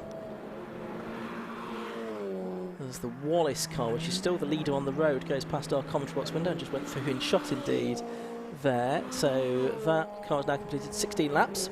And there, look, are Baker and Henderson now both ahead of Cheetham. So Cheetham is a lap ahead of them, essentially, but they have just unlapped themselves from the second place car. The gap between Baker and Henderson is bang on a second. It's been hovering around a second basically since the restart. Yeah, and they are just over a lap behind Wallace, aren't they? And we know that in normal racing conditions a pit stop will take actually about 2 laps worth of time, less if there's a safety car, of course, which may prove relevant as this race goes on. But who's that? That's the Jones car that's indicating to the right there. So I think that's in problems now. That's the Mark Jones, Robert Taylor car. I think it's still Jones on board, but it looks like that's bound for the pit lane as well. One of the Class A machines. Yeah, they had the spin, and then we thought we saw them going slowly earlier, didn't we, as well? And then they sped back up again. So they're into the pits. We'll see what sort of work gets done. And that is not their first pit lane visit, I'm afraid, of the race. And we'll see if we can get a closer look, hopefully. Yes, here we go. So it's the front right corner that was damaged. Oh no, this looks like, well, we've got the fuel ready just in case, but I don't think it's a scheduled stop. Yeah, is it? yeah. The body language of the car coming into the pit lane was not that all was well, was it? No. Although I suppose, actually, well, you still want to go into the pit lane as fast as you can, don't you? But there's no rush necessarily about the pit stop, because you've got to take 3 minutes 30, whatever. And that's been expanded this year by 30 seconds to allow more time for sanitisation inside the car. 481 is in. Ed Christie to hand over to Neil Mills in the orange BMW. Back out goes the 26 car that was leading in Class C, wasn't it? So before it came in, with Jonathan Hayes now taking over from Paul Subiani. The leaders you just saw coming back through across the start-finish line, all the net race leaders who are now up into 13th place overall. So the Wallace brothers still leading the race overall. Hansi and Shaw still leading Class B. This is all on the road, as it were. And Class C now being led by David Drinkwater and James Poulton in their BMW Compact in 10th place overall. But again, they've yet to make their stop, and it's Drinkwater that started the race. There. So we will see different class leaders and class winners, I'm fairly sure, by the end of this race. There's the 81 car again of Alex Richardson, Master MX-5, taken over from Matthew Tidmarsh. And just behind, another MX-5, actually, also a Class C car, the 18 car, that's Steve Dolman that started that car. I don't think that's been in yet. Hand over to Paul Sherd. No, they're second in class at the moment. Yep. And but yeah, as you say, they've not pitted. Steve, a long-time customer of Paul's in the Master MX-5 championships, and those two racing together. Paul has been doing more and more racing, actually, in this kind of event recently. I think he's got a real thing for these sort of Club Enduro type events, and also has started taking Master MX-5 rallying, which Yes, I think he is has. rather an interesting idea. Yeah, he has, and including the sort of Circuit Rally Championship, which features rounds here at Oulton Park. So it's an interesting idea. 50 minutes to go in this race. There is the on-the-road leader, at least. Now, you question when the driver change is going to come from Matthew Wallace to his brother Simon. Both of these have raced in various different championships before. MR2s, and I think both of them raced M3s as well. Certainly Matthew did. It's just for the last couple of seasons that they've been racing in the Club Enduro. Staying out for at least one more lap, though. As I say, you can take your stop any time at all during the race. There's not a pit stop window as such in this Club Enduro. So it really is down to you. Well, and I guess if you've waited this long now, you might as well keep waiting in the hope you catch another safety car. You're going to lose so much time now, and you'll be well out of contention if you pit under green. So you might as well wait until the thing's on fumes, basically, and then come down the pit lane if we get another slightly later safety car, which is possible. We've seen a few people going off, we've seen a few people slowing down with mechanical problems. All it takes is for one of these cars to be stuck in a precarious position, the safety car comes out, and all of a sudden you more than halve your time loss, and that is why I think it's worth these cars staying out as long as they possibly can. I think you're right. I think you've got to take that chance that there will be another safety car. Another pit visitor is the Andy Gay and Ben Woodcock car. Ben Woodcock at the wheel of number 62 BMW at the moment, and that car was in 12th place before it came into the pits, so making its mandatory stop. Just getting past our window now, but not on screen. 14th and 15th, a good battle between William Beach and Luke Handley. They're still right together in the VW Golf and battling away for what could well become the lead of Class B by the time everything shakes out, Andy. Yeah, and they're racing with the current Class B frontrunner Colin Gillespie, who is second place in class, losing a bit of time now though to the Ben Short driven MX-5, so lots of Class B cars together there, but again, as has kind of become the theme of this race, they're all on different laps. The race leader though heads down into Lodge Corner, and the very, very good looking, I must say, number 10 Seat Leon heads through the final turn. Now you're getting your wish here. This is that battle you were watching through Old Hall Corner. Yeah, absolutely. So these two cars together. Also involved is one of the Civics as well, and Colin Gillespie's car is there too, as you mentioned. But two very nicely turned out VWs here, pretty close together on track. All of these 5 cars very evenly matched actually, although they're not all on the same lap. Colin Gillespie running 5th overall, a lap ahead of these some of the others there. The Golfs, though, I think I'm right in saying, Ian, are the 2 highest placed Class B cars that have pitted. So again, this is the net battle for the Class B lead. Yeah, you're absolutely right. There's no Class B cars ahead of them that have not stopped. So it looks like the first lap of a sprint race. There's 5 cars heading up Clay Hill. Fantastic stuff. Very evenly matched. So another car into the pit lane as well, which I will get the binoculars on. I think that's the 21 car, so that's the Howarth car. So that is from 3rd position on the road. Ben Short's in as well. Okay, I will make a note of that too on my piece of paper. So Ben Short, so he's going to hand over to Ben Hansey for the last 3/4 of an hour or so of the race. So Luke Handley there had a big think about getting up the inside of the 27 car of William Beach for Class B honours, and the number 14 Honda Civic just behind them. Now, has that one pitted yet? I think Jonathan Mundy's in the 14 now, isn't he? Yeah, I think you are right. I'll consult my list here. So it's Jonathan Munday and the Civic car now. Well, they have been given a 5-second penalty, which is a shame, because otherwise they would actually, this would be a 3-way fight for the class lead essentially, but what might a 5-second penalty be for, do we think?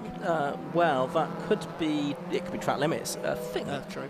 That is what it's most likely to be, actually, as a track limits infringement. So, reminder that if you do exceed the track limits, and it's policed here at Oulton Park by sensors in the curbs and cameras, then the first time you'll be okay. Second time you'll be warned. Third time you get a 5-second penalty, then 10 seconds, then 30 seconds, and these all accumulate, and then ultimately you might be black flagged. So if you or your teammate do that repeatedly, you could be facing a big problem. So Colin Gillespie here then, second place in Class B, about to be unlapped by the car that I reckon is going to take over the class lead. That's the number 27 car of William Beach, who makes pretty short work of that. And now he's got 2 cars between himself and Luke Handley, who's not had quite the same rapid progress through the traffic. Luke is actually having to defend that position now from the number 14 Civic of Jonathan Munday. So that was critical, that really, wasn't it, for William Beach. He can now use the clean air to try and escape. Yeah, let's see if he can make that work for him. As you see on the inset, that's the 21 car of Adam Howarth, I should say, being refueled. It's Chris Boardman that will take over for the second part of the race. There's Luke Handley getting past the number 29 car. Yeah, Luke Handley was, I think, 7th overall, wasn't he, at Silverstone? Good result that for the Class B front runner. One of the Civics died for the pit lane now. Not sure what number one that is. That's number 14. It's the other one that was on a different lap to that lot. heads down the pit lane then, as the battle on track continues. Colin Gillespie trying to now get himself back ahead of William Beach, which is not part of the script. Yeah, absolutely not. That's not what he needs at all. 29 car has come in. That's Stephen Cunniff. So he was in 4th place overall before, but having not made his stop, of course. So he's now in the pit lane. There is Colin Gillespie then, number 15, our Class B winner from Silverstone a couple of weeks ago. But I'm not sure he's going to find himself in such a strong position today after all the stops have worked their way through the 130i. But certainly a very striking performance there at the Buckinghamshire circuit. Over Hilltop, those two go. We've now got 44 minutes left, so we are into the second half of the second part of the race, because it was a 90-minute restart after the red flag. And so we're now into the second half, and maybe we might see 1 or 2 more stops of drivers that haven't been made now, as people start thinking actually we're a bit tight on fuel maybe.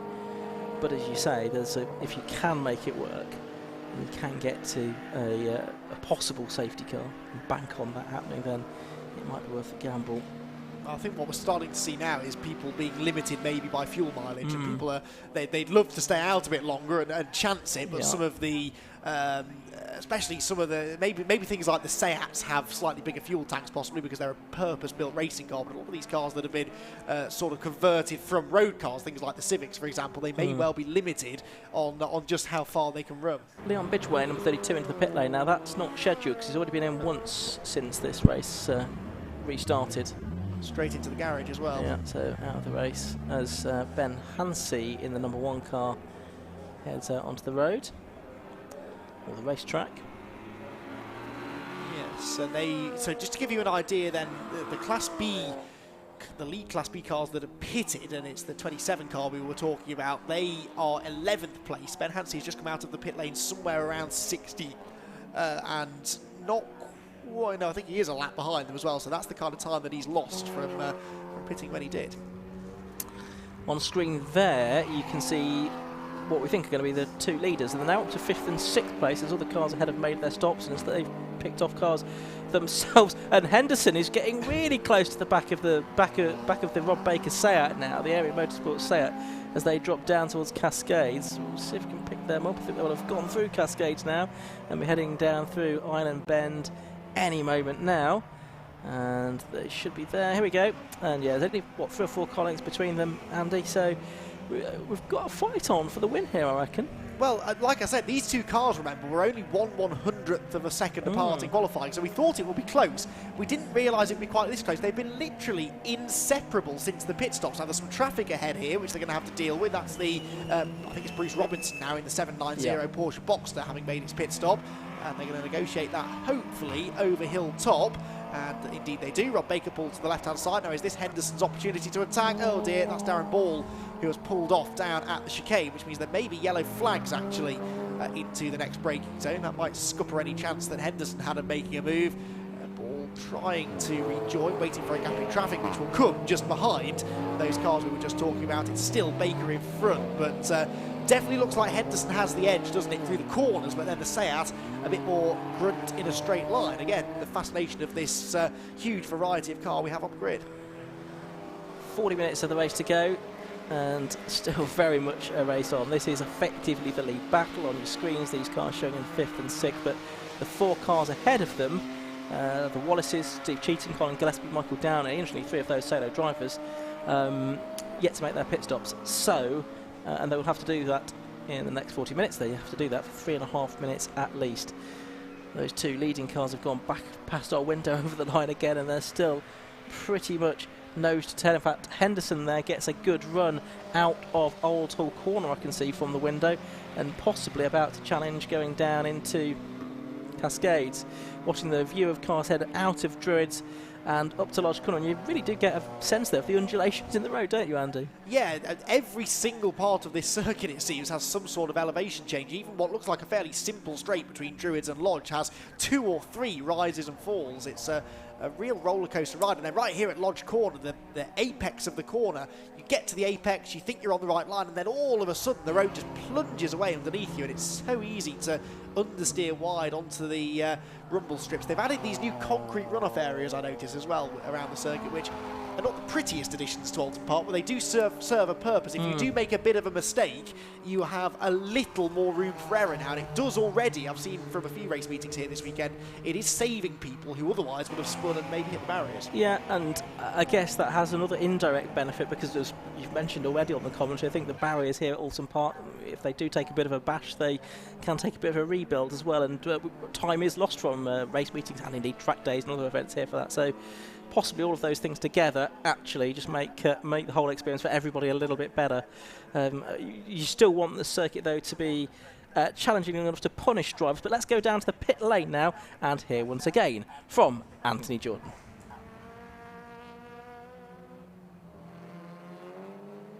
Thank you, Ian. Yes, down in the pit lane, garage 4 with Andy. It's oh yeah, it's Adam, sorry.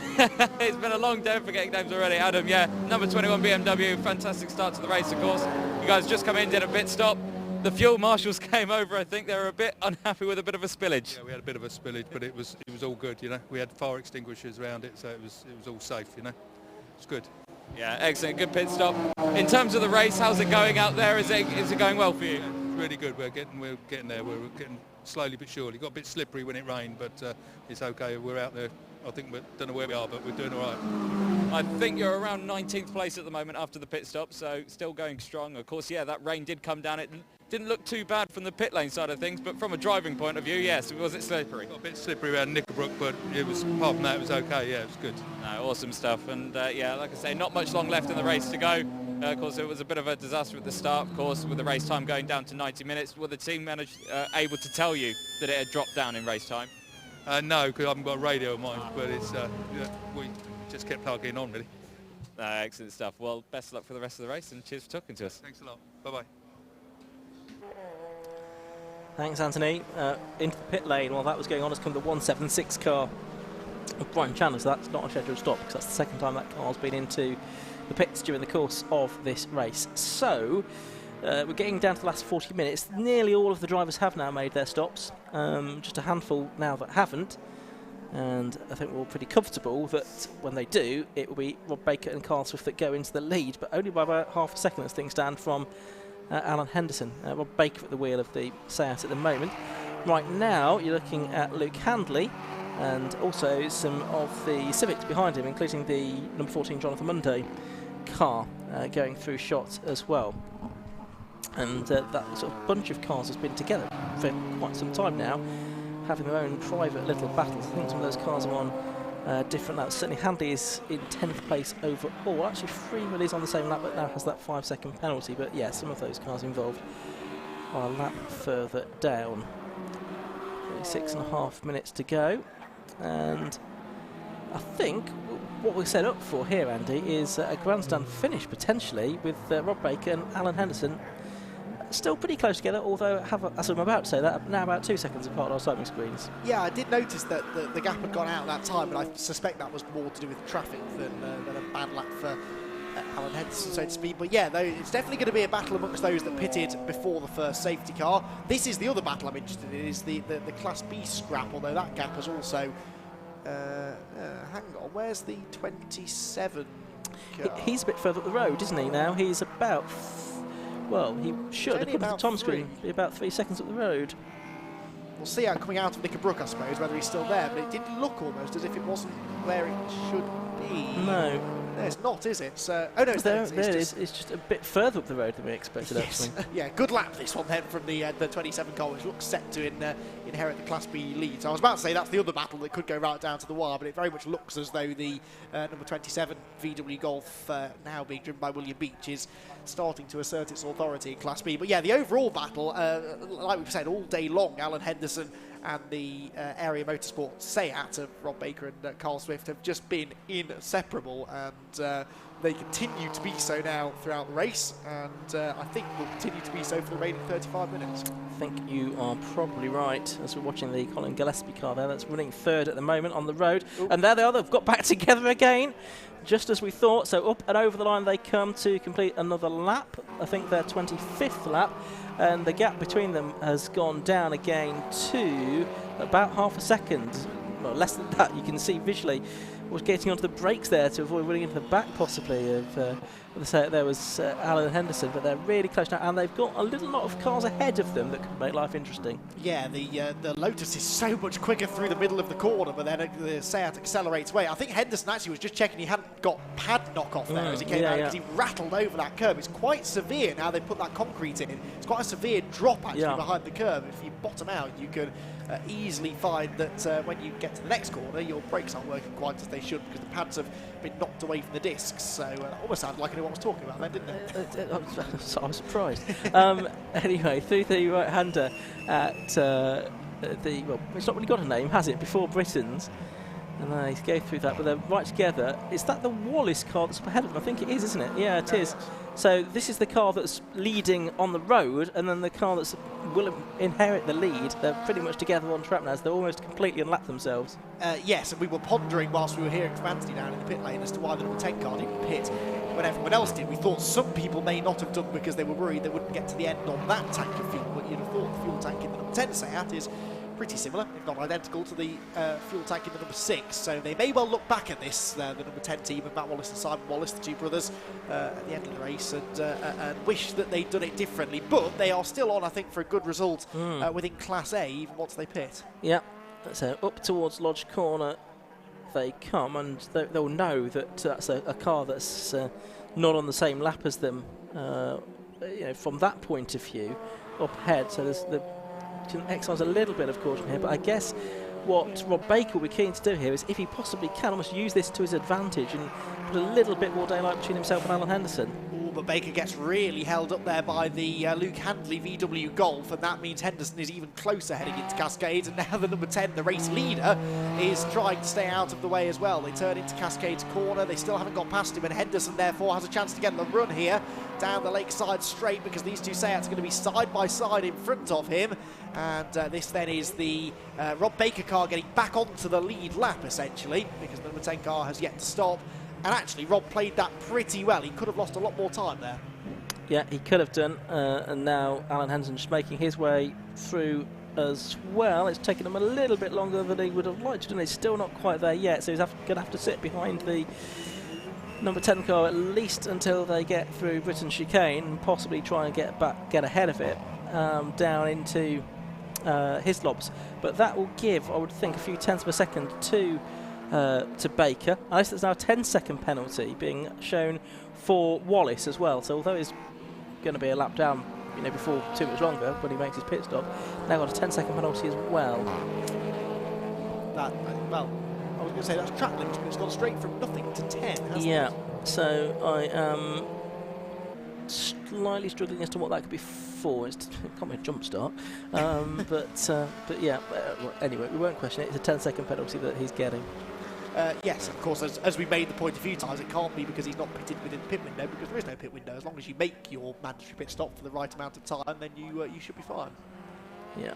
So into the last half hour of this race, and still slightly frustratingly, we've got 3 cars that have yet to pit. It's frustrating in a way, because I'd like to give you a rundown on what the order is, but in some sense it doesn't make too much sense. Perhaps what we would do if we run down what the order would be if we take those 3 out. So we think effectively it would be Rob Baker, number 6, leading, from number 90, Alan Henderson, in second. And then as one comes into the pits, that's Steve Cheetham, so he's sort of solving the problem for us. It's then going to be Will Beach in 3rd place overall, I think, in the number 27 car. I think that's right now. The Freeman and Monday car is going to be 4th. 5th is going to be Luke Handley. 6th is going to be the Rogers and Griffiths Civic as well. So quite a lot of Class B cars up towards the sharp end here. Not that it helps them particularly, because you score points within your class, but still nice to get up there side by side here, though. No, it's the other Seat confusing me, because Alan Henderson he has now, but it took him a full lap longer than Rob Baker to unlap himself from Matt Wallace. That's cost him 2 seconds, hasn't it, at least? Yes, now he should have the pace to close back in. I do think Henderson over a lap is fractionally quicker than Rob Baker. He just can't quite find a way through, and Baker himself is now getting held up a bit by the 59 MX-5, started by John Monroe, who we didn't get much time to talk about because he handed over to Nick Dougal pretty quickly in the race. John, very rapid sim racer as well as real world racer.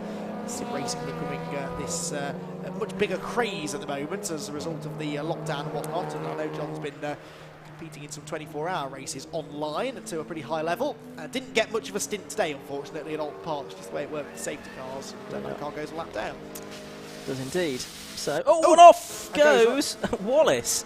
Well, that's slightly bizarre. So he's just been passed by the leaders-elect, and he's gone straight on into the gravel at Druids. He's not got as far as the barriers, which is excellent news, because if you do get as far as the barriers, that can be quite nasty. And he'll just drive out of it and back into the race. I suspect now would be a good time to make a drive change. Yes, quite well. Maybe this was his in lap. That might well be what it was. But, I think we can head down to the pit lane now anyway and find out some more news from Anthony.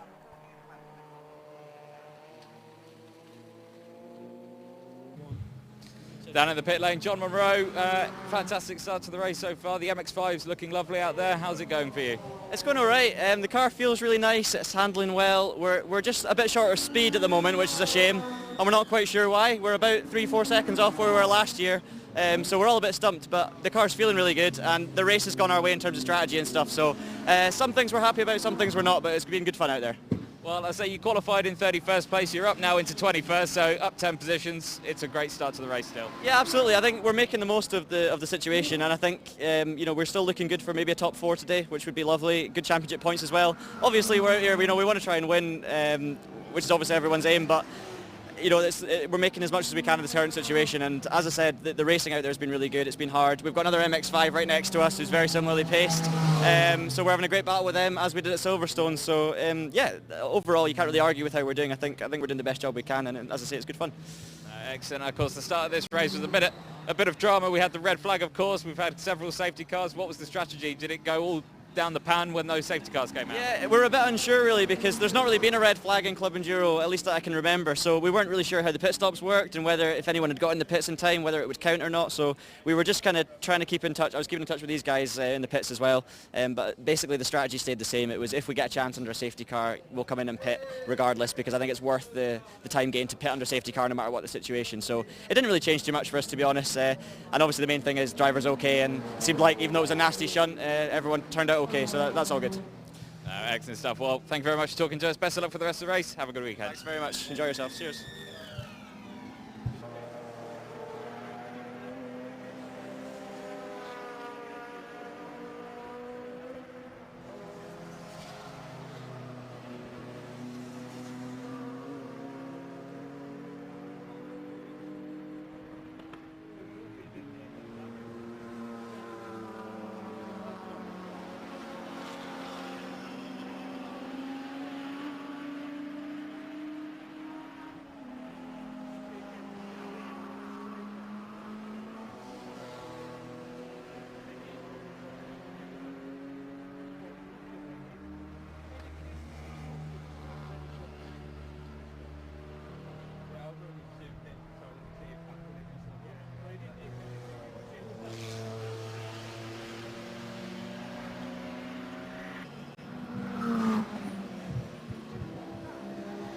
Up on the track, the Hot Badger Motorsport team, and again it's a 3.5 minute stop, so it looks like the work is not particularly feverish, but it doesn't need to be. There's plenty of time to do what's required in a reasonably relaxed way and without the risk of causing problems or making mistakes. I guess they'll just check that car over and possibly trying to get some gravel out of it now after its excursion at Druids.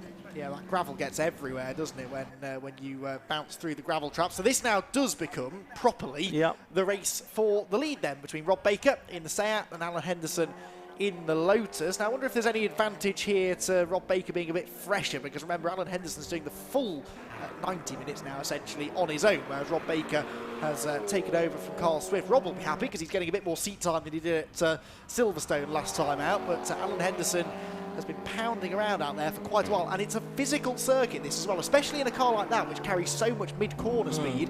Alan is fit and healthy and a good racing driver, as we've said, but not done a huge amount of endurance racing until very recent years, so might just start to be feeding this into the final half an hour. Yeah, as you say, quite a physical lap here at Oulton Park as we watch them head down to Island Bend. There's the 10 car about to go back out into the race again after an eventful first stint. Almost going to be side by side for the lead of the race though, up at Shallows Corner, and it is going to be just the Seat that holds on, but Alan Henderson's going to have another go here, trying to position his car on the right-hand side of the circuit, but that would be the wrong side, really, for the left of Britain's, which is not really an overtaking opportunity, but Alan Henderson's certainly showing some intent. So frustrating though, isn't it? He can draw alongside, but then the Seat just powers ahead again on the throttle. It's great racing for us, but Henderson knows he's quicker. On 2 or 3 occasions he's dropped back because of traffic or making a mistake or whatever, to maybe a couple of seconds behind Rob Baker, and each time he's been able to close in pretty rapidly, only to get stuck on the rear bumper of the Area Motorsport Seat, which again powers away from the Lotus up and over Clay Hill. But if we follow them through Druids, you'll be able to really see you can tell just from the attitude of the cars, the extra speed that the little Lotus takes through the corners. You can see he closes right back in, he's almost there, he's within striking distance, and then the Seat just creeps away again. I think if this move is going to get made, traffic will have to play a part. He has to slow that Seat down enough on the straights. Oh, and this might be the chance, actually. The Porsche stays out of the way, and Rob Baker hangs on, but I do think traffic might be his best opportunity. Yeah, could well be. They go over the line, start another lap, with 31 laps now in the book, 23 minutes to go, so they'll probably get another 12, maybe 13 laps out of this, looking at the lap times that they're doing.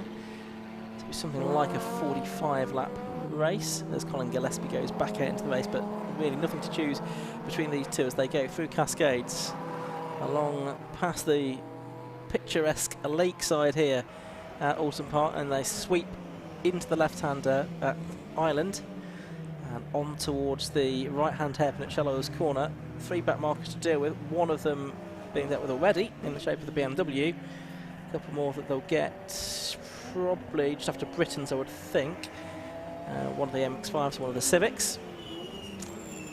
Will this be the opportunity that Alan Henderson's looking for? We'll see. Climbing up and over to... they're battling with each other as well, which... adds another dimension to it. Do they know that the leaders are coming?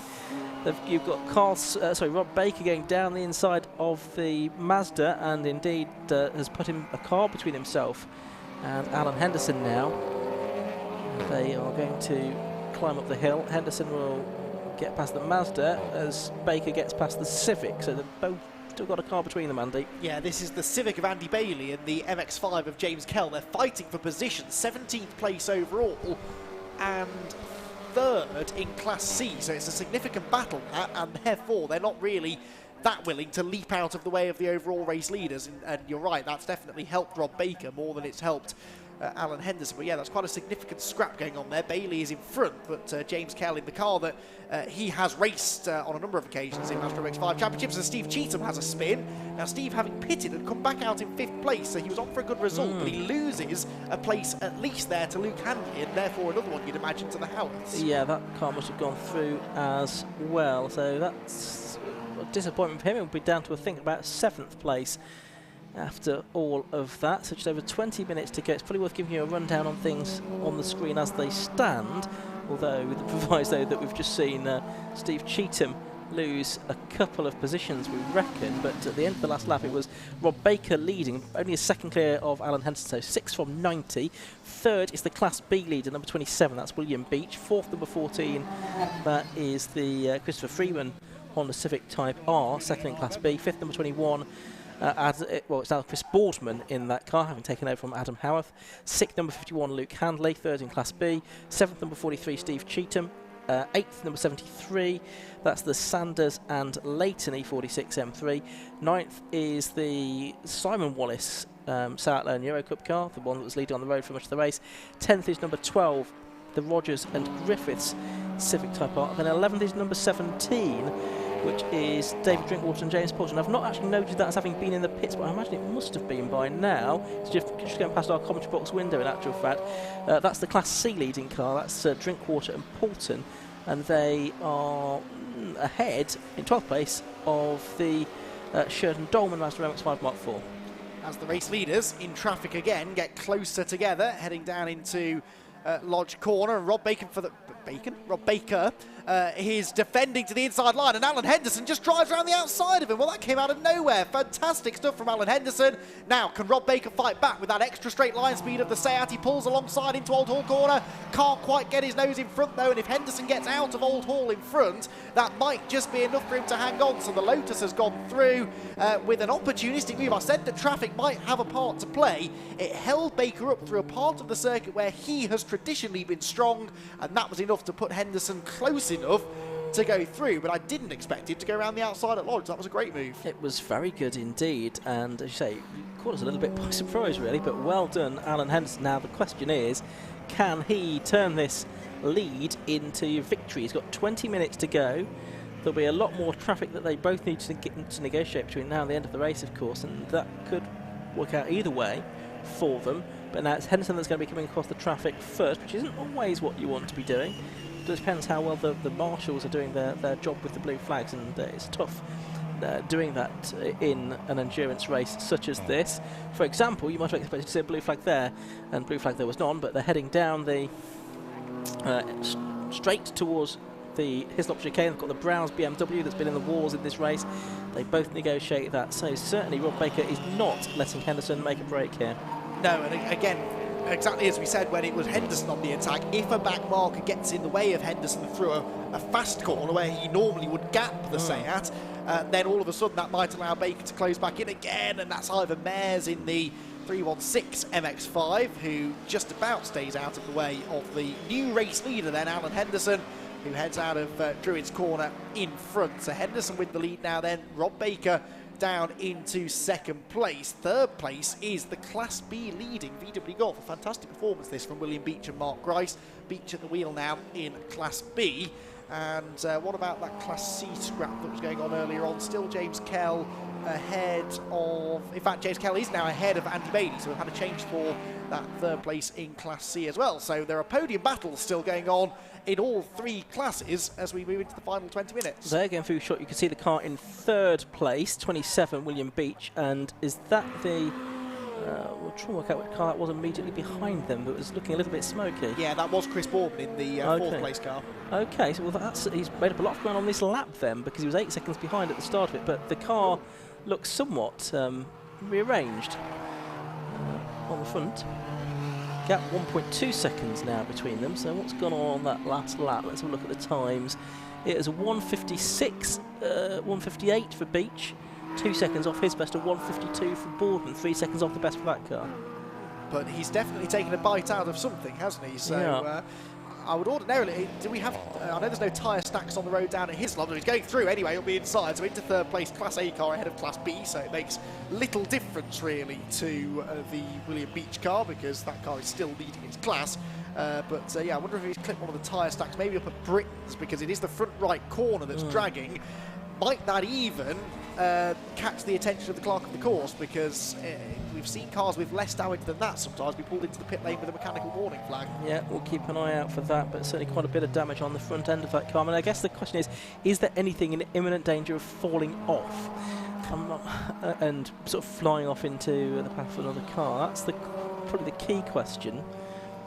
I'm not quite sure what the answer to that is. I mean, the way that front splitter is sort of dragging underneath the car is not particularly clever to me, but nevertheless it doesn't appear to be impacting the pace too adversely, on the basis that he's now got through into third position on the road and down to fourth position on the road. He's got the Class B leader, 27, William Beach. Yep, second in Class B is still the number 14 car with this 10-second penalty, which is the Jonathan Munday driven Honda Civic that started 17th, and he's 5th place overall. But we'll lose that place to Steve Cheetham, I think, as a result of the penalty, although Cheetham is a Class A car, so again, matters little in a way. 95 coming through there, just ahead of the 27 car. That car is Andy Bailey, who was dicing away with James Kell earlier on, but Kell has gained another place now, ahead of the David Drinkwater car, which was in the pit lane, that's why. So James Kell has now moved into the lead of Class C. Yeah, so that must be the mandatory stop for David Drinkwater. I didn't think he'd been in the pits, but I don't reckon he has been, so I think that's the mandatory stop that they're serving there, effectively. That would make sense. So James Kell then takes the class lead. He's now 9 seconds clear of the 95 Civic for Andy Bailey. That we just saw there is James Kell, right on cue, about to be lapped by the overall third place car, and James Kell sharing with his father Darren. And that car had a fairly sizable shunt at Brands Hatch at the start of the last year, not racing in Club Enduro, but they've repaired it. They've fitted a roof now onto it as well, and that makes it a little bit more aerodynamic, probably a bit more comfortable for an endurance race as well.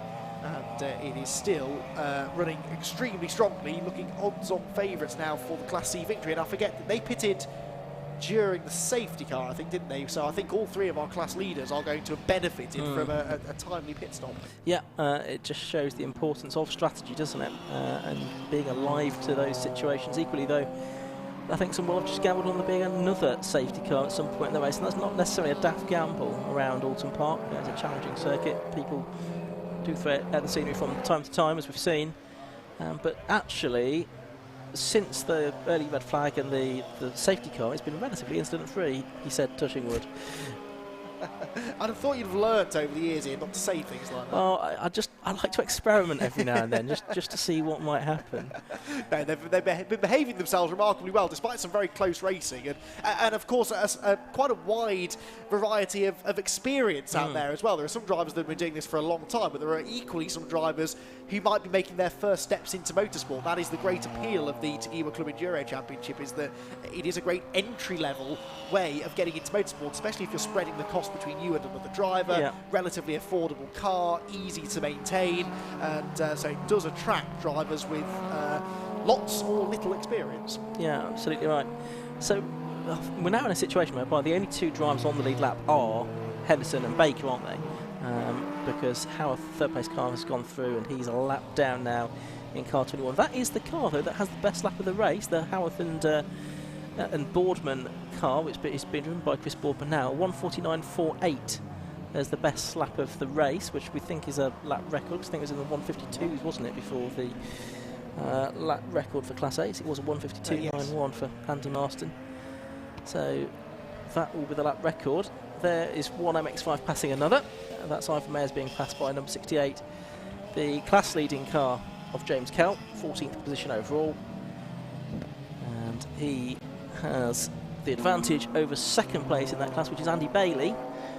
And Andy Bailey won Class C last time out at Silverstone. So winners being mixed up here in Class C and Class B, and even potentially Class A, but looks because Alan Henderson is getting away, if anything, from Rob Baker. What's the gap now? 4.4 seconds.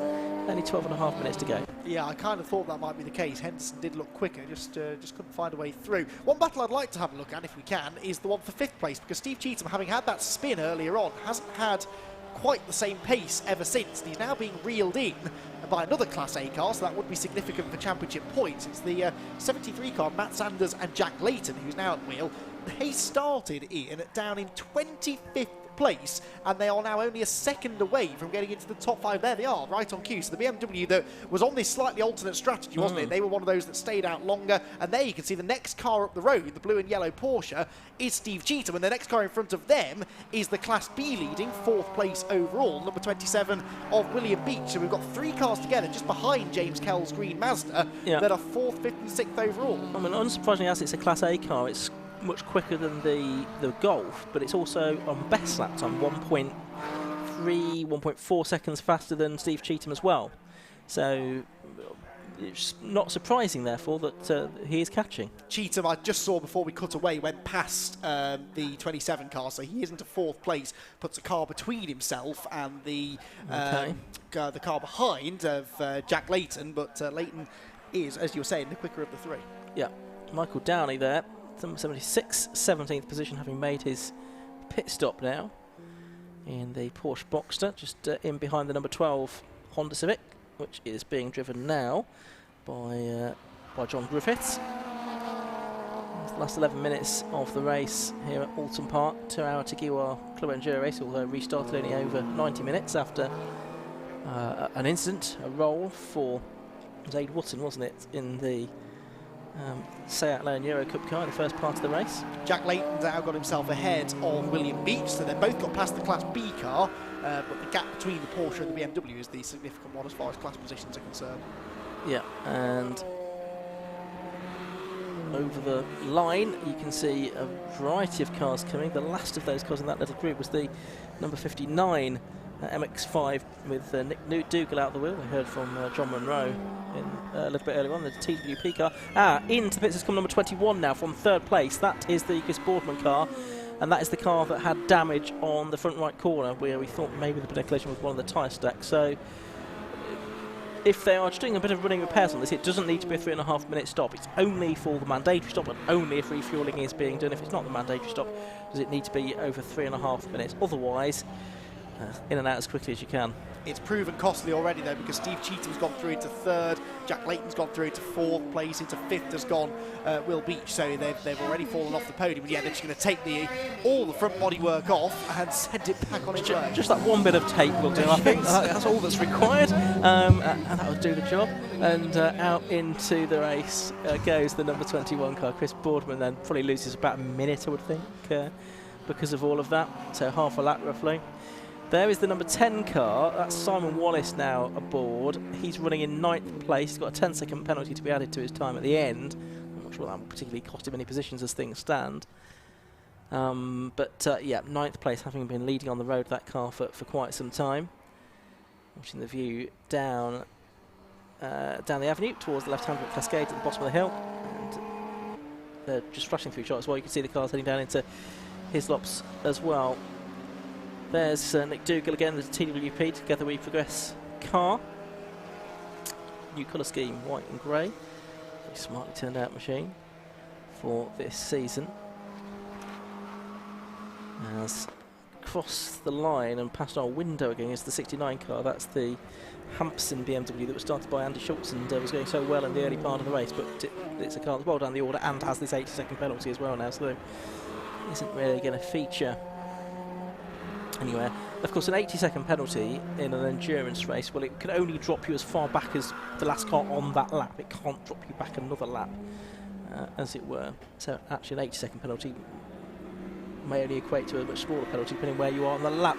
Now, Steve Cheatham has got the 73 car right behind him. Now, those two are just going into Oulton Corner, and that is a battle for position, and Steve Cheatham holds on to third place at the moment. That's just going on past our window as well and through into Oulton Corner. So the 73 car of Leighton right behind Steve Cheatham there in the number 43. Various other scraps coming through now with 7.5 minutes of the race left to go here at Oulton Park, the Tagiwa Club Enduro Championship.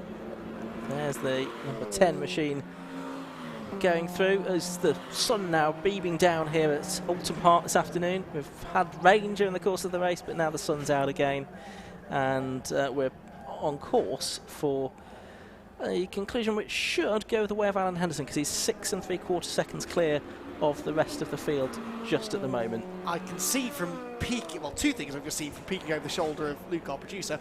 One, the 73 car got through past Steve Cheatham. The other, we've got an expired Porsche on the run into Lodge Corner that has just blown an engine fairly spectacularly. There it is on the main screen now. That's Bruce Robinson in the Porsche Boxster 790. He was running in 11th place overall and inside the top half dozen in Class B. But that car, just as it turned into Druids, suddenly went up in a huge ball of smoke. Now, with 6.5 minutes to go, I'm hoping they won't need a safety car here to clear this up. They might just cover it under yellows, but that, on the other hand, might require a safety car. That's 48, which is Robert Taylor. Now, that car has already been in the wars once in this race before the red flag, and now it's just popped on the edge of the circuit. That's Clay Hill, I think, yes, isn't it? Yeah, it is Clay Hill, and he's right on the edge of the track there, and that's not in a great position.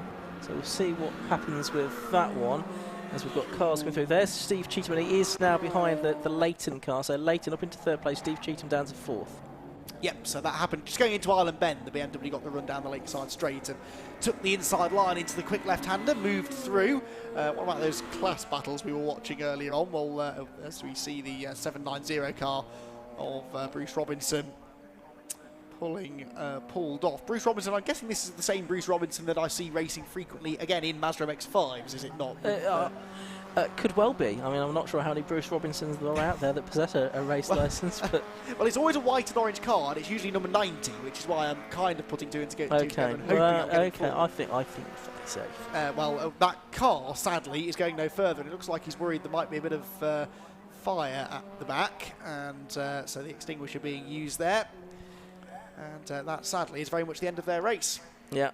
And the end of our view. Still, the 48 car is in exactly the same place as it was on the exit of, well, Knickerbrook and partway up Clay Hill on the right-hand side of the circuit.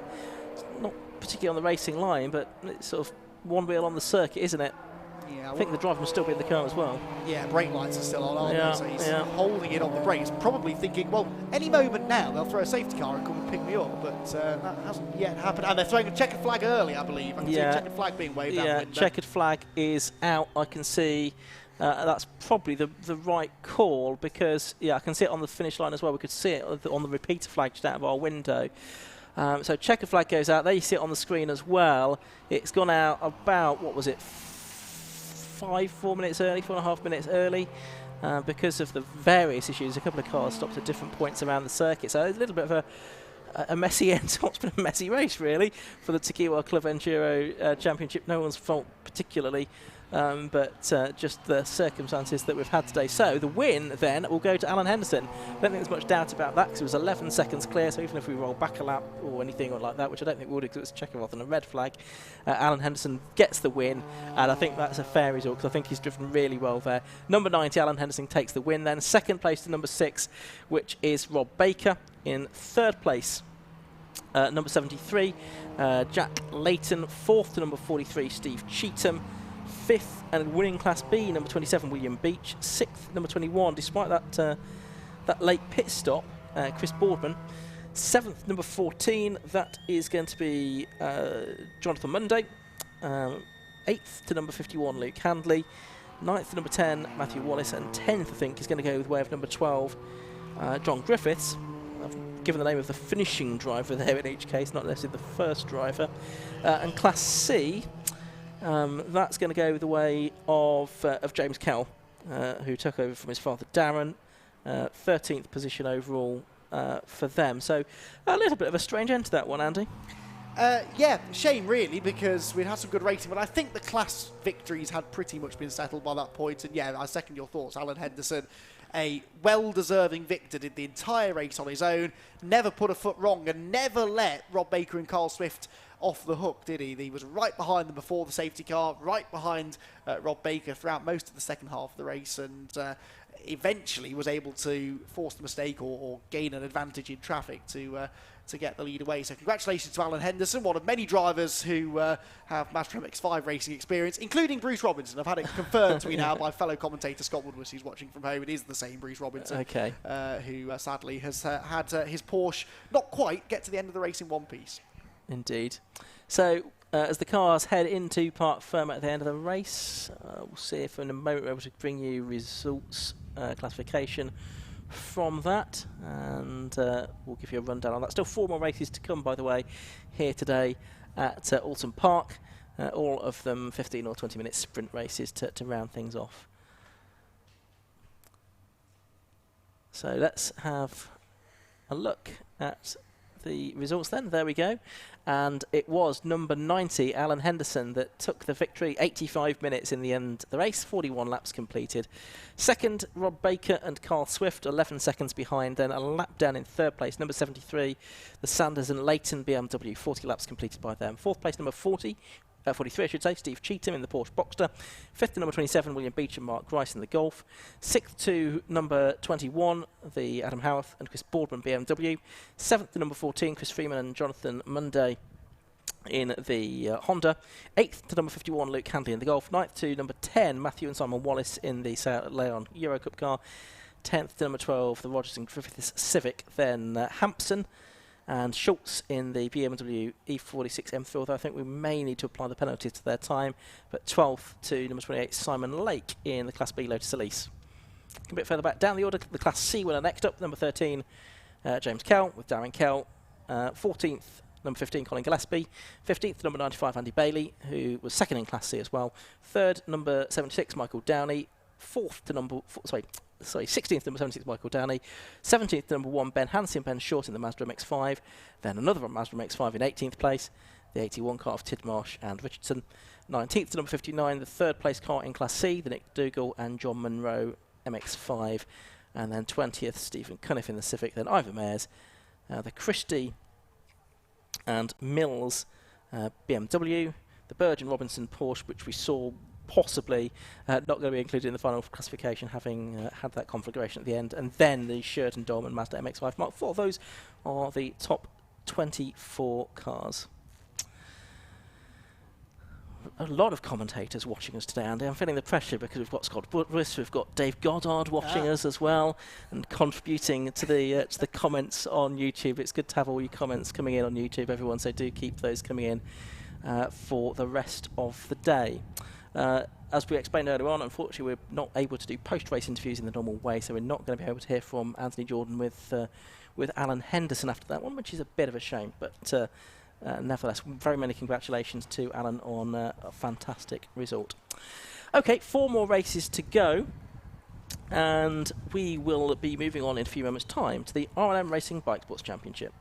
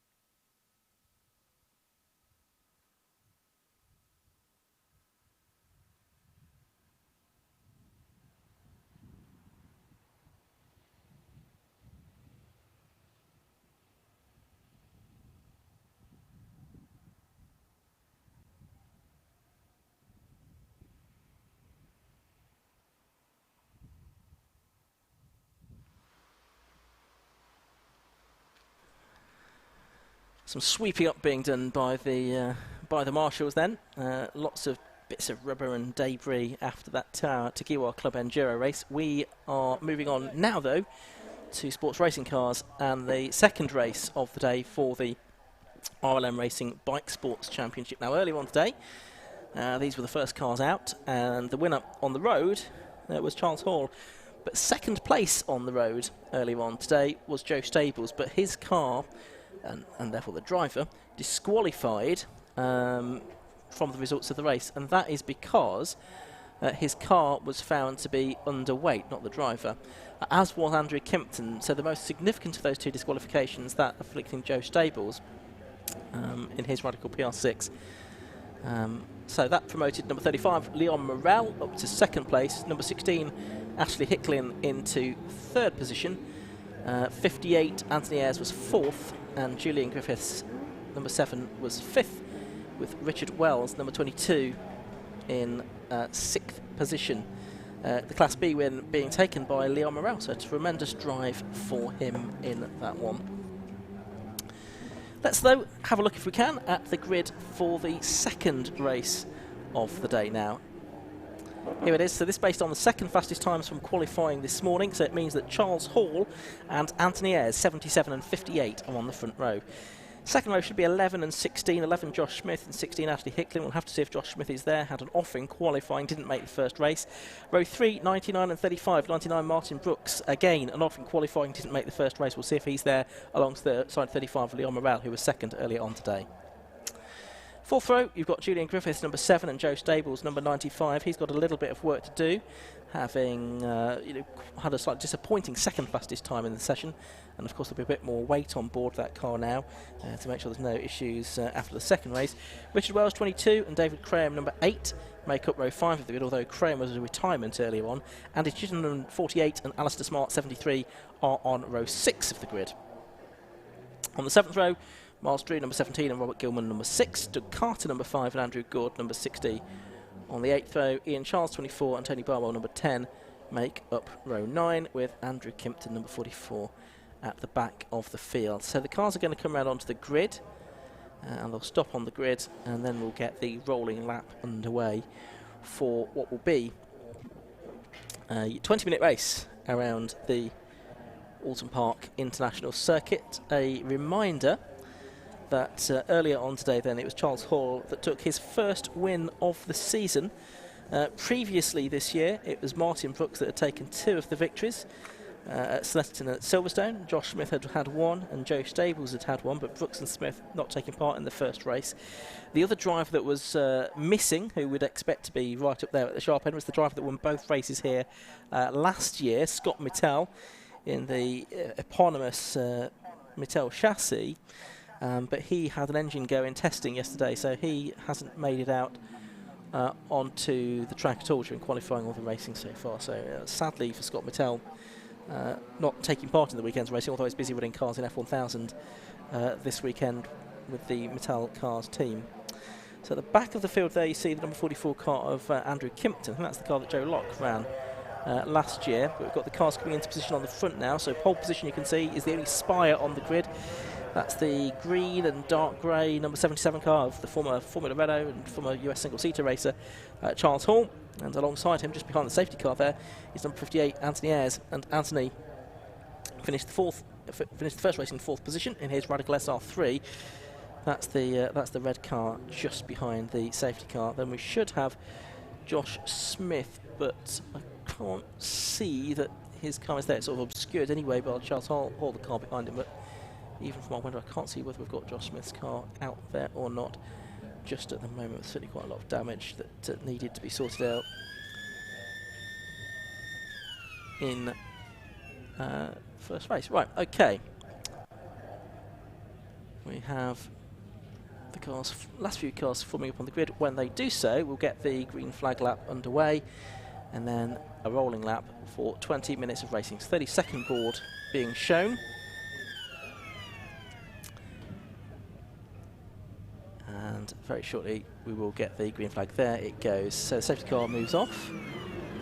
And so we can see that Josh Smith's car is there now, number 11. So just as well for him that the grid for race 2 based on second fastest qualifying times rather than race 1 results. And also there we can see now as they move off is the number 99 car of Martin Brooks. So I think this is going to make for a really interesting race, because Josh and Martin will both want to be making amends for missing the race earlier on today and get back out into the thick of it and take the fight to Charles Hall. It was a bit of a damp qualifying session this morning, so it was hard to get more than one really good lap time. I think was probably the problem a few drivers have had, and why the grid looks a little bit shaken up actually compared to what we might normally expect to see in the ILM Racing Bike Sports Championship. The championship leader coming into this weekend, Michael Chen, is not here. He's won all 4 races, or had won all 4 races as far as Class B was concerned coming into this weekend, and points are scored within the individual classes rather than based on overall finishing positions. But Michael Chen, as we say, not here this weekend, and it was therefore Leon Morel that took the Class B honours in race number 1 for these cars. After this, just 2 more races to go. They're next month at Snetterton to decide the championship, and I'm not quite sure how the points are going to look after all of this. So Michael Chen's not here. Martin Brooks is going to get 1 race out of this. Charles Hall, actually, if he gets, he's had 1 win, if he gets another one, he could be in a very strong position actually going into the final meeting of the season at Snetterton. It's going to be a very exciting conclusion to the year. 7 out of 8 scores count in bike sports this year, so just 1 score can be dropped. So really the likes of Josh Smith and Martin Brooks cannot afford any more problems here in this second race of the day. But it is nevertheless good to see them back out on the grid, Andy McEwan. Yes, it is indeed. I caught the end of that on my way back up the paddock. But yeah, we should be in for a slightly more competitive race, I would hope, at the front this time as well, because obviously Charles Hall, let's say he was handed the victory previously because he still had to get the car over the line, but certainly he never looked likely to be beaten in race number 1, but this one might be a little bit different. The Spire, though, certainly working well around Oulton Park, and will start once again from pole position in this race then, with the 58 car up alongside, and that's Anthony Ayres. So yeah, slightly different look to the front of the grid, but Charles Hall, I'd say, still odds-on favourite. Yeah, and you can see where some repair work has been done on the front of the Josh Smith Bridgewater College run Radical there. But there it is, third on the grid as the cars slow up now. The safety car pulls in, they get into 2x2 formation, and the red lights, which are on at the moment, will go out now, and the race will get underway for 20 minutes around the Oulton Park International Circuit. Ashley Hicklin makes a good start. Josh Smith makes a good start. He moves into second position as they go down into Old Hall Corner for the first time. Charles Hall, though, has quite a big lead over the rest of them as we're watching Andrew Kimpton get past Doug Carter towards the back of the field. But Josh Smith up to second place there. Ashley Hicklin third, and Joe Stables is up into fourth place from 8th on the grid already. Yeah, Josh Smith was a man on a mission there, wasn't he? He knew he had to try and make progress to get into second and try and chase after Charles Hall if he can. That's what he did, but yeah, under pressure here from Andy Hicklin as they head through Island Bend. The slow starter really was Anthony Ayres, the red car that started on the outside of row 1, just didn't get away well. Charles Hall, though, as they exit the Shell hairpin, already getting away then. Smith second, third place Hitchin, and fourth place is the 95 of Joe Stables from 8th on the grid. So Josh and Joe both really on the move here in the first half a lap. Yeah, Martin Brooks again with quite a lot of tape sported on the front of his car after his earlier off. He's there in 6th position, and he's been a 2-time winner so far this season in the RLM Racing Bike Sports Championship. So we're on lap 1. It's a 20-minute race. Earlier on today we got 12 laps and about 20 minutes, so I'll expect, all things being equal, that we will get the same again. They climb up towards Druids. There's Charles Hall flashing through, and we're going to get a challenge there for third. I thought we were briefly, with Joe Stables trying to challenge Ashley Hicklin there in the much bigger Radical SR3. Down towards Lodge Corner they go. Stables has a look down, but Martin Brooks is there and poised and almost ready to try and make a move on both of them, it seemed. Ooh, very wide over the curb there, though, as Hicklin is forcing Joe Stables to get quite imaginative here with his overtaking attempts, but Stables is up the inside now into Old Hall, and I think he's going to go through. Yes, he does. So into a podium place now from 8th on the grid for Joe Stables. PR6 working well here. It's another PR6 closing in behind of Martin Brooks as well, who looks to the inside of Ashley Hicklin into Cascades. There's no way through, and now as they go out onto the back part of the circuit, the SR3 of Hicklin might start to have the advantage again. The lead gap, by the way, just under 3 seconds. So as impressive as that start was for Josh Smith, even he doesn't seem to have anything at this stage for Charles Hall. Doesn't seem that way. 2.95 seconds to go, as you say then. So there is Hicklin, number 16, just ahead of Brooks. Stables got through and has already put a few car lengths over the SR3. He's in the PR6 that his father has raced up in most recent years. His father Richard, himself a former bike sports champion. Brooks lining up Hicklin for a move, but doesn't really seem to have the pace down towards his lops there to make a move on the number 16 car, which has that sort of camo type livery on it, doesn't it? It's pretty smartly turned out. Climbing up Clay Hill then for the second time, and Brooks getting alongside here. Is he going to try and make a move at Druids? Brave place to do it. He's up the inside though, and he's done it. Nicely done move that from Martin Brooks, and the former RGB racer, as it was when he raced in it, is back up into third position now. Yeah, he'll be a bit frustrated that took him a good half a lap longer, or nearly a full lap longer actually, than it took Joe Stables though, because Joe has pulled away now by a couple of seconds as they cross the line. The gap between Joe Stables third and Martin Brooks fourth is nearly 2 seconds, yeah, so that's going to take some doing for him to close back in again. Leader Charles Hall now nearly 4 seconds clear of Josh Smith in second place. Joe Stables is a further second and a half or so back in third, and Joe on the previous lap almost exactly matched Josh Smith's lap times. In Class B, by the way, Leon Morel is leading in 7th place, as on the screen we see a move there. It's the number 8 car, I think, of David Craham losing a place into Old Hall, and yeah, Leon Morel leading in Class B, second place Richard Wells, and then this battle going on not far behind them. Yeah, it involves the likes of Alistair Smart, number 73, also number 44, up from the back of the grid there, Andrew Kimpton, so he's had a good run through. He's halfway up the field now, so that's a great drive from him. And these two drivers, I think, were both in action last weekend at Castle Combe. Certainly Alistair Smart was on the podium there in their Sports Racing Challenge event. But yeah, Smart back out here this weekend in that central seat driving position that that you find with this car. They're making their way through Britain chicane, then climbing up the hill towards Hilltop.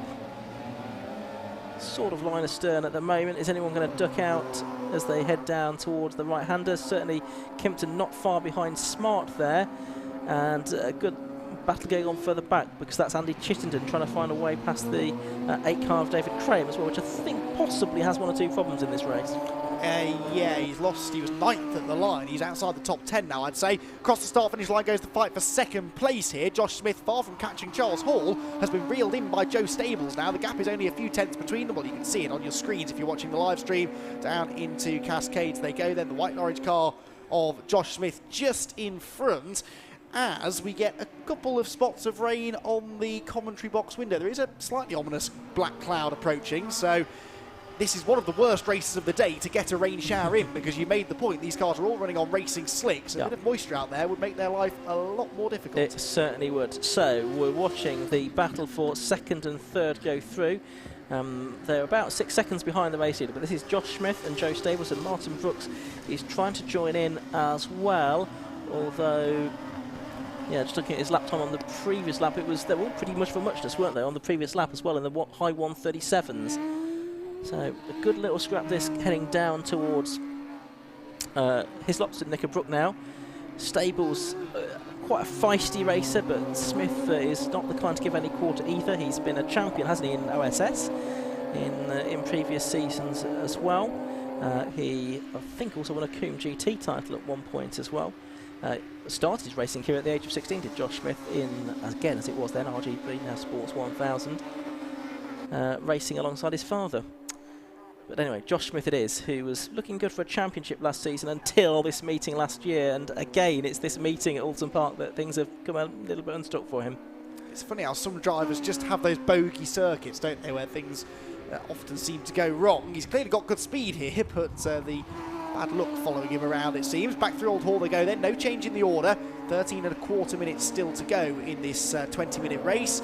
Fastest lap set by Charles Hall, perhaps unsurprisingly, a 1:36.74, which compares, it's quicker now than he went in the first race as well, so the track conditions are better out there. Of course, it was still a bit damp, wasn't it, after that early morning or late morning rain shower that we had. Although there is a bit of moisture in the air now, the track is dry, and they're all lapping a little bit quicker than they were in the first race. Charles Hall, though, now nearly 7 seconds clear of this battle for 2nd place. Yeah, and that's a lap record as well, by the way, that 1:36.74.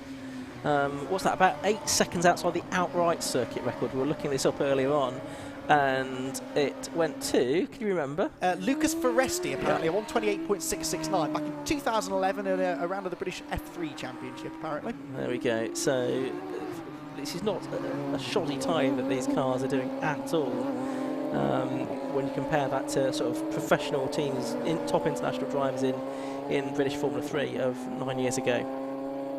So 12 minutes left of this race. There we see the number 60 car going through. That's Andrew Gord in his Radical SR3 RS. He's running in 17th position. I think that's the Miles Drew car.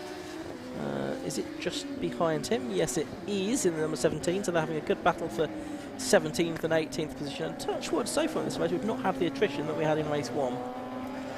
Yes, I always get nervous when you say things like that. Yeah, I just said it in the last race as well. I know, yes, you're tempting fate here. But no, good driving standards out there. Again, the more favourable conditions helping, definitely, as that battle heads down the hill towards the chicane. We pick up another battle now on the screens into Lodge Corner. That's the 22 of Richard Wells going up the inside of Leon Morel, and that was for the Class B lead. So an important move there, and a nice move made as well by Richard. Looked like he carried more speed out of Druids. Got to the inside into Lodge, but Leon won't like that. He's going to try and fight back here into Old Hall. Has a look to the inside, has a big look to the inside, but there's not quite room.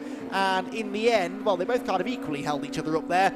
Leon has to settle for 2nd best for now. Then Richard Wells does move through into 6th place, 7th place overall, and the lead of Class B. Yeah, absolutely. Very important scrap this then for class position, as well as overall slots as well. And Wells just putting a few car lengths between himself and the number 35 car of Leon Morel at the moment. About half of the race still to go.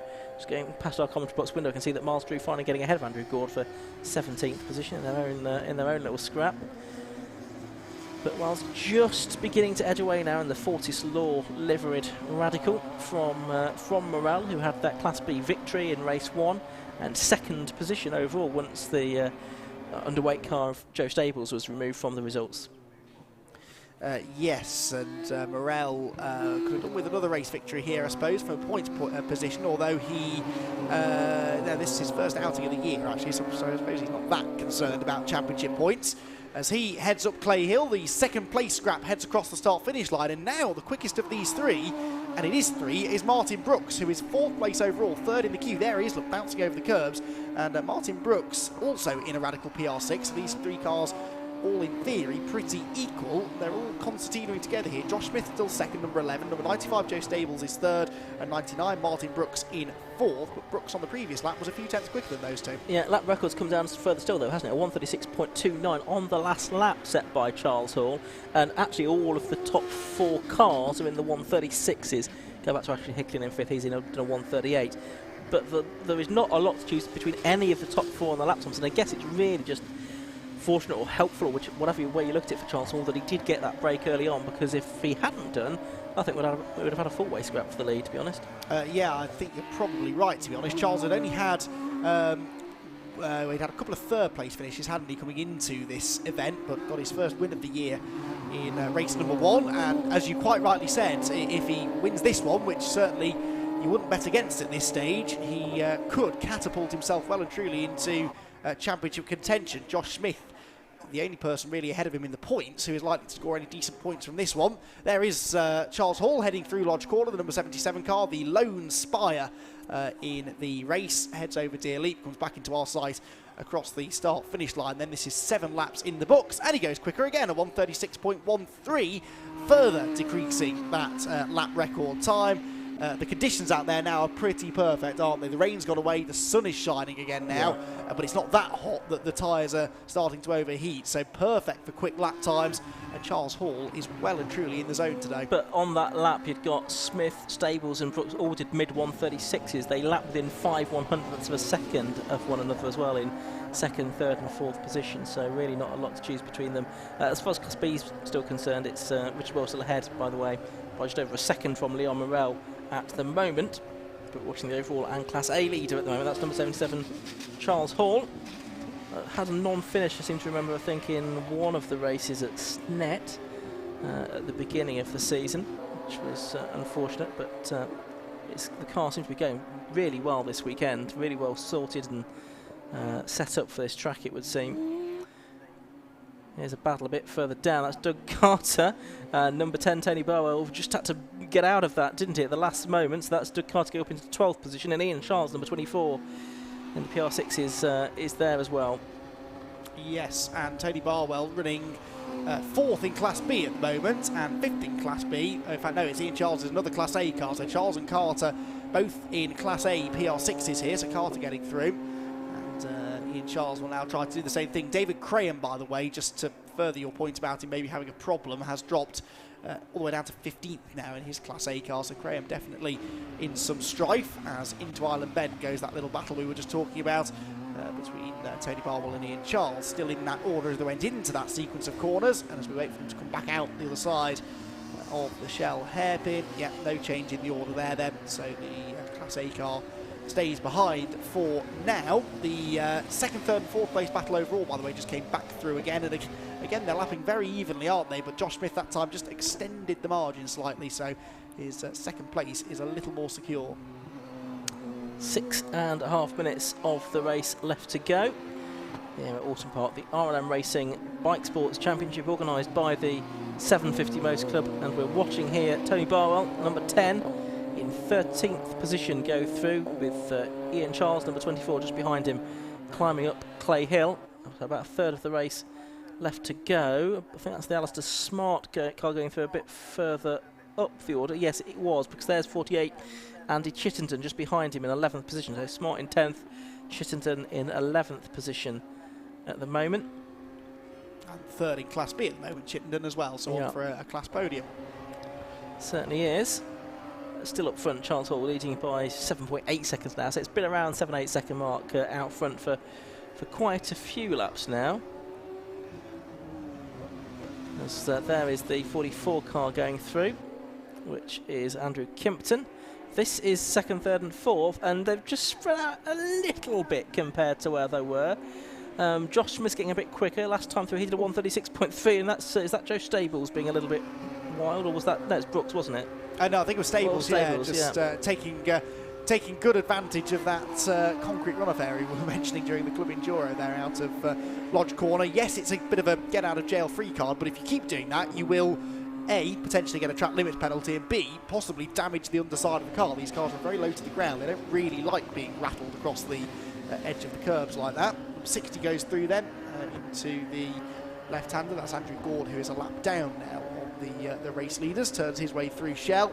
But yeah, that's the gap now between second Josh Smith and fourth Martin Brooks. So the gap separating second from fourth is about 2 seconds now, more or less. So that is about as big as it's been for the last 10 minutes or so. We're into the final 5 minutes now. There's 4.5 minutes left of this second RLM Racing Bike Sports Championship race of the day. Charles Hall looking good for a pretty dominant double victory. No one has done the double, have they? No, because Martin Brooks has won 2 races, but at 2 different events. So this could be the first time someone's done the double this year. Yeah, it could be.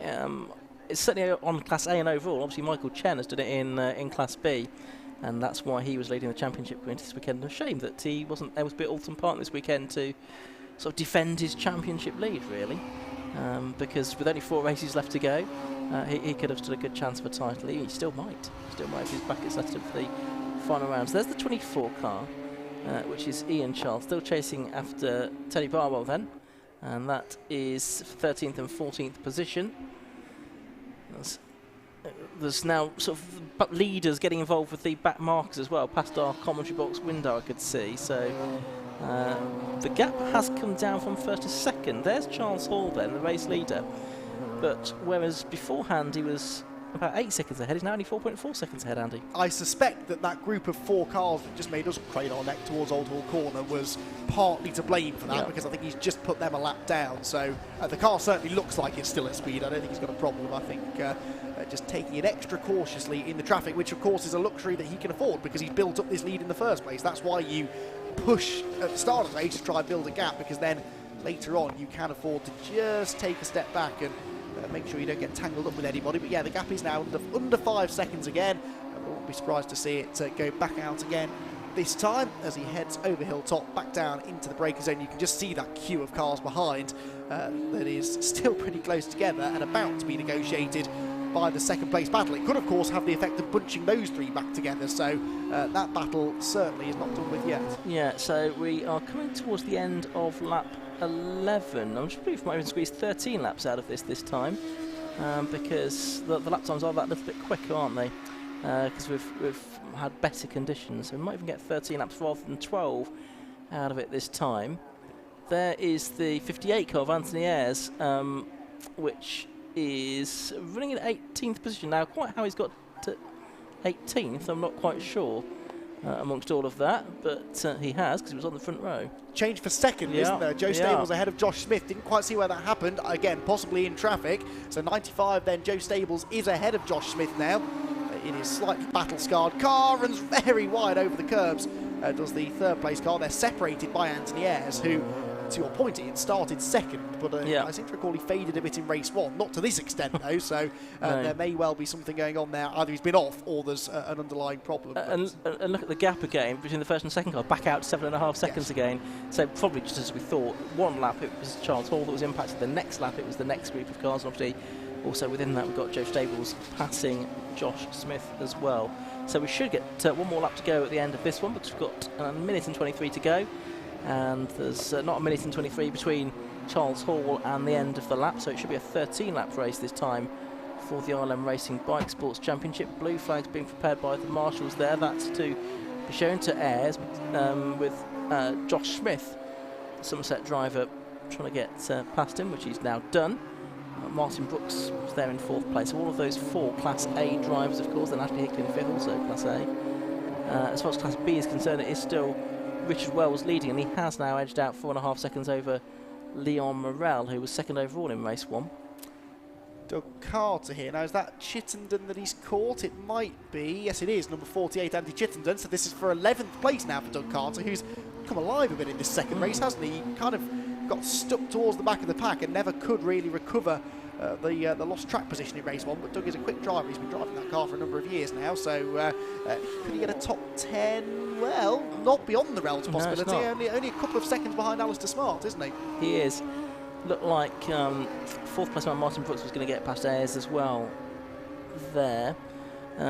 Ayres is only looking at 4 seconds off the time of the leaders, so it's not easy for those cars, Stables, Smith and Brooks, to get past that car, because the gap in terms of lap time between them is not that great.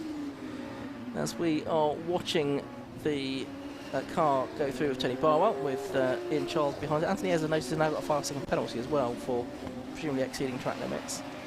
So that will turn his not great result into one that's even less optimal. Down the hill comes Charles Hall, so he has just lapped a couple of cars. He's now lapping Andy Chittenden as well, so he's lapped up to 12th place. So just ahead of that with a battle for 11th between Doug Carter and Alistair Smart, such that it is. Time has run out though, so coming up to the last couple of corners, Andy. Yeah, Charles Hall looking good for this this double race victory, isn't he then? And yeah, 48 of Chittenden has fallen well back on this final lap. I wonder if he's got some sort of a problem as well, but no such problems for Charles Hall. Heads into the final corner then, and he will become the first double victor, as in the first driver to win 2 races at the same event this year, and put himself right into championship contention. Checkered flag then for Charles Hall, who wins race number 2 of the RLM Racing Bike Sports Championship at Oulton Park. Second place for Joe Stables, a fighting second place that for Joe. Having started all the way down in 8th place, he got ahead of Josh Smith towards the end, who comes home in 3rd. Martin Brooks will be 4th in the number 99 car. All of those are Class A runners. Likewise, 5th place should be Ashley Hicklin when he comes through. There he is. And then in 6th position should be our leading Class B car. That should be Richard Wells, who got himself ahead of Julian Griffiths on the last lap, who was a Class A competitor, and that is the way they will finish. Wells in 6th place. In fact, he's not quite got here yet. Waiting for the 6th place car to come underneath the spectator bridge at the top of Deer Leap. I can just see them coming through the trees now. They are quite close together, these two. Is it still the same order then? Wells ahead of Julian Griffiths. Through they come. Yeah, that'll be Wells in front, won't it? So Richard Wells gets 6th and wins Class B. Julian Wells is 7th with Leon Morel, 8th place, 2nd in Class B, ahead of Andrew Kimpton and Alistair Smart, whilst Tony Barwell should round out the Class B podium. Yep, so a great drive that from Charles Hall. Bit more opposition that time, but he'd still got the advantage over pretty much everything that could be thrown at him this weekend. The one car that he didn't get to race against this weekend was Scott Mattel, and he was the double winner here last year, so who knows what Scott could have done had he not had those issues with his engine yesterday that have ruled him out of competition today. Still, the last few cars just coming over the line. Alistair Smart just fending off Doug Carter by 0.14 of a second there right at the end of the race. So he finishes 10th and Doug Carter in 11th position. I think those two now, the last 2 drivers to cross the finish line here at Oulton in the 750 Motor Club RLM Racing Bike Sports Championship race. So we will see them head into Parc Fermé. There they go, and that is Charles Hall heading to the floppy marker for first position, and so he has already completed his slowdown lap well ahead of anybody else. It looks like we might even, with a bit of luck and a following wind, get to have a word. Fantastic stuff, well done. This time. Yeah, absolutely smashed it out there. Is ready and very waiting, good weekend. So I will. Ash isn't here to terrorise us. We've got an interview to ourselves this time, haven't we? Excellent stuff. Well, I mean, while you're out there, talk us through just some of the stuff that you had to go through out there. I mean, it looked like a very fast race. It looked like you just had it all under control and just absolutely flying out there. Well, yeah, we had like I said, we had a great car yesterday. You know, we thought it was good. Made a few changes, and then put the tyres on this morning, it's just got even better. So I know the lads had off there in quali, so they didn't do race 1, so I was thinking fresh tyres, and I knew the car would be a little bit sus, but to be fair, I went out then and the car was even better again on the scrubs, so, you know, like, couldn't have wished for a better time. Dad's put a lot of time and effort into the front end, and we've had a few arguments whether it was right or wrong, and I think I'm going to eat some humble pie tonight. Excellent. Well, so we spoke to you earlier about how low to the ground that splitter was. As you said, it was jacked up at the rear, and now there is a bit more of some height on the front of that spoiler, isn't there? It's when I saw it myself and you pointed it out, I thought something's wrong, but yeah, no, it's all right. It's no, car's perfect, and look forward to the next race. Excellent stuff. Well done. Thank you.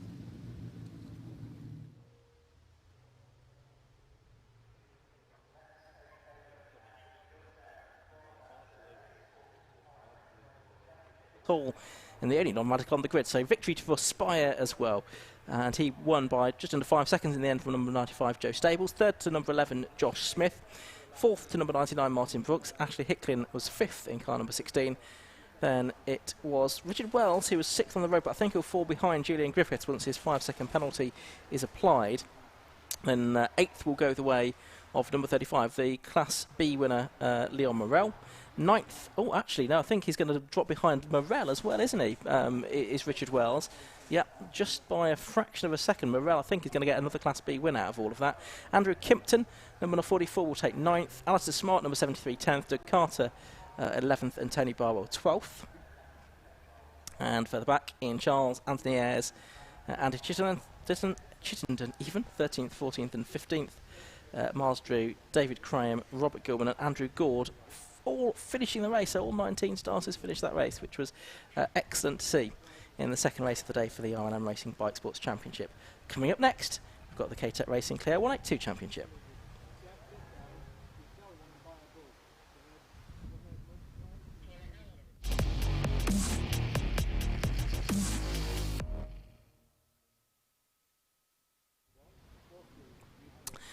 Well, on a day of changeable weather at Oulton Park, the sun is back out as a reasonably healthy breeze as well.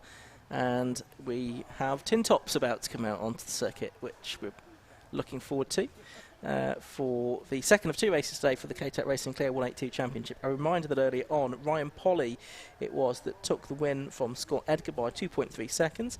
But Ollie Wayne, a very good third position. Just talking off the weather, there is the latest forecast. Well, it is forecast to be a little bit brighter over the next hour or two as we have these last three races of the day. As you can see, temperature around about 15 degrees and a westerly wind of about 13 miles an hour with little chance of rain now, courtesy of JMW forecast, that one. Cars coming out onto the grid, though, for the second K-Tech Racing Clear 182 Championship race of the day. So hopefully in a moment we'll be able to talk you through how that lines up. The grid for this one is based on the fastest lap times from the earlier race. So let's see if we can bring you that. Here we go. Pole position is number 1, Ryan Polly. He did a 2-minute 1.84 second lap in the earlier race, as well as winning. He got the fastest lap as well. Alongside him, number 21, Scott Edgar. Second row, 86, Ollie Wayne, and 17, Simon Freeman. So that was actually the top 4 from the first race. First driver that's sort of out of position, if you like, Josh Larkin. He finished in 7th place in race 1, but qualifies 5th by virtue of his fastest lap time. That's number 13. Alongside him is number 44.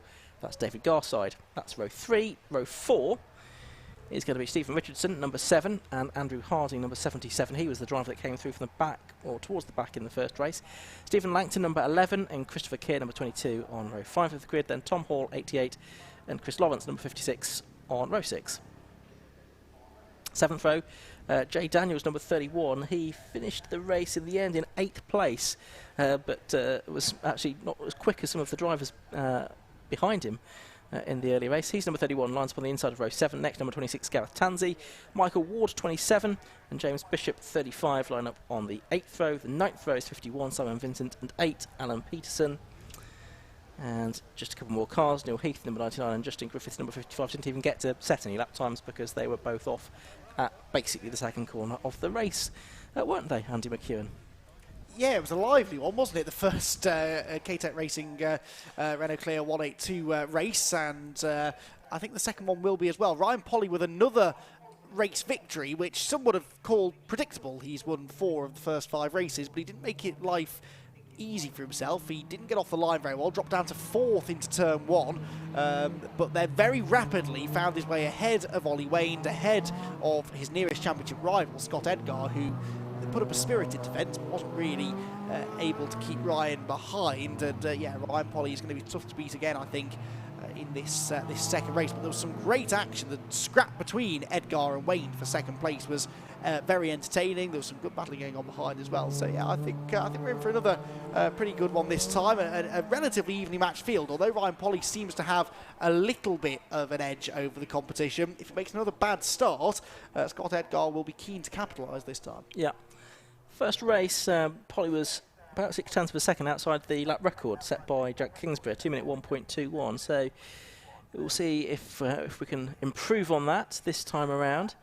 Ryan Polly leading the championship coming into this weekend on 140 points. Obviously, he will have extended that now, although not by very much. He was 12 points ahead of Scott Edgar before the race, and with Scott Edgar finishing second, I think it'll be about 15 points or something like that now. This is going to be round 6 of the championship. There were 10 rounds altogether. Mallory Park in about 4 weeks' time is going to be the next one, and then Silverstone in November will round out the 10-round season, and it's the best 8 results that will count. And obviously Ryan in the bag, so he's looking in a pretty good position to retain his championship actually. But Scott Edgar are doing a really good job this year. He was 4th in the championship last year, had, I think it was only 2 podium finishes last year, so to already be in a situation whereby he has had 4 podiums out of 5 races, including that victory at Brands Hatch. That's been a very good start to the year for him. Yeah, he's not finished lower than 4th all year, has he, Scott Edgar? And right, Polly's never finished worse than 2nd, which is why he's got the points advantage. But Edgar on the outside of row 1 there, the white and blue car, got a good start in race 1, did Scott. So we'll see on this completely dry road that they've got now whether he can do the same thing again. 15 minutes is going to be the race distance, and early on that equated to 8 laps. I would think it would be the same again. And it's quite long, 2 3/4 mile international circuit here at Oulton Park. Green flag waved at the back, so very quickly we'll have some 750 Motor Club seconds that tick away quite quickly, because the 5-second board is already shown. Red lights are about to go on then for 15 minutes of racing in the K-Tech Racing Clio 182 Championship. Round number 6 gets underway now, and it's a good start by Polly, but a pretty reasonable start by everybody actually. Scott Edgar there in 2nd. Ollie Wayne is trying to hold on to 3rd position from all comers really behind him, and they disappear their way around Old Hall Corner and down towards Cascades for the first time. I think they've all just about managed to stay on the circuit. But Jay Daniels, by the way, has just got going. I think he had a problem getting off the line, number 31, but he has got going now. But he's 15 or 20 seconds behind the rest of the field who are down at Cascades. Ollie Wayne was sandwiched between Scott Edgar and I think Simon Freeman through Old Hall Corner, and there was a bit of contact between the 3 of them, and Wayne was the one that came off the worst, dropped down to 5th place by the time they got down to Cascades, so he's got some work to do, the man that started 3rd on the grid. It's Polly from Freeman, the top 2 then, so down to 3rd place for Scott Edgar. Up into 4th position has come Josh Larkin, so it's a real mixed order.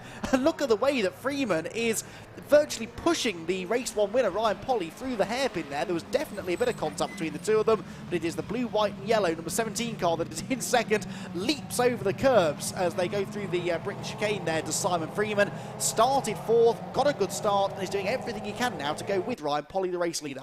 Absolutely right. So Freeman 4th in the championship coming into this weekend, and 4th in the earlier race. Well, so I imagine probably still 4th in the championship too, although they may have got ahead of Don de Graaf, who's not here this weekend actually, as they make their way out of Knickerbrook and ready to make the climb up Clay Hill for the first time in this race. The car's pretty much single file as they do so. Polly, though, probably will appreciate here that he's got a bit of a fight on his hands. Number 17, Simon Freeman in 2nd. 21, Scott Edgar 3rd. Josh Larkin, number 13, in that Battleship Grey and Dayglow yellow car in 4th position. Then it is the Ollie Wayne car back in 5th place then, having started on row 2. Yes, Edgar and Wayne, who we kind of thought would be Ryan Polly's closest rivals in this race. Neither of them had a good start. Up the inside there, a nice move made into Lodge Corner for Christopher Keir, who went off at Knickerbrook in race 1. Dives up the inside there of Stephen Richardson's number 7 car into the right-hander at the end of the lap, and therefore will come across the start-finish line in 9th place now. So Keir already a couple of places higher than he finished in the opening race. It's Polly that leads by 8/10 of a second over Simon Freeman, number 17 in second. Scott Edgar, number 21, is third. Number 13, Josh Larkin, fourth, and number 86, Ollie Wayne, in 5th place. That group of cars just making their way through Cascades for the second time. Yeah, Chris Keir, who we saw make that move there in his first season of racing, hadn't done any racing before this, although had taken part in one of those racing scholarships and done quite well. There is number 17, Simon Freeman, in second position, 8/10 behind Ryan Polly at the beginning of the lap. Still looks like it's about the same kind of margin now. They're turning their way through Shell Oil's corner for the second time in this race. A few car lengths between them, and then a similar gap back to Scott Edgar in 3rd place, really. Bit of a bigger gap back to Josh Larkin in 4th, and then the gaps get ever bigger as you go along, really. Back to Ollie Wayne's in 5th position at the moment. 12 minutes of the 15 still left to go in this race. Quite a lot of curb being taken there by Simon Freeman on the exit of Britain's upon 2 or 3 wheels for a fraction of a second. And back down the hill they come towards Hislops. A bit of jostling in the mid-pack there, but up front at the moment, Andy, it's sort of single file. Yeah, I was about to say that I'm impressed with Simon Freeman's pace here. He seems able to live with Ryan Polly's speed, but then it does look like he's working rather harder to go to that speed than Ryan himself is. But yeah, they're all kind of equidistantly spaced out, aren't they, as they go over Clay Hill. We'll have to wait and see how the race develops, I suppose, if some drivers come on stronger in the second half. There goes the 77 car. That's Andrew Harding running in 6th place, just going through Druid's corner. Stephen Langton behind him, David Garside, Christopher Keir. Christopher Keir could be the one on the move because he was running solidly inside the top 10 when he had that off in race 1. Dropped him down to about 12th place or so. So we'll see. His next target was David Garside, the 44 car.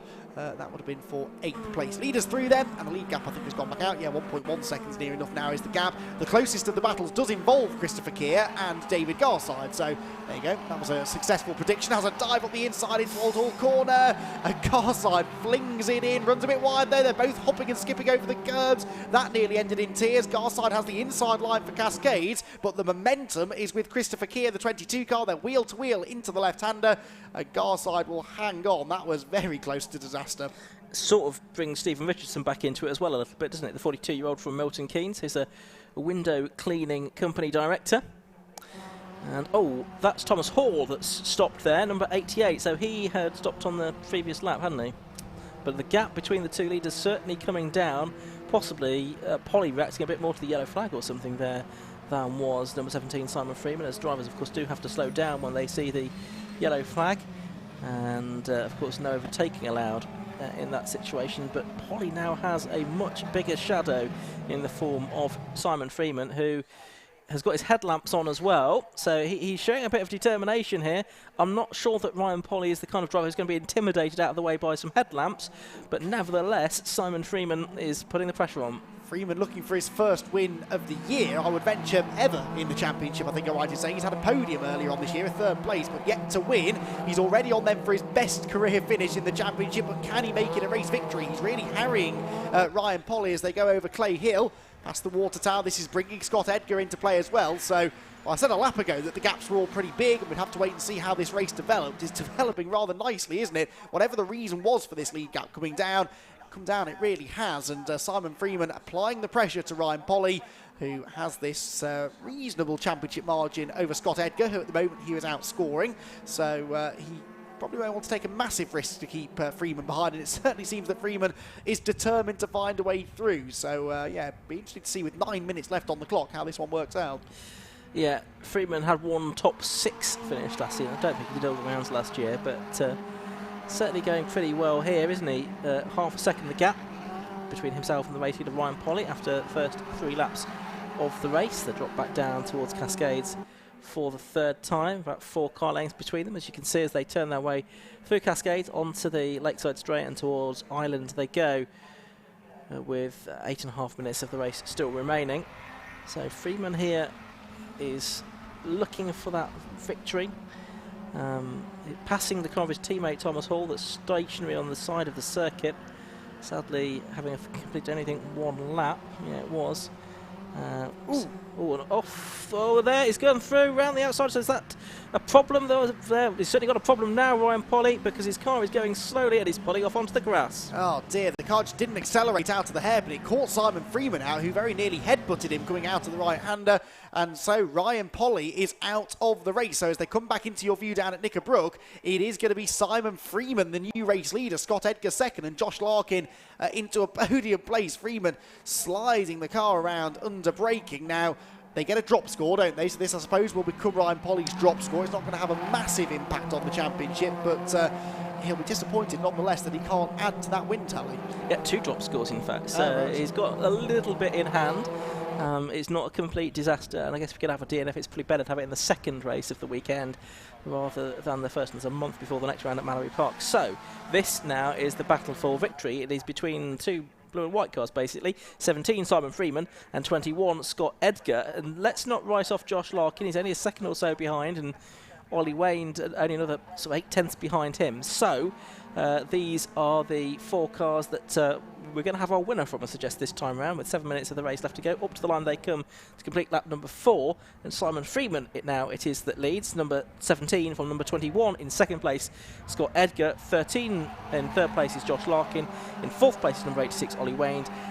Fifth, I think, is going to be number 77 now, Andrew Harding as it is, and up to 6th is number 11, Stephen Langton. Yes, and I was charting the progress earlier on of Christopher Keir, who actually had dropped back behind Stephen Richardson. So Stephen Richardson, the number 7 car, is back ahead of him for what is now 8th place. Christopher Keir 9th and Neil Heath in 10th. So not quite sure how that all happened.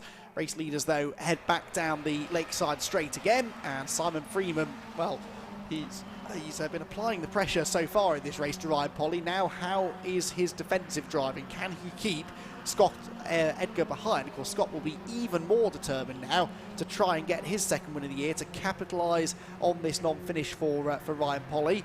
No sign of Ryan's car there at the side of the road, so he's clearly been able to get the car to a safe place, which is good news. It must have had some power then for him to be able to do that, but I don't think he's made it back to the pit lane, so the car is stuck at the far end of the track. Thankfully, though, no need for yellow flags or safety cars. Pretty tight as they come down to Hislops for the 5th time in this race, and Scott Edgar senses his chance of a second victory of the year here, but not if Simon Freeman can do anything about it. Blocked the way there. You play a little bit too much curb there on the second apex of the corner, but it doesn't seem to have done him too much harm. It's still Freeman then that leads, Scott Edgar in second place. Ryan Polly is just making it back to the pit lane now as we speak, and then third place Josh Larkin. And is keeping on what's going on out of the window. I'll keep it on what's going on here, because it's got Edgar looking up the inside of Freeman there as they head into the right-hander at Druids, but Freeman still just about holding on.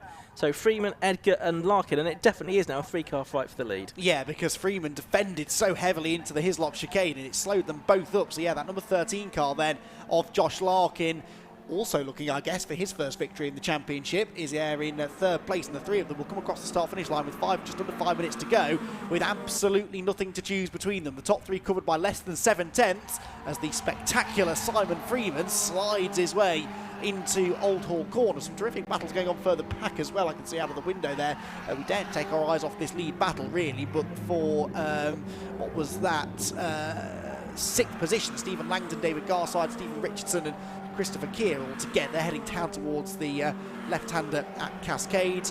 But it is that lead battle then that is keeping us all on the edge of our seats. They're heading into Island Bend now. Still the blue and white car ahead of the white and blue, if you see what I mean, of Scott Edgar, with the grey and yellow of Josh Larkin. Just keeping a watching brief for now, but he'll get stuck in if he sees half a chance to. Jay Daniels, by the way, up to 17th now. He's got ahead of Simon Vincent after that problem on the start line, and I think he could make up another 2 or 3 places before this race is over, but there's only 4 minutes left in which to do it. Simon Freeman it is that continues to lead as they go through Britons this time, from Scott Edgar in second and Josh Larkin in third place. Larkin so far this season, well, he's 5th in the championship, yet to be on the podium. So, but he has had a couple of top 6 finishes. Down towards Hislops they go, and it's very close, and there's contact. Off onto the grass goes the number 17 car, and I think the fact that there is the bumper from the front of the Scott Edgar's car, that tells you quite a bit there, because I think there was a little bit of touching there, wasn't there, Andy? 100%, yeah. He was trying to cut in behind Freeman, but Freeman was busy trying to stop for the corner, and the two met in the middle. So, well, Edgar, what's left of his car at least, gets the lead, and now all of a sudden the favourite for this might be Josh Larkin, who's just kept himself out of trouble. That damage to the front of Edgar's car is going to slow him down. I'm sure the clerk of the course will want a word after that contact as well. So Larkin now senses an opportunity for a first victory. Goes to the outside into Lodge corner. The grey and yellow number 13 car looking to try and get a good exit from the right-hander to challenge for the race lead across the start-finish line. He's in the slipstream now. Edgar will have no choice but to defend the inside line on the way into Old Hall corner. Larkin goes to the outside. They almost lean on each other. Watch for the good exit here from Larkin. He takes the wide line into the sweeping right-hander. Carries good momentum off the corner. Now, which way does Edgar go? He goes right, but not as far right as Larkin, who tries to pull alongside. So hard to run side by side through Denton's though, and Larkin sensibly backed out of that one. And let's not forget, Ollie Wayne isn't too far behind all of this as well, and that gap from second to third, I reckon, is coming down now. Where did the car of Freeman come through in the end? It came through 5th. So he did lose, what, 4 places therefore as a result of all of that. Larkin almost looking to get alongside again, going into the Shallow Oils hairpin there. Again, possibly taking a chance on getting a better exit from the corner and a run into Britons, but no, he's not going to do that there. But you can see quite heavy damage then on the front of the 21 car of Scott Edgar. He's still there in the lead from number 13. In second place, Josh Larkin, and 30's number 86, Ollie Wayne. Andrew Hardy now up to 4th position in the number 77 car, and Simon Freeman in 5th. So Josh Larkin is going to have another go here by the looks of it. Down into Hislops, they're under braking. He's got his car alongside. Edgar tries to turn in, and there wasn't really room for both of them there, and they've both got through the corner at least this time, and they've stayed in the same order, but this really has brought Wayne back into the equation as well. Yeah, they're really holding each other up. Wayne was about 3/4 of a second quicker than the leader last time around. He's even quicker, I'd say, on this lap, because as they head towards Druids, they are all as one pretty much. Scott Edgar robustly, I think is the word, defending his race lead there. There was no doubt Larkin was up the inside. In fact, I think he had his nose in front turning into the Hislop chicane, but Edgar just kept on turning in and kind of forced Larkin to bail out of it. Larkin looks quicker again though, as we saw last lap, takes the wider line into Lodge corner, tries to tee up the good exit here to carry the momentum across the start-finish line, which he does. He's in the slipstream. It's going to be almost an action replay of what we had a lap ago, I think, with Edgar defending the inside. Larkin goes to the outside line, onto what will be the final lap of the race now though, and Josh Larkin with inches between the front of his car and the rear of Scott Edgar's car. In fact, he might be pushing him down the avenue there that close into Cascades, which is an overtaking opportunity, but once more Edgar has the inside line covered. Yeah, so they head down there then. I don't think we're going to get any improvement in the lap record in this race. 2:01.85 for Ryan Polly. He was just going back out into the race, actually. He was 100th slower than he managed in the early race, which in turn was 6/10 per second outside the lap record. But as they head down towards Shallow's corner, Josh Larkin is setting himself up for a move here. He was going to put himself on the outside line for the sweeping left-hander at Island. He's now on the outside line for the hairpin as well. The danger is he's leaving a gap on the inside there for Ollie Wayne to try and find a way through as well. He's not done it. But equally, he's not got ahead of Scott Edgar either. So I suspect it's going to be a question of what happens down into Hislops, although there are some more overtaking opportunities after that, of course. So let's see them as they go through Britons. All of them using the curb to a greater or lesser extent there. Cresting Hilltop, dropping now down into Hislops. Are they going to get side by side? Well, Scott Edgar driving up the middle of the road, really. Bits of car falling off as he goes around, and no real damage done, I don't think, to any of the two cars behind. But Larkin certainly not there, Andy, able to make a move. Yeah, there was no way Edgar was letting him have the inside line that time, but coming off Knickerbrook, Larkin is quicker. He's back in the tow again over Clay Hill. It's going to be another one of those classic Oulton Park Lodge corner last lap moments, isn't it? Because they're almost wheel to wheel into Druids now. Again, Edgar taking the tight line in. That will slow him down on the exit. And Josh Larkin is going to be well within striking range. Down towards the final corner they come then. One more opportunity for Josh Larkin to get his first victory of the year. He can't get up the inside. He goes to the outside, draws dead level with Scott Edgar as they turn into the corner. This could be a real drag race to the line. Edgar is slower off Lodge than the car behind. They're wheel to wheel. Get the photo finish cameras ready because it's going to be almost a dead heat. Who gets there? Too close to call from the eye. The timing screen has it as a dead heat between the two of them to the 100th of a second. They can't be separated. Josh Larkin and Scott Edgar. I have no idea who won that race, but my word, I enjoyed it. It's a great finish, wasn't it? You could kind of sense that kind of finish coming. We do know that Ollie Wayne was third. There's no doubt about that. He was 0.6 of a second behind the two drivers that shared first and second between them. Andrew Harding, number 77, took fourth. Fifth to number 17, Simon Freeman. Sixth to number 11, Stephen Langton. Stephen Richardson, David Garside, Neil Heath, Chris Lawrence, they're going to have rounded out the top 10. But you're absolutely right. On our timer screens at the moment, 0.00 seconds. So the timekeepers will go back and check that and see if they can put even a hair's breadth between them. And decide who actually won and who gets the points. But Josh Larkin has come through first on our screens, but that doesn't necessarily mean that he'll be eventually credited with the race victory. But if it is, then that's his first win in the K-Tech Racing Clear 182 Championship. And if it's not, I think it's his first podium. So nevertheless, it would be not too bad a day's work from him. But certainly a feisty race, that one, wasn't it, Andy? They were... Am I in trouble?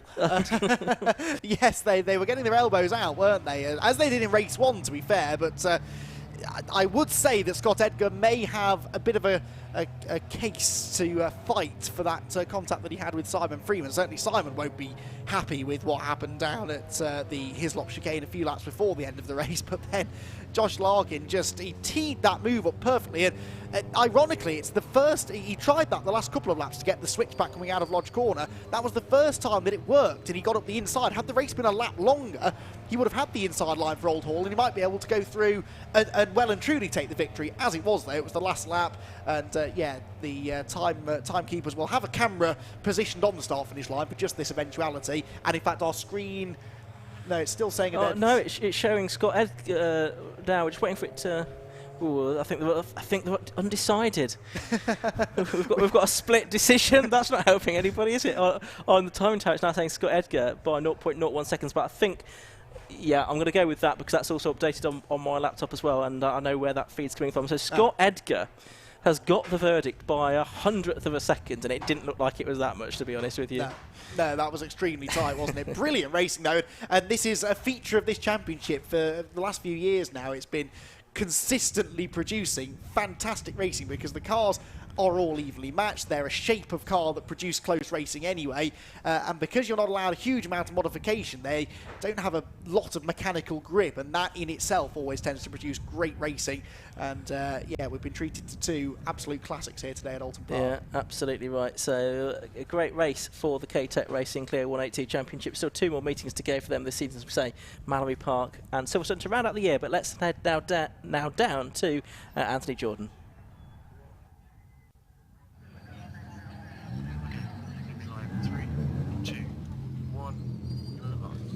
There we go, down in the pit lane. We'll have a word with Scott in just a moment. He's just been spoken to by the marshals at the moment. I think that's obviously due to the very close race finish that we saw in that one. Scott, just going to jump in there. Had a little bit of damage somewhere, I think, from a bit of contact, so it wasn't too good at the end. I don't know if you've noticed, but I think a little bit's come off the front of the car, just a little bit. Out there, yeah. I did see one on the grass at the chicane. So. Well, once you come out, you'll know which part it was. But yeah, no, again, fantastic racing. That's so close to the end. So close to the end. Yeah, as I say, the tyres were shot, so I don't know if I've damaged the suspension somewhat, but. No, yeah, so you must be pleased with that one, to the finish. But obviously, Marshall's just coming up there. Not sure what they said to you, but yeah, I think something to do with the close finish. I think so. Yeah, definitely. Go. Well done for today, mate. Cracking race. Thanks a lot.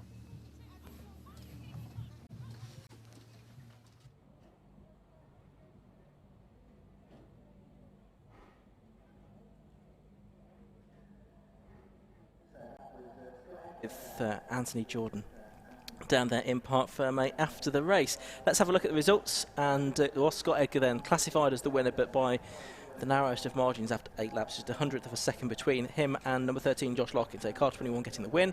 Third place number 86 Ollie Wayne, only 6 seconds behind him. In fourth place number 77 Andrew Harding. Then in fifth spot number 17 Simon Freeman. Sixth to number 11 Stephen Langton.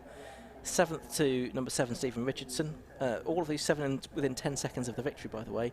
Then David Garside, Neil Heath and Chris Lawrence running out the top 10. Michael Ward and Gareth Tansey 11th and 12th. A bit further back, 13th place number 35 James Bishop. Then Justin Griffiths, Jay Daniels getting back to 15th place in the end after failing to get off the line at the start. Alan Peterson and Simon Vincent, the only 2 of the finishers, in 16th and 17th position.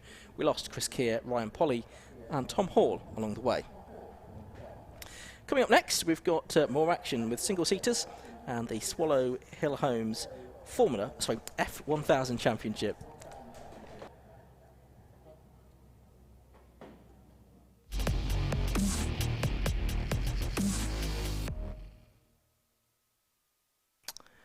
Yes, F1000 is up next, and it's going to be another 15-minute race here at Oulton Park on the international circuit. And the weather looks to be set fair for this one, because again these cars of course on slick tyres. A reminder that earlier on the win went the way of Lee Morgan, but it was a last gasp win, wasn't it really, over Dan Clues, the man who'd done the triple at Silverstone just a couple of weeks ago. And Matthew Booth, number 1, the reigning champion, therefore took 3rd position earlier on. And the grid for this race is based on the results of race 1.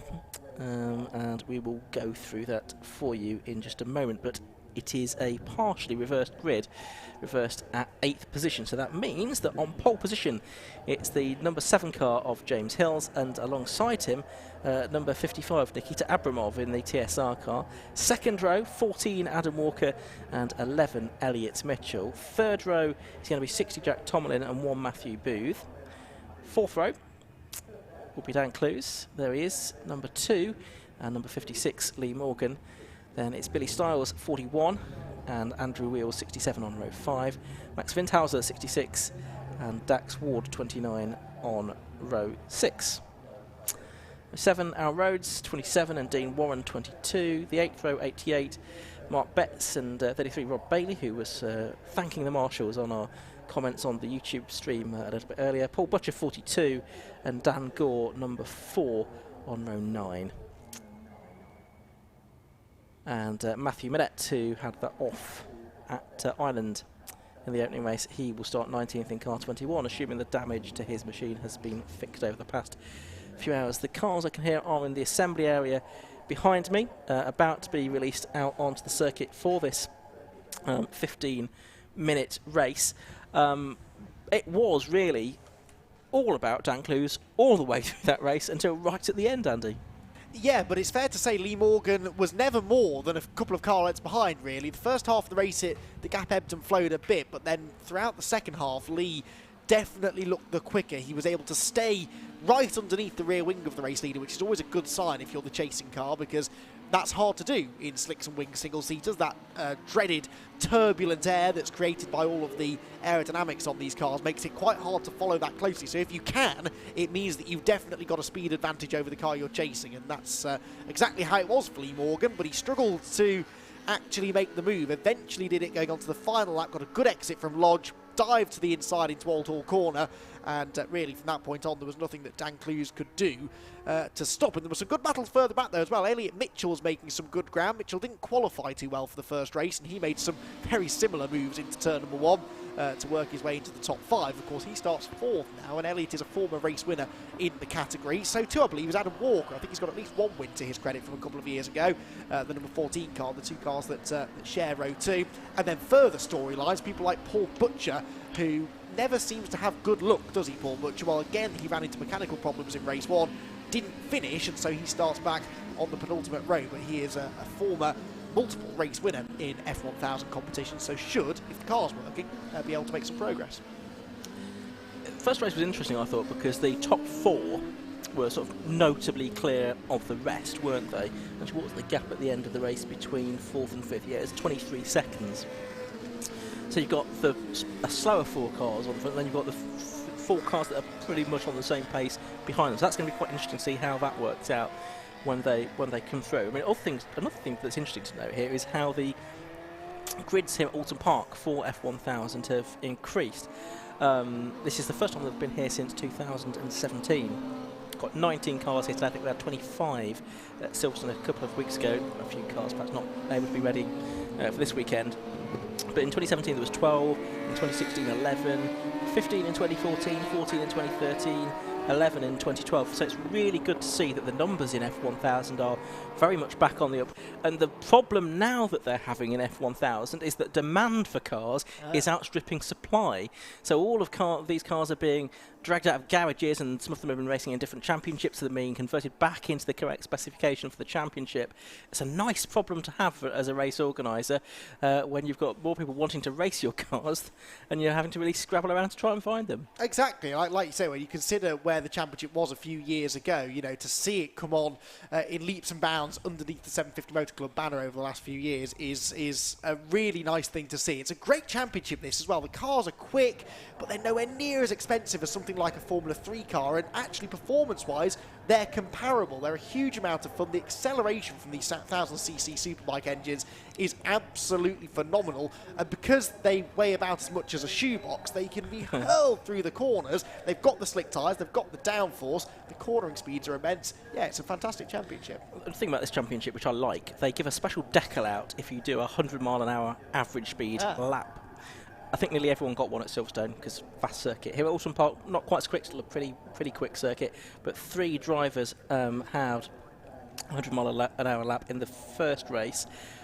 One of those, which was Matthew Booth, did 100.01 miles an hour average, so just scraped in to collect his special sticker. But the red lights go out and the race is underway. No Dean Warren, he has engine issues, I'm afraid, but I think most of the rest of them are there. The race gets underway and Dan Clues is coming through the field in 5th place, but the pole position car of James Hills, the teammate in the similar pale blue colour scheme, is behind Nikita Abramov, though, at the moment, as they make their way down towards Cascades for the first time. I think everyone that started has got away safely, and it looks like it is Abramov in the TSR, the Team Sellers Racing colours, that's out there in front at the moment. Yeah, Hill's second, and then 3rd place for Elliot Mitchell, ahead of Adam Walker, who wasn't away that well. I watched Lee Morgan and Dan Clues closely off the line. They both got good starts, but just couldn't go anywhere with that momentum. There, though, is Lee Morgan. He is now the inside of Mitchell for 3rd. Oh, and then side by side, that's Walker. No, it's not Walker. Who's that going up the inside? Jack Tomlin, I think, going up the inside of Mitchell as well. So the new order as they come out of the hairpin. Abramov leading, Hill's second, but Lee Morgan 3rd, making much better progress critically than his sparring partner from race 1, Dan Clues. Absolutely, 2 of the drivers that haven't made the start of this second race, Matthew Minette with chassis damage and Paul Butcher with a hole in the oil tank. So they are not out for this race, I'm afraid. So it's Abramov leading, 2nd place is Hills, 3rd is Lee Morgan, 4th is Jack Tomlin, and then 5th is Elliot Mitchell in the green car. That's the way of things at the moment. It's a 15-minute race. That's probably going to equate to 10 laps for these cars. The best lap time in the early race was a 1:36.34 for Lee Morgan, the race winner.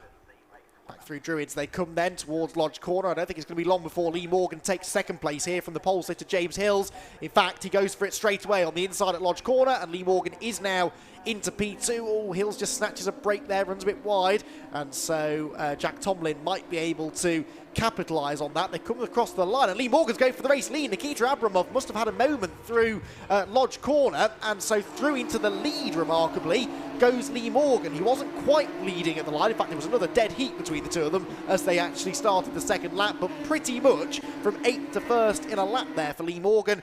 And Dan Clues hasn't gained a single place. He's still 7th position, and that is, I think, going to prove critical here for Lee Morgan, because he's got the track position, he's got the clean air, and no one immediately behind him has the pace to go with him. Yeah, after Morgan, really, the next one to have made a good start is Tomlin, really, isn't it? Up to 4th place.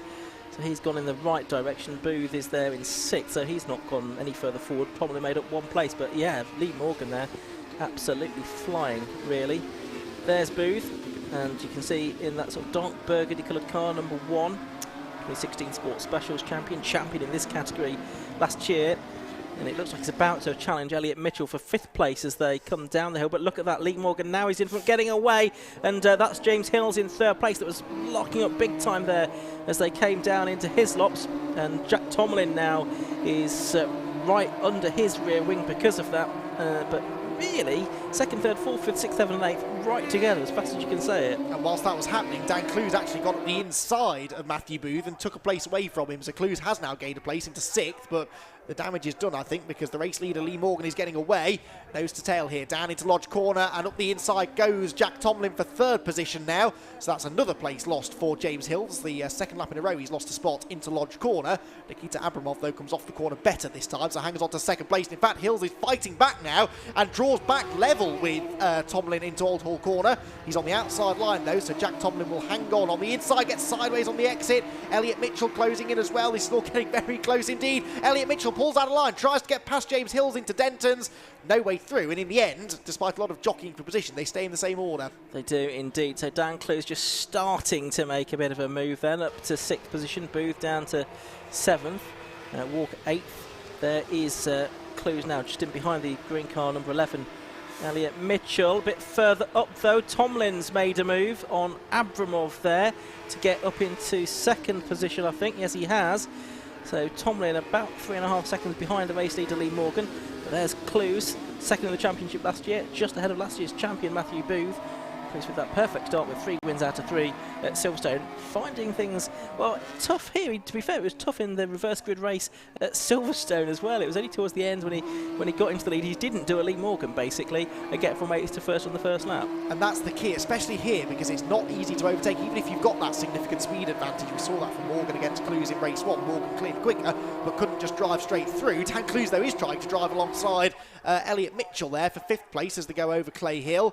Wait and see if he made that stick. Lee Morgan is a country mile ahead already. The gap officially 3.1 seconds back to, it was Nikita Abramov, of course, in 2nd. It is no longer. It's now Jack Tomlin. And then Abramov and Hills are side by side for 3rd into Lodge Corner. Clues did not get past Elliot Mitchell, so he is still down in 6th place. They come across the start-finish line then, and it is the fight for 3rd. Abramov, Hills, Mitchell, Clues, and then Booth just with them as well.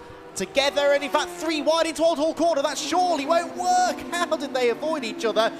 No places changed that time, but Mitchell was going up the inside of Hills, who in turn was up the inside of Abramov, and there was a big squeeze on the apex.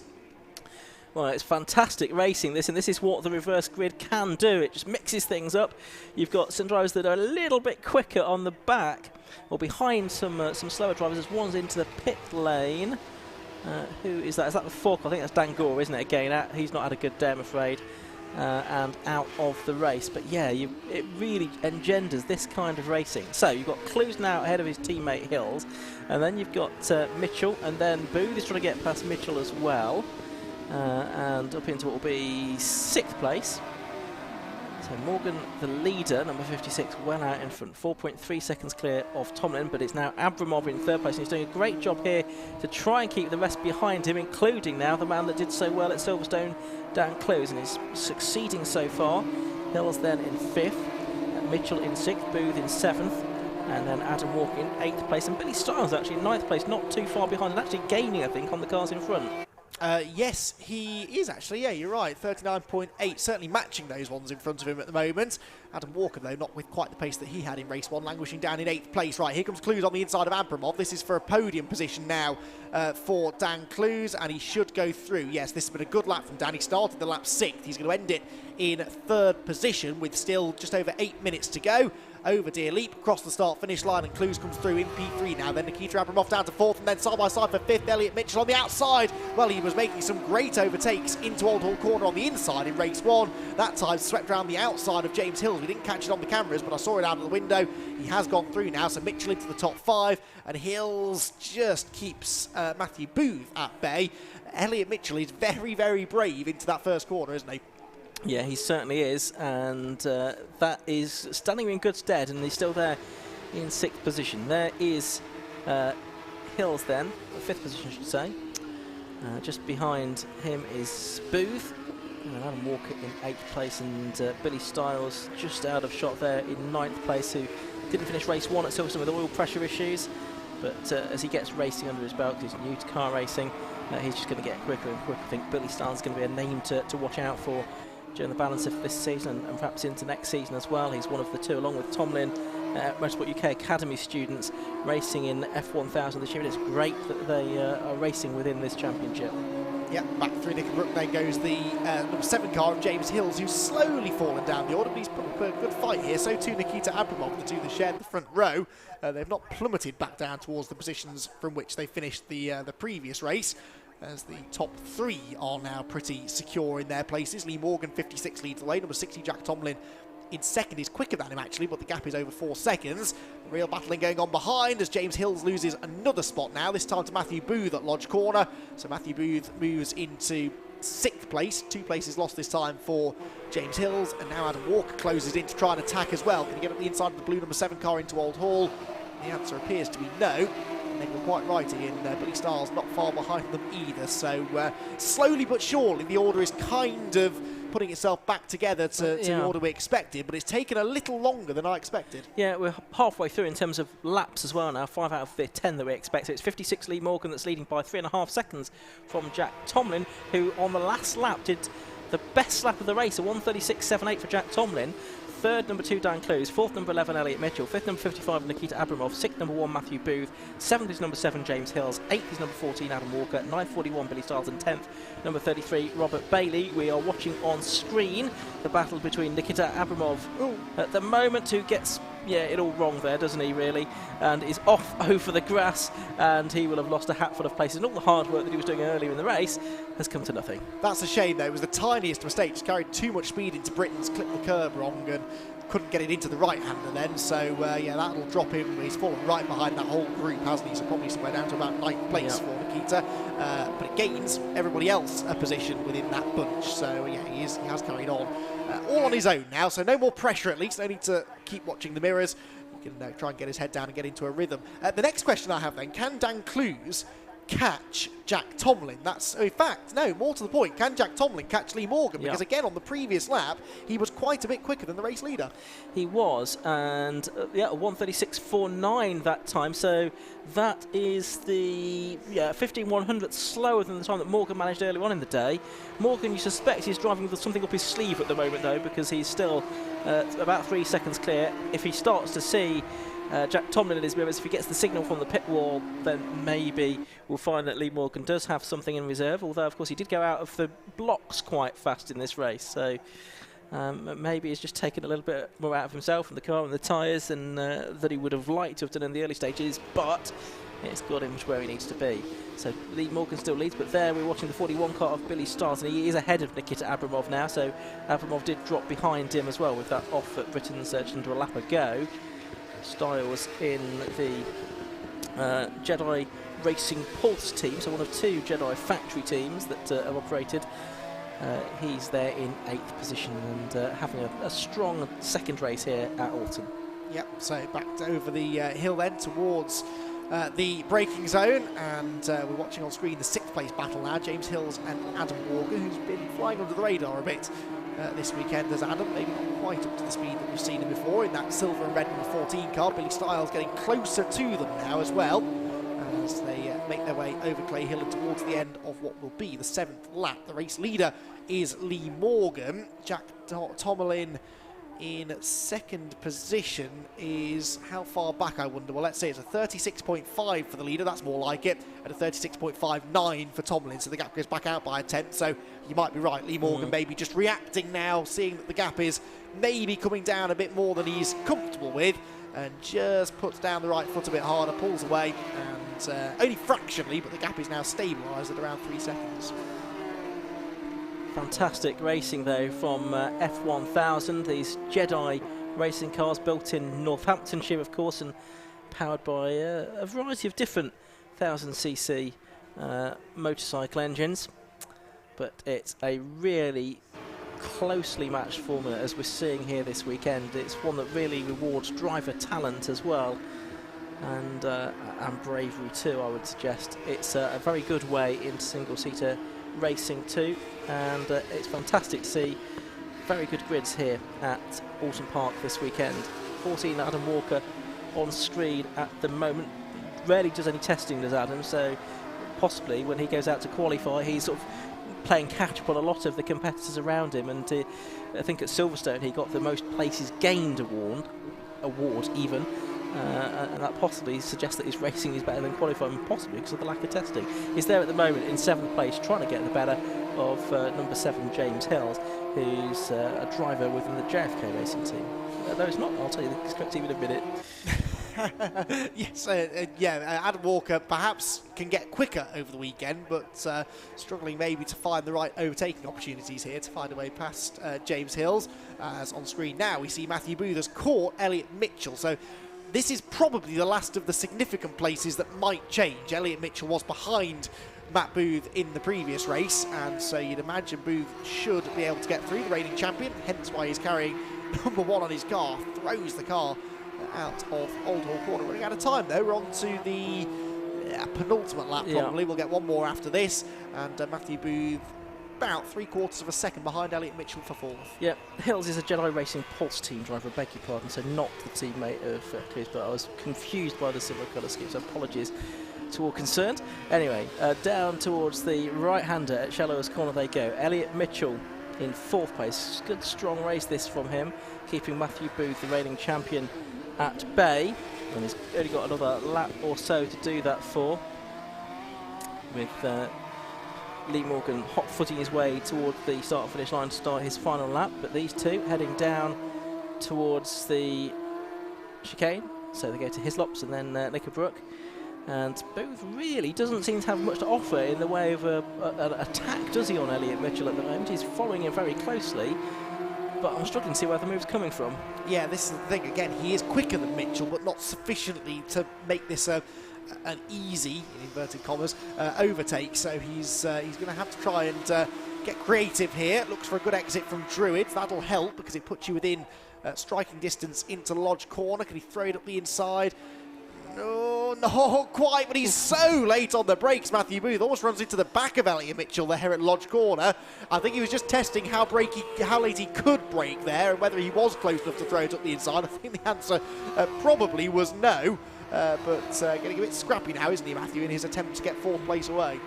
Yeah, absolutely right. So 4th and 5th on screen now. Lee Morgan's already gone on to his final lap, just under 3 seconds clear of Jack Tomlin, who's having a very good race in the number 60 car. He's in one of the Jedi Racing cars. The cars he won the driver of the meeting at Silverstone. Not sure if he can win the driver of the meeting two races in a row. There is Jack Tomlin in 2nd place now. But this is a very strong performance. Lee Morgan, though, was getting the engine in that car yesterday. Spent most of the day doing it, didn't get much testing in as a result. So, yeah, if he gets 2 wins out of this, I think he might well earn driver of the meeting. To be fair, had a cracked piston in practice at Silverstone, so that's why the new engine was required. Anyway, up towards Clay Hill and Druids for the final time they go. I don't think Jack Tomlin's going to be close enough to do anything. I think he's a bit close to Lee Morgan than he was at the start of the lap, but nevertheless too far back for anything to change unless some misfortune or mistake befalls race leader Lee Morgan. So towards Lodge Corner for the final time. Both turn their way through there relatively safely. Jack Tomlin certainly marking himself as one to watch for the rest of this season. And next, but the victory in race 2 goes to Lee Morgan in the Swallow Hill Homes F1000 Championship. He takes the victory by just over a second in the end from Jack Tomlin, who does another 1:36 lap on the final lap. 3rd place goes the way of Dan Clues, 4th place to Elliot Mitchell, and 5th to Matthew Booth, who couldn't find a way past him in the end. No, he couldn't. With a close battle there across the line. Adam Walker equally not able to get past James Hills. So Hills gets 6th, Walker 7th. Billy Stars faded a bit in the end in 8th. Nikita Abramoff even in 9th place. And Rob Bailey in the yellow machine comes home 10th with Mark Betts 11th. Max Windhauser should be in 12th ahead of Andrew Wheels and Al Rhodes May, with Dax Ward and Dan Gore sadly both non-finishers. Significantly, as far as the championship's concerned, Jack Tomlin lost a few points to Dan Clues in race 1. Clues finishing 2nd, Tomlin 4th. And although he hasn't completely undone that damage, he has at least narrowed the gap again slightly. So they were the top 2 in the championship going into that race. They will still be the top 2, but the gap will have gone out probably by about 2 or 3 points net over the course of the day.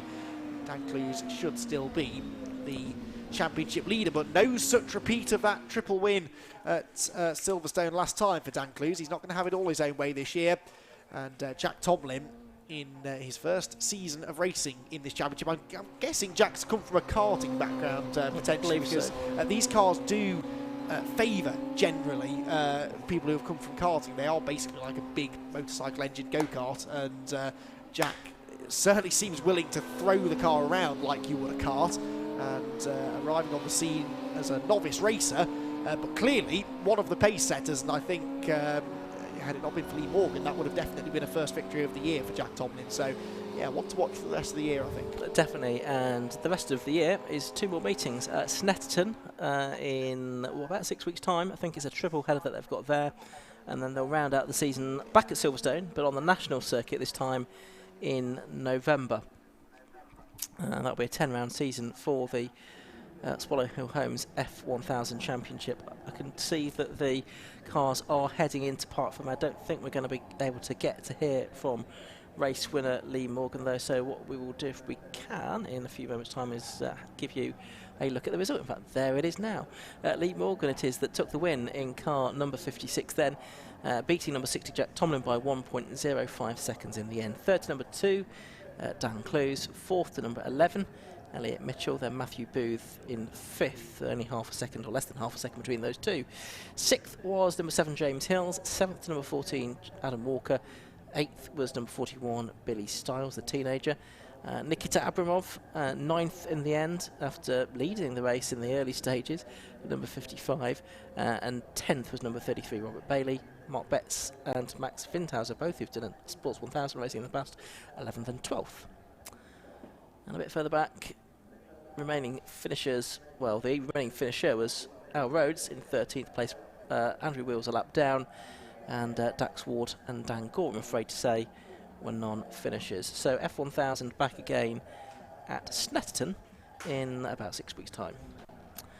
Next up here at Oulton Park, though, we've got our final race of the day, and that is for the BMW Car Club Racing Championship.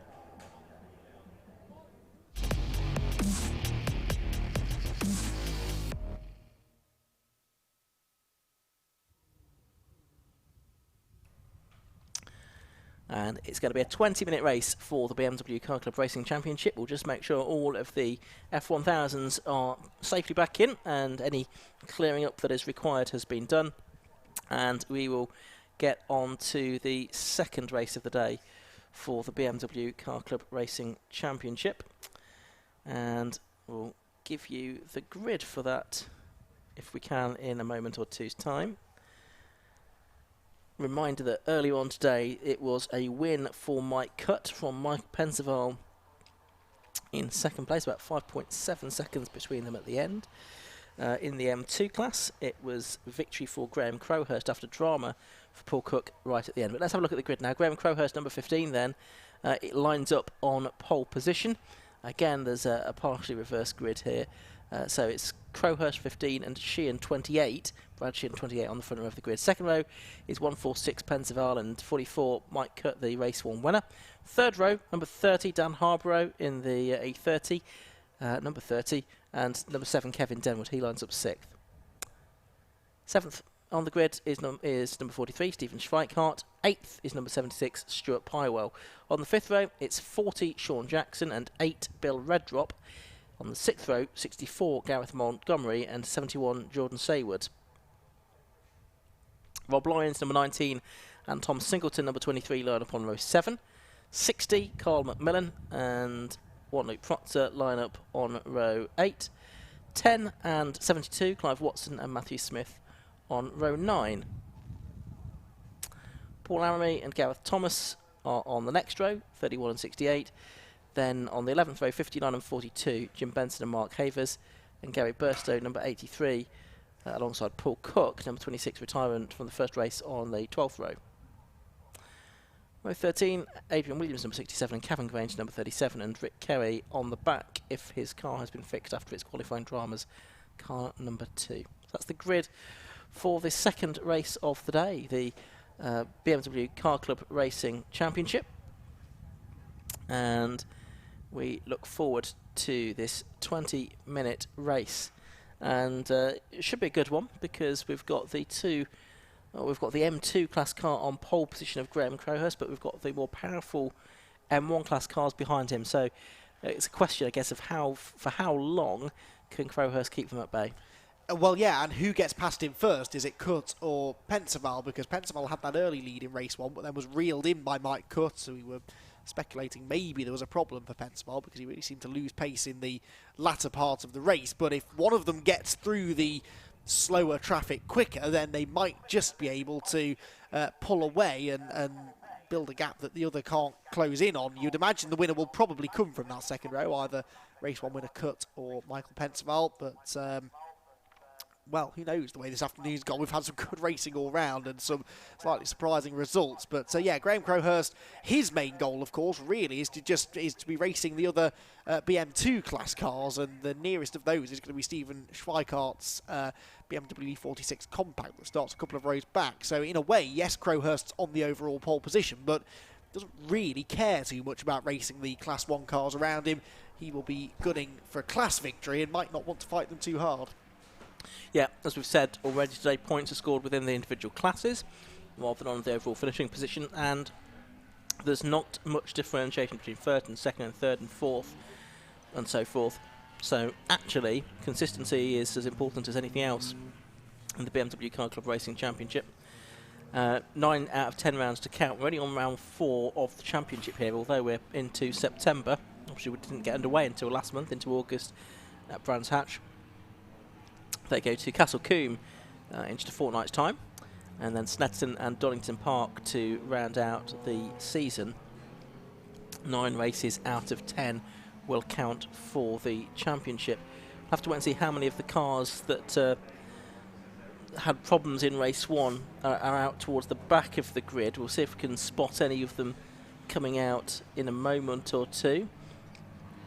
Out of the assembly area there, you could see the Matthew Smith Z3 just going through shot. There's Jim Benson's car, which had the sick engine in race 1. That's Gary Burstow. He had a drama-filled earlier race as well, didn't he? Paul Cook looks like he is there.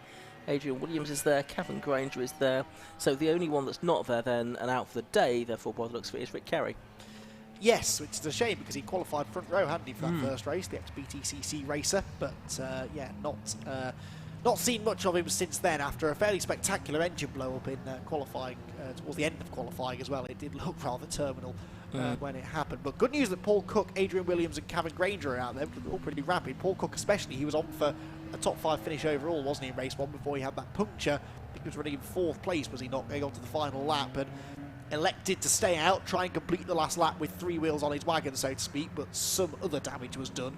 And sadly that meant that he didn't get to the end. Seeing the number 30 car there, Dan Harborough in the E30, the oldest car on the grid, I would imagine, and very nice to see it out there as well.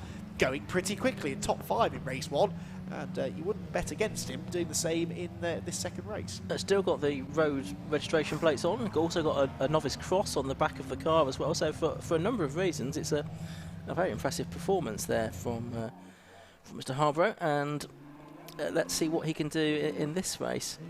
There's Pensaval and Cut just going through the front of shot. 7 Kevin Denwood, he's a sort of stalwart BMW competitor in a number of different championships over the years, a number of different cars, but always goes well. Jim Benson, just looking at him in the background, he had those engine problems in race 1. I wonder if those have been fixed, or if he's just going to sort of try and cruise around and pick up some more points. We'll probably know when he drives past us because the engine sounded absolutely terrible on that car in the earlier race. Yeah, Benson, of course, was joint championship leader arriving here, and with him not scoring very much and Paul Cook not scoring at all, it was actually probably Stephen Schweikart, wasn't it, in the M2 class car that made the most headway in the championship. Yeah, of course, Gary Whittaker and Mike Eustace not here this weekend, who were also filling 2 of the top 4 positions in the championship. So Schweikart making a little bit of hay in the earlier race. So as we say, with the sort of not much differentiation between the points for each position, things do keep very close unless you start having DNFs, and that's when the 1 drop score that you are allowed at the end of the year will come into play, really. So heading around rather slowly, it must be said, on this green flag lap. Graham Crowhurst has been here for some time. I'm not sure that anyone else wants to race him, though, because only arriving now next to him it's Brad Sheehan, isn't it? It's so long ago that I had to look at the grid sheet that I've forgotten who it was. It's Brad Sheehan, who's alongside him on the grid. Then you've got the two red cars of Cut and Pensaval next up. Then Cut won the race earlier on. He won the first race last year at Pensaval, won the second last year, so maybe he'll win the second this year as well. But it's been a reasonably sedate green flag lap, and we will then have 20 minutes of racing to round out the day here at Oulton Park. First of 2 days of 750 Motor Club action this weekend. They're at Anglesey Circuit tomorrow, where the 750 Motor Club are running one of the very few test events to see if events in Wales with more than 30 people can resume, and so just 3 championships represented at Anglesey tomorrow, but many of the crew heading along the A55 tonight to run the race meeting there. And the action here at Oulton Park as well is coming thick and fast between now and the end of the season. I must admit I've not got the fixtures in front of me to know what's coming up next weekend, but you can get all the details on the Oulton Park website. Don't forget you'll need to buy your tickets in advance, though, in order to be allowed to be here. So green flag waves at the back. We are about to go racing then for 20 minutes for the BMW Car Club Racing Championship. Minutes to go, countdown boards are out. The red lights are about to go out as well. They do now. And away we go. And it's not a bad start by Graham Crowhurst from pole position. Brad Sheehan going with him. So Crowhurst is just about going to hold on into the first corner. I think they're turning their way through now. Does all of the 2 dozen or so cars, or do all of the 2 dozen or so cars get through okay? Notice that Jim Benson's right at the back there, isn't he? So we'll see how his engine is going. But we have had the change. So Crowhurst dropped back to 3rd, hasn't he, between Old Hall and Denton's, and it's Brad Sheehan that's now in the lead of the race from Pensaval, I think, in 2nd. Yeah, Crowhurst went into Old Hall on the inside, and that meant he was slow on the exit, so he lost a bit of momentum and then doesn't have the power of the Class 1 cars around him. Here comes Pensaval at the inside, takes the lead away from Brad Sheehan at the Shell hairpin. And so Pensaval gets himself in front. Mike Cutt is 3rd, 4th for Crowhurst. Notice Paul Cook was bouncing across the grass coming out of Old Hall, which won't do his tyres any good after the first turn. And also Gary Burstow was watching at the back of the field, overtaking about 7 cars before he even reached turn number 1. He's had a couple of lightning quick getaways today. Leaders, though, down the hill into the Hislop chicane then. Pensaval leads the way, Sheehan 2nd, 3rd place Mike Cutt, all of them Class 1 cars. The Class 2 leader is Graham Crowhurst in 4th place, and there, look, comes Gary Burstow, the black, yellow and white car coming up the inside line, just about halfway through the field already. There's no doubt Burstow's got the pace, just maybe could have had a bit more patience in that first race, and he might have reached the end in one piece. Yeah, I think that's a fair comment there, Andy. So there is our 4th place man. That is number 15, Graham Crowhurst, who started, of course, on pole position, but yeah, it didn't take long for those M1 class cars to get ahead of him.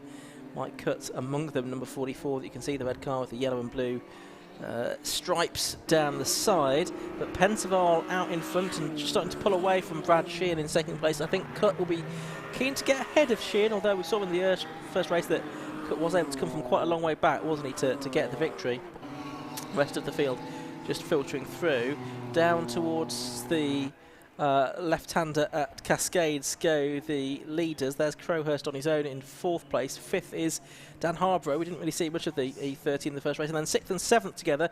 So that's Paul Cook. And, well, Paul has had a pretty good first lap and a bit, hasn't he? 7th place. Considering he was off at the first corner as well, yeah. That's all the more impressive. But he was another that used the power advantage. Well, mind you, he's a Class 2 car, isn't he? But M2 car, so just an experienced racer is Paul, though, and was able to find his way through the gaps at the start. And yeah, he's into 6th already then, chasing down Dan Harborough. He's got ahead of the number 7 car of Kevin Denwood that we can see on screen. Denwood and Harborough are the top 2 BM6 class cars as well. So that's an interesting battle to watch as we get deeper into the race to see whether or not Denwood can catch Harborough and challenge for the class lead. Interesting, from the standing start lap, Cook was faster than 2 of the cars ahead of him. That are still ahead of him, or were still ahead of him at the start of the lap. So it's a very good first lap that he has had. So there's Crowhurst, and he's just climbing up the hill now. It's the 146 car that is out in front of Pensaval from 28, Brad Sheehan in second, 44, Mike Cutt in third place in the red, white and blue BMW. Down the straight under the Paul Wright Bridge, and here comes Cutt now, looking up the inside of Brad Sheehan at Lodge Corner, and that looked pretty easy as he went through there. No mistake on the exit of the corner either, although Brad Sheehan is going to try and fight back and gets almost alongside. He's trying to be later on the brakes, but Cutt covers the move off. So I think Cutt now has sealed that move into second place. The question is, can he make up the 2.15 seconds to Michael Pensaval? Well, he did in race 1, but as I was speculating during that first race, it did seem that Pensaval all of a sudden lost pace, as if maybe there was a problem of some sort. So if that doesn't strike again, maybe Mike Cutt will have a harder time catching him. He's not yet got away from Brad Sheehan, though, who again has a little look at the inside into Ireland, but is just slowly dropping back now. So Pensaval leads by 2.1 seconds over Cutt, now second, Sheehan third, Graham Crowhurst fourth, still leads in Class BM2, but of course Paul Cook is also in Class BM2, so if or maybe when he catches Graham Crowhurst, we could have a fight for the class lead there as well. I think there's a good chance that we'll see that, isn't there? Before too much longer. 15 and a bit minutes of this race left to go. Cutt so far not really making his escape from Sheehan as they crest Hilltop, drop back down now towards Hislops and then Knickerbrook for the third time in this race.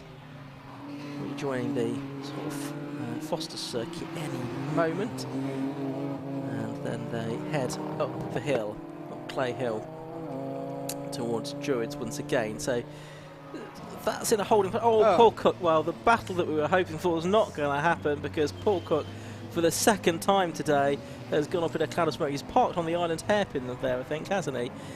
So just after Shallow's corner, and Paul Cook's day has not gone well.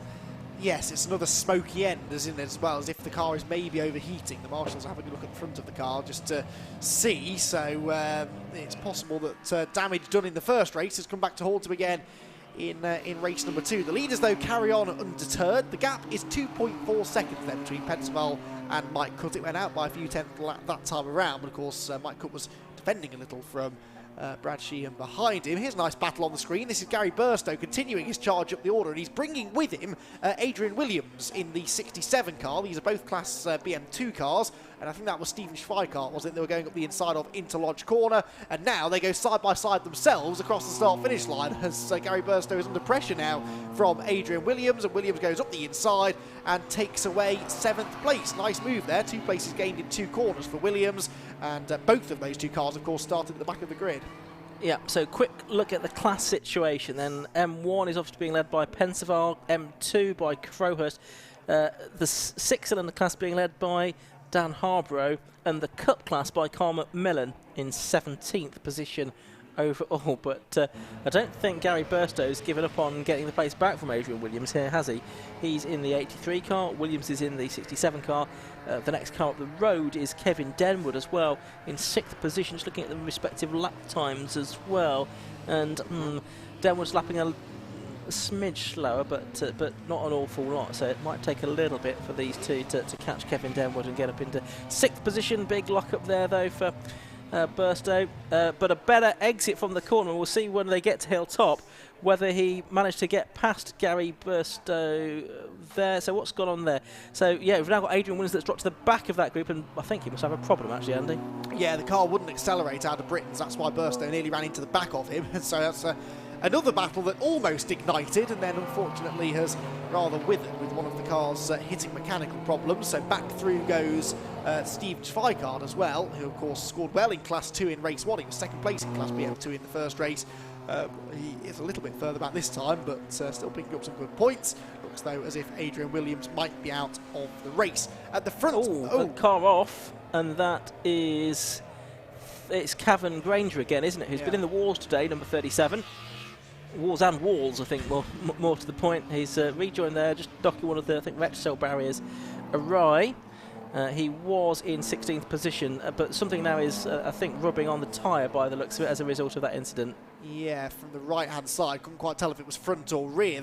Considering that car's been beaten and battered around a bit today, it's actually looking remarkably clean. But that's its third off-track excursion it's had. There is the rather slow 67 of Adrian Williams heading to the pit lane. I was about to make a point about the lead gap, which is that it's coming down, but Michael Cutt is now starting to close in on Michael Pensaval to the tune of 0.8 of a second, near enough that last time. So the lead gap is down to 1.7, and the 67 is only just going to make it into the pit lane. There's another car coming in behind as well. It's not this one, although this one is heading for the pit lane, I'm sure, of Gavin Granger, but there is a second car, black and blue one, heading into the pit lane too. Bill, no, who might this be? Who is that? I could get the binoculars on it, I suppose, couldn't I? Is there a number 6? Yeah, I think that's the one. No, it is the 8 car. Bill Redrup. Bill Redrup, yeah, beg your pardon. Gavin Granger, you're quite right, is heading to the pit lane as well, so it's all of a sudden going to get very busy in there. Yes, these BMWs are quite popular in the Club Enduro Championship. It's almost like we're back in the pit stop cycle of a Club Enduro race, isn't it? Leaders go back through then. The gap, I think, is down again, yet by another nearly 0.3 that time, so 1.4. The gap, as here, is a nice battle on track up at the top end of the circuit. Yeah, 12th and 13th, Gareth Montgomery and Jordan Sode. It looks like it's Montgomery ahead at the moment in the number 64 car, ahead of the yellow car of number 71, Saywood, the driver from Littleborough. They crest Hilltop, drop down to Hislops now, and these two drivers both running in the 6-cylinder class as well. They are 1, 2, 3, 4, I think 5th and 6th within the 6-cylinder class. Definitely sideways there through the chicane. They may be a little down on power compared to the other cars, but still just as spectacular to watch. Yeah, so class 6 for those cars. Back out into the race again, the number 8 of Bill Redrup, underneath our commentary box window, by the way. As with 10 minutes of the race left to go, this battle for 12th and 13th continues to rage on. In terms of Jim Benson's engine, by the way, I only mention it because it's just gone past my window and it's reminded me. It sounds a lot better in this race, and he is up into 9th position, and that is second within class 6. He's about 11 seconds behind Kevin Denwood, so we'll watch to see if that gap comes down any more in the remaining 10 minutes of the race. Well, I think it will, because his previous lap was nearly 5 seconds quicker than Denwood, so by that reckoning he might be able to get there before the flag. Yeah, so Kevin Denwood might not know that's coming, because he's coming at such a rate of knots. Still this battle going on though between Montgomery and Saywood. Nice to see that, and here is an even nicer battle to see, because it's the battle for the lead, and what was 1.4 seconds just a lap ago is rather less than that now. They come up to the line, and it's very close indeed between Michael Pensaval and Mike Cutt there as they turn their way through Old Hall Corner for the 7th time now. Cutt still behind Pensaval at the moment, but tracking him really closely. Over towards the right hand side of the circuit, then left to take the apex at Cascades. And Jim Benson, well, he's been off the road. I don't think he's deranged those tyres, although I think that was Kevin Granger, but he's lost time now as he was pursuing Kevin Denwood. So that's all very strange, but the lead battle, well, that was certainly one to watch, and it still is. And they've got back markers ahead of them, Andy. Yep, into the Shell hairpin. That's the 31 car doing its best to stay out of the way. Paul Laramie, and the next, another compact just in front as well, which equally stays out of harm's way. That's the 68, I think, of Gareth Thomas. And Pensaval now actually puts the Z3, the number 72 car, between himself and his pursuer, Mike Cutt. That's Matthew Smith, sorry, who just couldn't disappear from the apex, so that's definitely benefited the race leader, Michael Pensaval, runner-up in the previous race, but it is Mike Cutt who definitely seems to have the speed advantage here. Still, we've got about 7 3/4 minutes left on the clock. Mike Cutt may have dropped back by a few car lengths through that little sequence of back markers, but I think he will close back in again as they head over Clay Hill and towards Druids, both of them pushing really hard. They both got very close to that Armco barrier coming over Deer Leap a lap ago. I remember doing a driving experience here myself once and being told by the instructor, aim for the tree as you come over Deer Leap. Well, they took that a bit literally a lap ago. They're side by side this time into Lodge Corner. They might cut on the inside. There's almost some paint traded, and Cut will go through. Elbowed his way through rather there. Pensaval did his best to close the door, but Mike Cut was coming whether he liked it or not. Yeah, and I think Pensaval eventually realised that there was possibly going to be an incident unless he did get out of the way a little bit of Mike Cut, who was coming through, as you say, no matter what happened. So Cut takes the lead with 7 minutes of the race left to go. Pensaval down second, it's still Brad Sheehan in third place. Watching here, cars 31 and 68, so that is Paul Laramie and Gareth Thomas. They're battling within the Cup class, and I think it's now Paul Laramie, that he's just got ahead of Gareth Thomas there, so a good scrap going on between those two.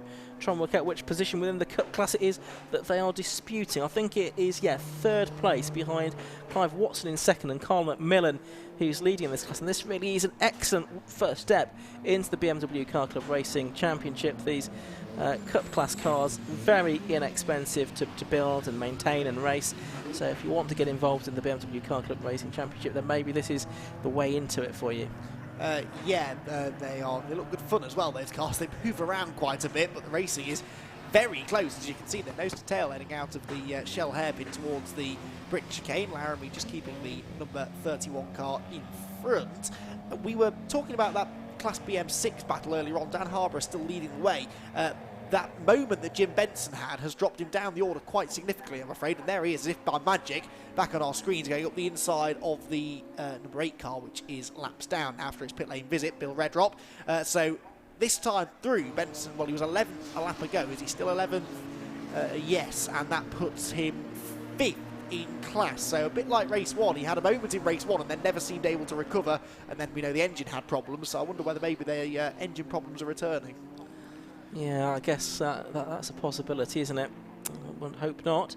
Yeah, I've kind of forgotten about Dan Harborough in the lead of Class 6 because he's sort of so far up the order. He's doing a really good job, I have to say, in that car. I'm sure he'll get some plaudits for that. 5 minutes to go here at Oulton Park, and we are looking to see whether Mike Cut can continue to pull away from Michael Pensaval. The answer on our time screen seems to be yes, because the gap's gone out to 2.5 seconds between them now. There is that battle between Paul Laramie and number 68 Gareth Thomas. Laramie getting away now from Thomas, number 68, the driver from Swindon, as they drop down towards Cascades once again. It's one of the battles to watch. Now here is Harborough, and he's got Gary Burstow right with him now. Burstow was 1.3 seconds behind at the beginning of the lap. These aren't in the same class because Burstow is a Class M2 car. It's a Class 6 car for the class leader, Dan Harborough, but nevertheless he's going to come under threat here, and the M2 class car does go through rather easily, as it should do. So Burstow gets through to 5th, Harborough down to 6th, but he's still doing a very good job within that class because he is just having a look how far ahead of Kevin Denwood he is, about 10 seconds clear of Denwood. Yes, and Burstow is running second in Class BM2 now, but again is not going to catch Graham Crowhurst unless there's a significant problem for the class leader, because that gap is nearly 30 seconds. So that should be as good as it gets now for Burstow. 5th overall, second in class, and it's still been a decent recovery drive, this, from the back of the field. Into Lodge Corner comes Brad Sheehan. Now, is he able to close in on Michael Pensaval? I don't think he is. Pensaval's pace is still pretty strong at the moment. The race leader, Mike Cook, goes through, does a 1:49.48. Pensaval actually quicker by a 10th and a half that time, and they're both quicker than Brad Sheehan. So the lead gap comes down fractionally to just under 2.4 seconds. Second to third is about another 2.5 seconds. And then, of course, a big gap back to Graham Crowhurst, the Class BM2 leader in the background. 3 minutes and 10 seconds still to go then. 2 more laps by my reckoning. Yeah, no improvement on the best lap time from the earlier race in this one. Cuts in a 1:48.65. He did a 1:48.57 in the earlier race. There he is now, heading down towards the Shallows corner, the right-hand hairpin, the banked hairpin, and making his way out of it now on the power, sort of right-hand curve to the left, right, left at Britain's, and he's looking in pretty good shape now, I would say, to make it a double win here. So first double winner of the season in terms of overall results, because Graham Crowhurst and Gary Whittaker split the wins at Brands Hatch last time out. Although Gary Whittaker won the M1 class on both occasions there. Multiple BMW champion, not racing here this weekend though at Oulton Park. Pensaval got back in, stepping out a little bit there, I thought, as made his way out of his lops. That's not going to catch him, help him catch Mike Cutt, who again is coming up towards some back marks, and in fact I think one of them being Jim Benson. Yeah, that is the fight for third in Class BM6 actually. All three of these are together. So you got Stuart Pywell, the 76, number 40 is Sean Jackson, and 59 Jim Benson, 3rd, 4th and 5th in BM6, 9th, 10th and 11th overall. So because they're fighting each other for class position, they're not going to be watching the mirrors necessarily and seeing the race leader coming through. Side by side then for third in class, and a change for third in class as Sean Jackson goes up the inside of Stuart Pywell, who then has to give way to the overall race leader, gets elbowed onto the grass. They're all wide. Oh dearie me, Jim Benson could come through with a podium place after all of this. Mike Cutt makes his way through. Benson gets past one. There's more contact there with the 40 of Sean Jackson, and has that damaged Mike Cutt's car. Mike Cutt is slow. There's problems for the race leader. I don't think there was contact, but maybe there was with the back marker, because at the very next corner, Mike Cutt has pulled off the road from the race lead. He is out of the race with less than a lap to go. Oh, well, that is giving the thumbs up to the marshals, which the drivers have to do, and the COVID regulations these days. But Mike Cutt is okay, but out of the race, and that is so frustrating, as you say, on the final lap of the race. So that means that this man, Michael Pensaval, could well be a repeat of last season then, where Mike Cutt won one race, Michael Pensaval the other. It looks like it's going to be exactly the same situation this year, Andy.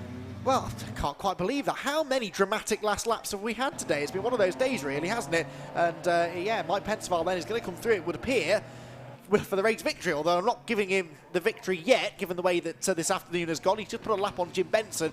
I can only assume there was a bit of contact maybe there between Cutt and it would have been the 40 of Sean Jackson, because he was on the grass as Cutt was going through. And Jim Benson's been able to work his way through into a podium place, I think, in class, because he's ahead of Sean Jackson and he's ahead of Stuart Pywell. 2 places gained. Oh, the Z3 has stopped as well. That's a shame. Matthew Smith. Yeah, he's off coming out of Druids. Oh dear. It's all happening on the last lap, isn't it? That's the one car as well that is off. Lewis Proctor has damaged the back of that car as well, and yellow flags down there, and a bit of the circuit furniture rearranged as well. Just as well, really. It's the last lap. And there's Mike Cutt out of his car, but we should be having up to the line any moment now. Michael Pensaval is through. There he is. He takes the checkered flag. He is very pleased with that result, because he knew full well that Mike Cutt was out of the race. He gets the win then by 1.29 seconds in the end from Brad Sheehan. But drama again, Andy. Well, yeah, what a hectic end to the race that was then. Pensaval snatching the victory. Graham Crowhurst wins in Class 2, although that gap was coming down towards the end as well. I presume he's still going to come through with the class victory. We'll have to wait and see.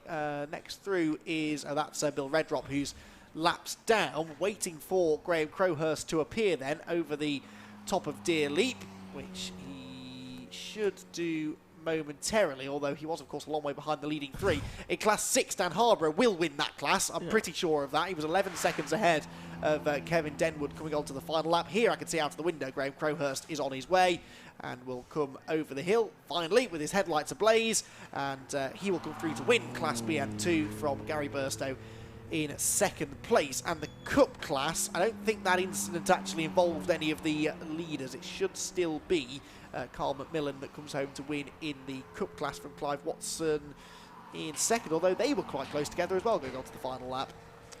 Yeah, so drama in the final race of the day here at Oulton Park.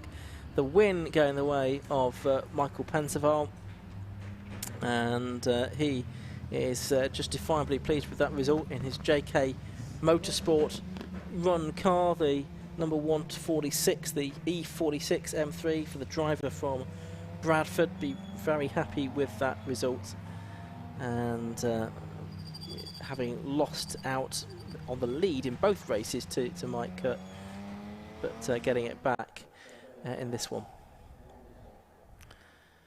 So we wait for the drivers to head back into Park Fermé. Let's have a look at the results in the meantime. Michael Pensaval it is that took the win. by 1.29 seconds in car 146, from number 28 Brad Sheehan in second place. Third, number 15 Graham Crowhurst. Fourth, number 83 Gary Burstow. A bit further back in fifth place, number 30 Dan Harborough, winning class 6. Crowhurst of course won class 2. Kevin Denwood in sixth place at car number 7.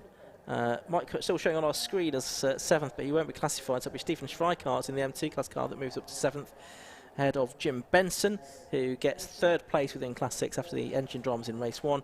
Then Sean Jackson, Stuart Pywell, Jordan Saywood round out the top 12. And if we look a little bit further back, if we can,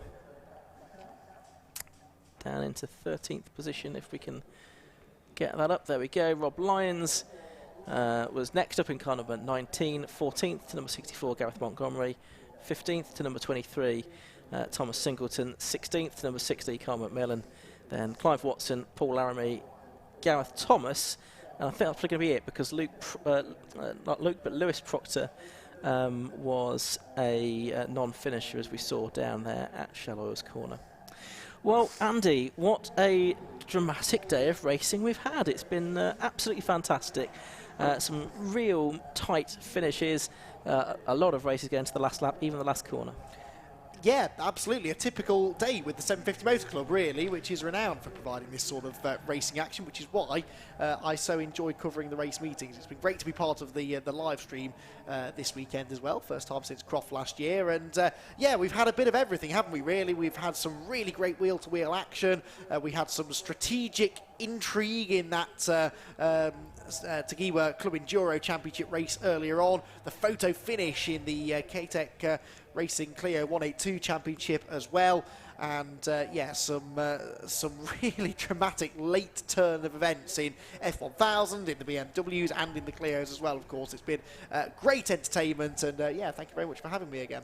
Yeah, it's been good to have you. You'll be back with us again in, I think, about 5 weeks' time, back here at Oulton Park, when we're not live streaming our second visit of the season by the 750 Motor Club, but we will have more live stream action courtesy of Alpha Live on 750 Motor Club Racing next month, back at Snetterton, as the championship start to build towards their climax. Next weekend here at Oulton Park, the British Automobile Racing Club are here, so you can buy your tickets online for that one. It's topped by the Dunlop Endurance Championship. There's also racing for the Kumo BMWs, the CNC Head Sports Saloons, and the Caterham Graduates Championship as well. So that's next weekend here. And then in 2 weeks' time, it's the British Superbike Championship here. I'm not quite sure what the situation is with tickets on that one at the moment, but keep checking for the latest information about what's happening here at Oulton Park. oultonpark.co.uk is the website. But that is it from another day of 750 Motor Club Racing here at Oulton Park. As I say, we're back in action tomorrow, not live streamed unfortunately in the same way, at Anglesey, where we've got racing for Sports 1000 and Historic 750 Formula and Classic Stock Catch. I'll be heading along the North Wales coast for that tomorrow. But for now, from Anthony Jordan, who we heard from occasionally during the course of the day, Andy McEwan and myself, Ian Sowman, on behalf of everyone here at Motorsport Vision and the 750 Motor Club, we wish you a very good night from Oulton Park. Bye-bye.